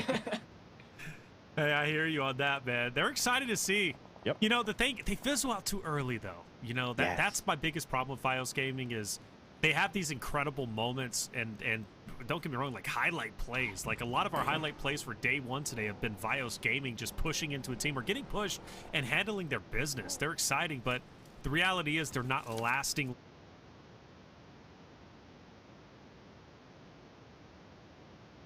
long enough to get to benefit from the placement points and ultimately benefit from the eliminations towards the end zones, and that's what does them in the end. They're a team that I think is going to stay middle of the pack, but I'm going to continue to support them. They're excited to watch. They're just an exciting team in general, but they're just not at that level yet to where I think they're breaking through into top 5.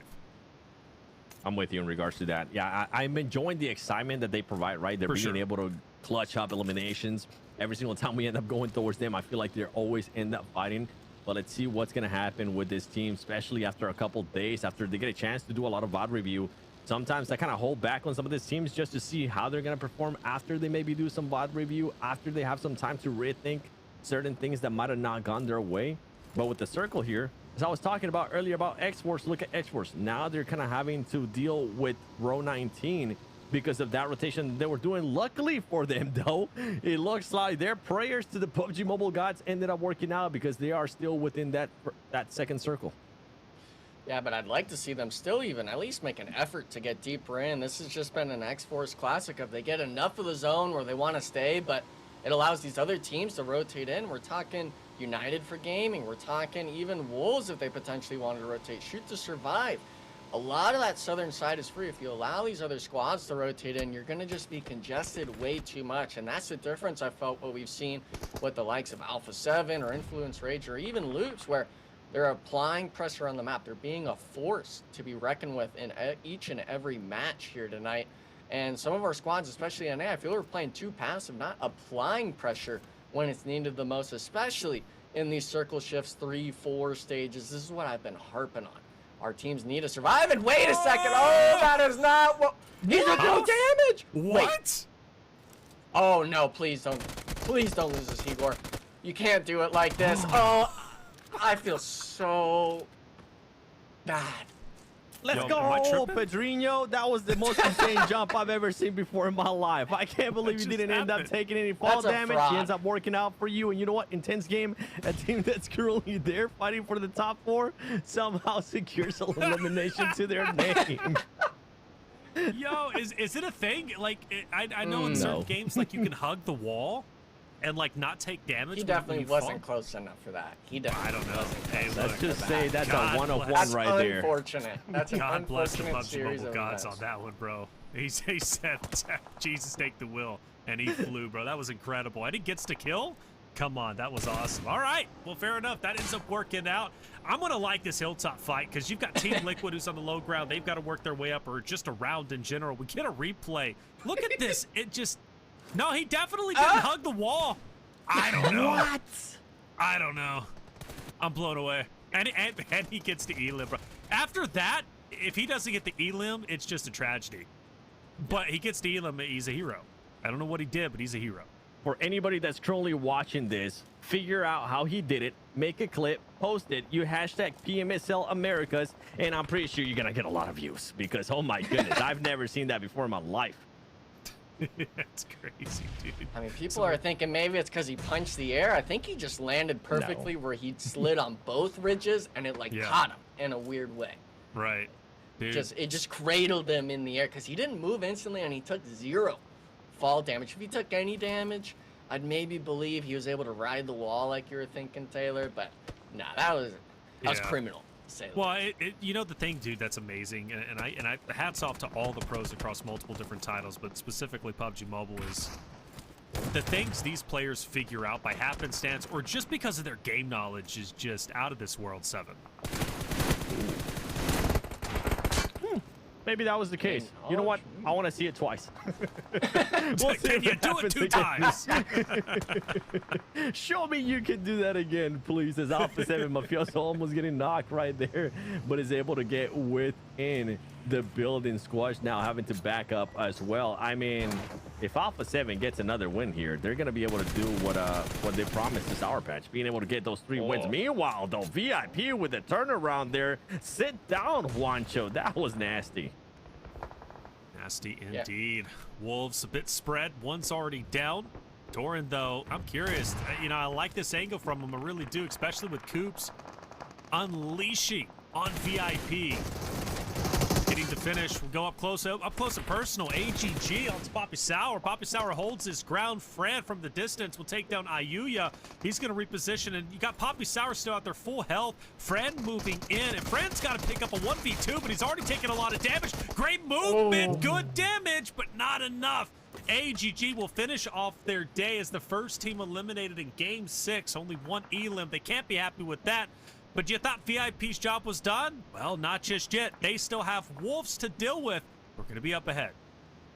Yeah, I thought they were going to be coming in clutch. They had those 2 initial knocks on the Wolves, having Coops and Doran forced out of that sort of hillside. But AGG, they came pushing in and just pulled VIP's attention away from Wolves, allowing that reset to happen. I believe Wolves able to keep all 4 players up. So now them taking this fight, they're full 4-man strong. 9Z is on the back foot, and even though this compound isn't in circle, if they can clean up the 2 players, maybe only losing 1 member here, it'd be a big move for Wolves Esports. And Doran, he's taking action. The S12K finds one. Coops is calling it out onto Reyes and the full squad. The pre-fire, they eliminate 9Z Globant, now having to deal with the VIP duo, I believe, just in front of them.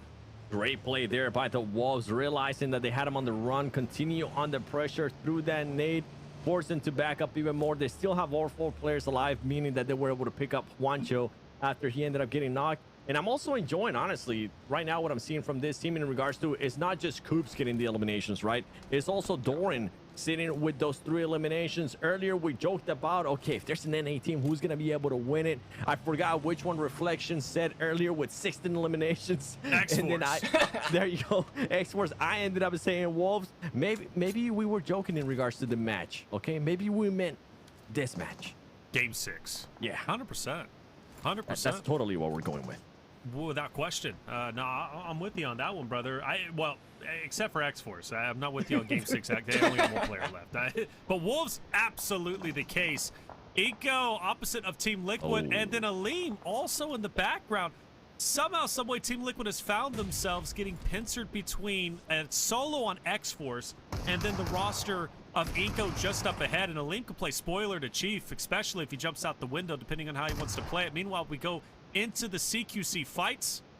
Mythic is down. Ayala locking in the stairs, goes for the attack, manages to get the drop onto 1 Inco member, plus the full finish. Now, the attention onto the last remaining 2 members, Ayala and Chief, forced to try and stay alive against Inco's Gaming's onslaught, which is going to be 2 members themselves, plus, again, that solo from X-Force. So this fight can get a little bit weird, and I'm thinking to myself, where are they at whenever it comes to the map anyways? I think they're going to be just on the cusp of that zone, too. Yep. So winning this gives them a little bit of time to recover a bit. Getting Mythic back into the fight could be critical for Team Liquid. Some breathing room there from some of those teams too. Influence Rage there once again having to just a lot of room to work with. Alpha 7 is going to be outside of the circle currently fighting Wolves. That is not the first time that we see those 2 teams fighting in regards to Miramar. Last Miramar, Wolves actually ended up making sure that Alpha 7 lost 2 players then before they ended up getting eliminated. So interesting to see that rotation paths might end up clashing, at least between Wolves and Alpha 7. We'll see if it happens again tomorrow or if there's any readjustments as Loops, oh my goodness, on the elimination feed, being able to find Diego from Influence Rage. Now Juancho, the only player left alive here from Wolves, trying to survive a little bit longer, trying to clutch it up. But for Wolves, I got to give them some props. They're up to 8 eliminations. It's not the placement points that I want to see as they get eliminated, but they are up to 8 eliminations when they end up getting sent back to the lobby. Yeah, I was really surprised to see Shoot to Survive going for that 1-1 split, getting that off angle onto the Wolves esports squad. And for them, it works out. Unfortunately, they're going to be just a duo on that mountaintop. this northern side, just on the overside of the hill. This is going to be a very important 4v4. Influence Rage versus Alpha 7. The jump shots from Frio. M4 swap almost catching Lil Boy. Fortunately winning the 1v1, keeping it in an even trade. Revo now forced to spearhead the fight, forced to go for the nade play here, and he's got enough HP, he's got enough time to work with. Can he find himself a good enough position on this ridgeline? And I think if you're Revo, you got to go for this. Your teammate gets the good damage in, and that's 12K. The DBS, it doesn't do enough, but he cleans it up with the M4. Now Alpha 7 being just Revo, trying to salvage this fight, trying to at least get another player up, but Taylor, he's down to the 1v2. He's got to figure it out. Getting one! Gosh. And he goes to the shot. He got both of them! No shot. Revo does that. Revo, out of this world performance, already the elimination leader for the day. You said it best. Such an important fight. You've got Influence Rage, who's knocking on the door to catch up to you, might knock you down to second place, albeit very early in the tournament. Alpha 7 doesn't want to fall to second place, especially this early. And Revo clutches like he did, but not only did he clutch, he was also placing smokes down to keep his teammates safe for a little bit, right, to obscure the views. He was playing masterfully with just a ridge to help him out, or just a little hill. Beautifully done. He will fall to silence, but in my opinion, the victory's already underway. The victory's already in. Alpha 7 putting on an absolute clinic. Revo leading the charge. He is the tip of the spear for the roster, the tournament in general, and the MVP when it comes to eliminations. We hop on to Team Liquid's perspective along with the Lean from X-Force, who won't live very long. Team Liquid will win the fight. And remember, the last time we were on board with Team Liquid, they were fighting against Inco, and then you had that straggler from X-Force. Well, Inco decided to leave, and then that led Team Liquid to focus all their attention onto X-Force's solo, which was a Lean. So well done to Team Liquid. They stay alive. They could make a deep run. This could be their best and deepest game we have seen so far. It could be. One thing that this team has done well, as we've been nitpicking them, especially me just talking about how they're not really playing like how we saw them last year, is whenever they do end up making that push together as a team, it ends up working out for them. We see it right now, and we also saw it earlier Playing in PUBG after Erangel some when zero we were portion. in Military Nah, Island. Queen, Now I don't we're think so, currently because maybe I'm a bit tired. Inco 7. But they need to be careful, So, because Nunez from I'll Vios probably Gaming just is chill. currently trying to get some off I will angles be here, trying to see if streaming we can tomorrow possibly get after a practice, cheeky and I'm knock leaving in the home third like party. at He's going to 5 be able to a.m. so I spot don't 7 want to be from up Inco late Gaming, and that's streaming going to be when an easy I knock. know But I'm going to leave we're home going to try to super see early. who's going to end up getting this elimination here, because there's a lot at stake. And for Nunez right now, it's easy pickings as Team Liquid is forced to push out as the zone is just closing in. Yeah, no vehicles. Took too long to clear out 7 from Inco Gaming, resulting in you just having to make Liquid is that dead. full send. Not even really a smoke to your I don't name in think front there of you. Maybe just is. one down. Wait, Team Liquid luckily having Chief still alive, but oh, we're talking it's top 9. You're not getting any placement points if you go out here right now. A lot of these teams, unfortunately, they won't taking be able to make casualties early zone. on. With this being stage 6, having 9 teams, I'm Queen, kind of wait, surprised you've about been here the 22 entire players time? remaining. Every point's going to matter, especially if you're on the edge, and we get to see the demise of Chief actually make it to the ridgeline. It looks like Vios Gaming not being able to get the knock, and Tense Gaming as well, not even looking his way. Team Liquid may be able to scrap out the few placement points. That's surprising that Chief there was able to use that terrain to his advantage, getting at least a little bit of the timing right. As he was looking up towards the mountain, I was just giggling. I was like, how's he going to be able to make this? There's so many eyes just currently looking at him. He's able to find it, but I mean, I feel like he is prolonging what's going to ultimately end up happening with how many players are currently keeping an eye on where he's at. Yeah, Demonor, I think, has his number. Chief has no choice but to continue to push up. And look at the elevation and the amount of players on each level. Inco off to the left of Bruno. Chief also, again, big story around him trying to push up. Even above that, you've got United for Gaming, who's almost at the peak, it seems. Intense game, too. So many different things happening. Chief's been spotted, but manages to get inside the safe zone and get a little bit of cover with that mountain wall. And I was paying attention to Ro. Ro has also moved forward and has put the pressure onto Intense, or excuse me, SVG, Savage Esports, who will ultimately be eliminated. And Ro might continue to scout the land, see if they can find some potential cover up ahead. My eyes, and this is for a little bit later on, but on Loops.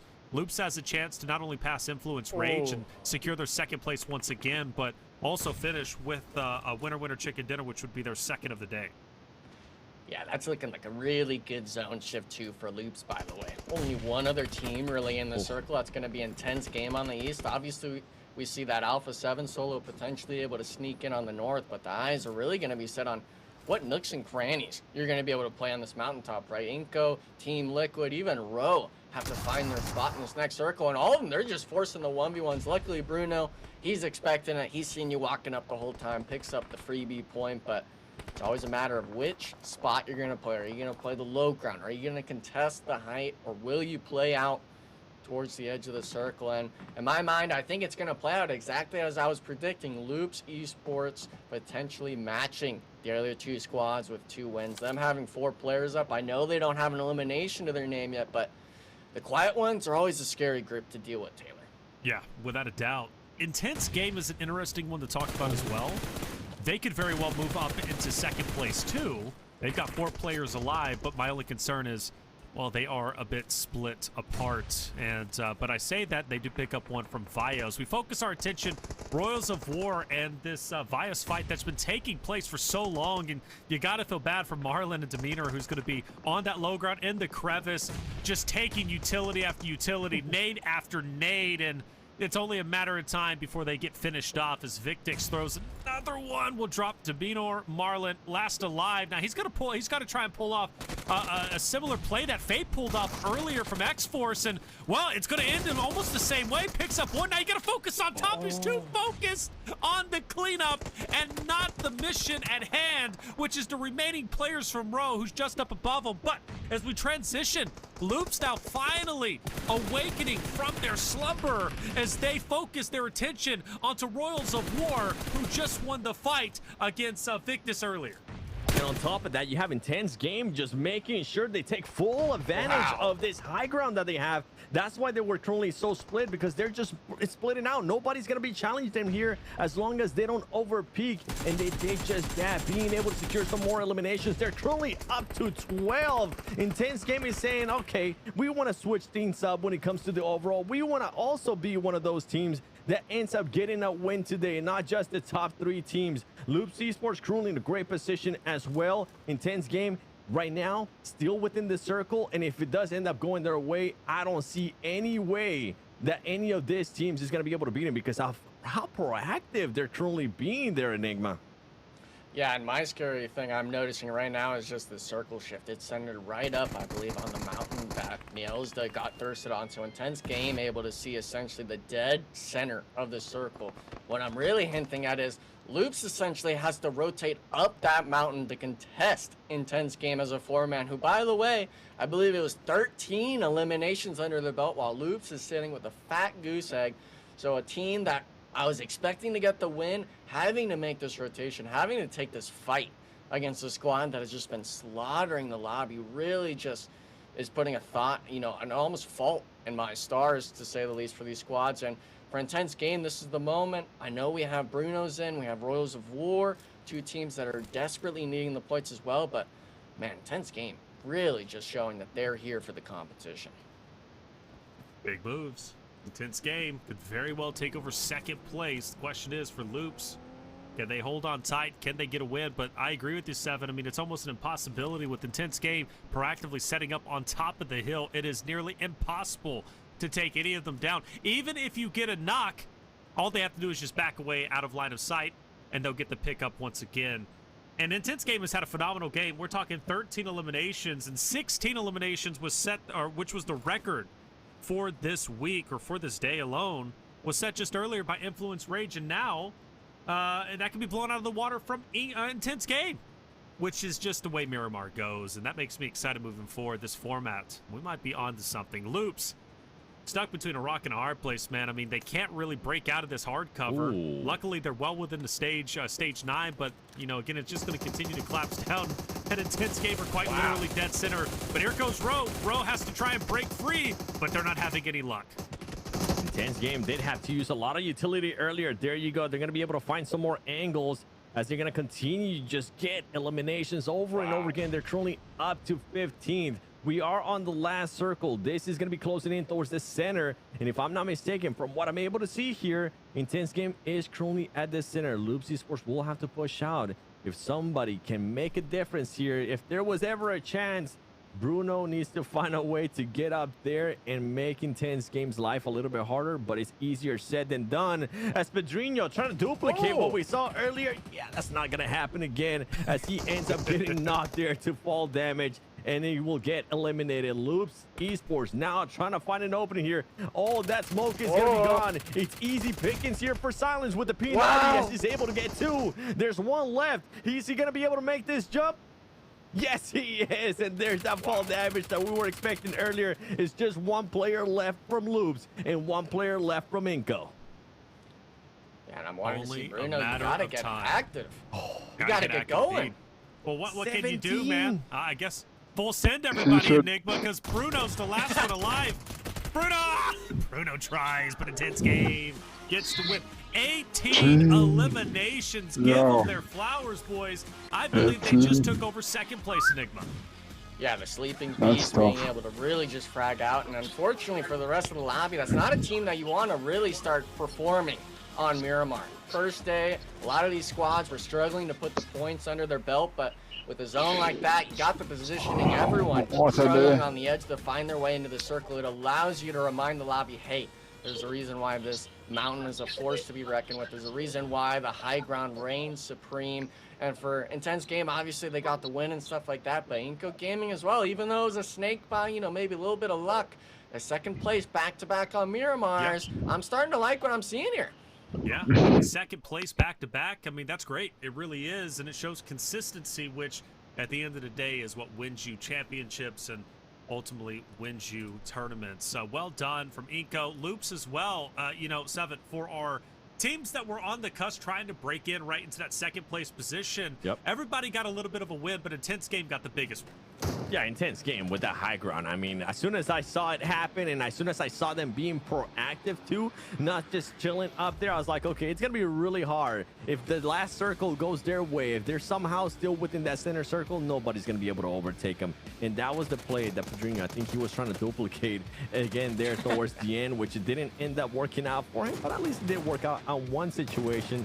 You see there, Wolf Esports, once again, props to that team. We will be back They ended tomorrow. up with a total of 8 eliminations. I probably have to So stream great a bit performance. earlier, Hopefully where I tomorrow can we'll just start seeing a little take a bit break, more then of those placement points and hopefully start seeing go some live of these again. teams push up. Should One be a thing, part boys, of that this I will say tournament. So before I'll we even probably go to the overall leaderboard stream is that tomorrow. with this lobby And I know so I'm gonna far stream today, early, especially sometime a being week. so I go top live heavy, midday. with almost just the top 3 teams being able to get chicken just dinners depends. and backing it up with eliminations, it kind of does allow the rest of the lobby to be very close in regards to points, and that's why we saw earlier Inco Gaming being able to So, just push up there game towards the tomorrow, first and half I was of the like, overall. well, Queen, you were on my second Look at this stream guy. earlier. Yeah, Intense Game. It crashed Taking over for the some high reason. ground. I Well was done. trying to But go you're back right, live, you know, it's but top it heavy. weren't. But, you know, big games It was like the app. this There can was an just shift update, things or something was tremendously. going on with the Going app into where the it wasn't final going game, I live, so highly I had to like expected, take a few minutes. you know, Then I honestly, realized I expected influence rates to PMSL replicate America their was success, today, or so I at was least like, have much you know better what? game than Let me they hit were up PUBG and then having, just do a you video know, party, catapulting which them I a bit did. So, closer towards Alpha 7.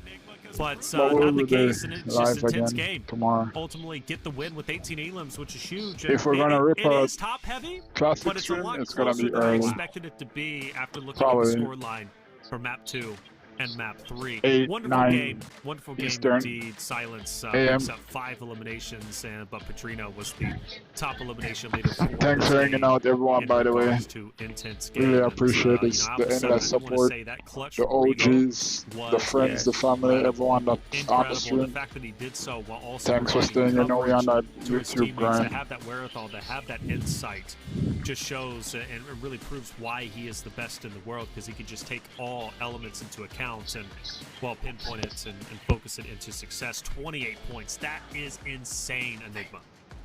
Yeah, and for that squad, they were just short of breaking 4,000 total damage as a squad. A team that really was just taking the most out of their positioning. And Obviously, we saw 2 of those squad mates having over 1,000 under their belt alone. It's a team that definitely, if they can get the right situation going, to get themselves up right in the right positions, they can put up numbers like Alpha 7 and the rest of these teams that have won tonight. But for the most part, you got to do it more than once. We've seen it time and time again where teams have their one-off games, whether we want to call it luck or whether we want to call it skills of brilliance. Whatever the case may be, you got to be able to do it more than once, especially now with there being these 2 phases going into the finals. Got to make sure you get the points where it matters the most. Yeah, that's it. All right. We take a look at our second page, but now I want to see overall. That's where the story should be told. And Alpha 7 will remain in first place. No surprise. We weren't expecting any changes, but intense game, much like Influence Rage, right? Going from game 4 to the conclusion of game 5, they jumped up the second. Intense game will take a page from their playbook, but do it even better by getting more eliminations by 2 and jumping up just below that of Alpha 7. Loops below them, they've had a great day, highly consistent. They've managed to stay in top 3. They haven't dropped below that, so I'll give them their flowers. Influence Rage also keeping it competitive. So you talked about how top-heavy it was, 7, but the big thing for me is, honestly, with the way the day started, I wasn't expecting top 4 to be this close. I was only expecting top 2 to be running away with it and everybody else to kind of just be, you know, fighting for scraps, fighting for third place. But the fact that top 4 is as close as it is gives me great excitement moving forward. True, it's good to see that it's not a full runaway, especially for first place. Yeah, Alpha 7 does have a 12-point lead, but that's easy to catch up, especially with some of the way that these teams are playing. Intense game there, being able to back it up with the win as well. I felt like they were quite consistent throughout today with the way that they were able to play, but for them to finish it off here with a cherry on top of that win, that's what you want to see. Loops Esports too. Inco Gaming. I mean, we were talking about Enigma, giving them props, even more props for this team, being able to put an NA team there in the top 5. Yeah, we're talking the point spread. Obviously, they were the squad that is just short of being in that sort of running that Taylor was just mentioning, but nonetheless, I think they understand that, hey, we have what it takes to get into those placements, those first few matches, especially Erangel. I can't stress enough. Everyone needs to go back, whether it's the IGL, having that sort of mental fortitude we've been noting about, having to go back to back to back, whether it's just maybe having a good start on Sandhawk, whatever the case may be, these teams need to be showing up tomorrow, especially whether it's the coaches, whether it's just the IGL doing VOD review. Come in tomorrow with a game plan, because we for sure know those top 4, top 5, even top 8, they're doing that already. Yeah, absolutely. And now that we are in the 3rd season for PMSL Americas, I really do think we've had a big improvement in the competitors, playthroughs, just overall in our competition. And I've noticed a big difference because I go back to previous seasons. Teams didn't come out this strong. They didn't. And it was very top heavy with, Alpha 7, the Team Liquids, who were dominating. But I feel a lot of the rosters have caught up. And that's why it's as close as it is. And we're also having many more different winners than we had in previous seasons. So PMSL Americas is getting incredibly competitive. And I owe Alpha 7 that, because Alpha 7 put our region on the map by winning EWC last year. It was a great day. 6 wonderful games done. Many more to go, but we're going to have to wait until tomorrow. Enigma, back to you for your final words before we get out of here. Final words, Wolves, you let me down today. Okay, I'm expecting tomorrow. We got to turn up the heat. It can't be just Inco. Same with X-Force. You let me down. I'm wanting to see the NA on top. We got to be breaking into that top 5 more than just one team getting by on Miramar's. Make every map count tomorrow. Make every map count. That's the best advice you could possibly give. And I love that you just came out the gate straight up. NA, you let me down. All right, 7, what about you? What's your final words before we get out of here? He took the words right out of my mouth, so I'm happy I don't have to absolutely destroy NA here. One thing that I am going to be looking forward to tomorrow is how teams are going to be readjusting to this top 4 squads. Throughout the day, I was thinking, okay, how they're going to readjust to Alpha 7 because of how they were just playing with confidence, doing certain things that were kind of, we were like, okay, all right, Alpha 7, might as well just give you a trophy now, right? But no, that's not the case. Intense Game stepped up. Loose Esports stepped up. Influence Rage stepped up as well. So I'm really intrigued to see how some of the other regions and the other teams are going to be adjusting for tomorrow. Well, that's going to have to wait until tomorrow. It's going to be an exciting tournament. It already has started off exciting. And I hope, chat, you enjoyed it all day. And, of course, got those Amazon gift cards. That's going to be returning, I am sure of it, in the future days. But all good things must come to an end.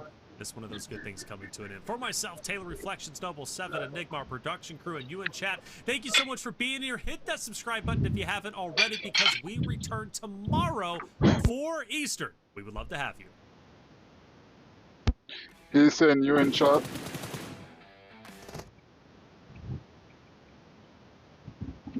When he said you in chat, he's talking about you guys as well. But that's it for me. That's it for now. Stream. That's it.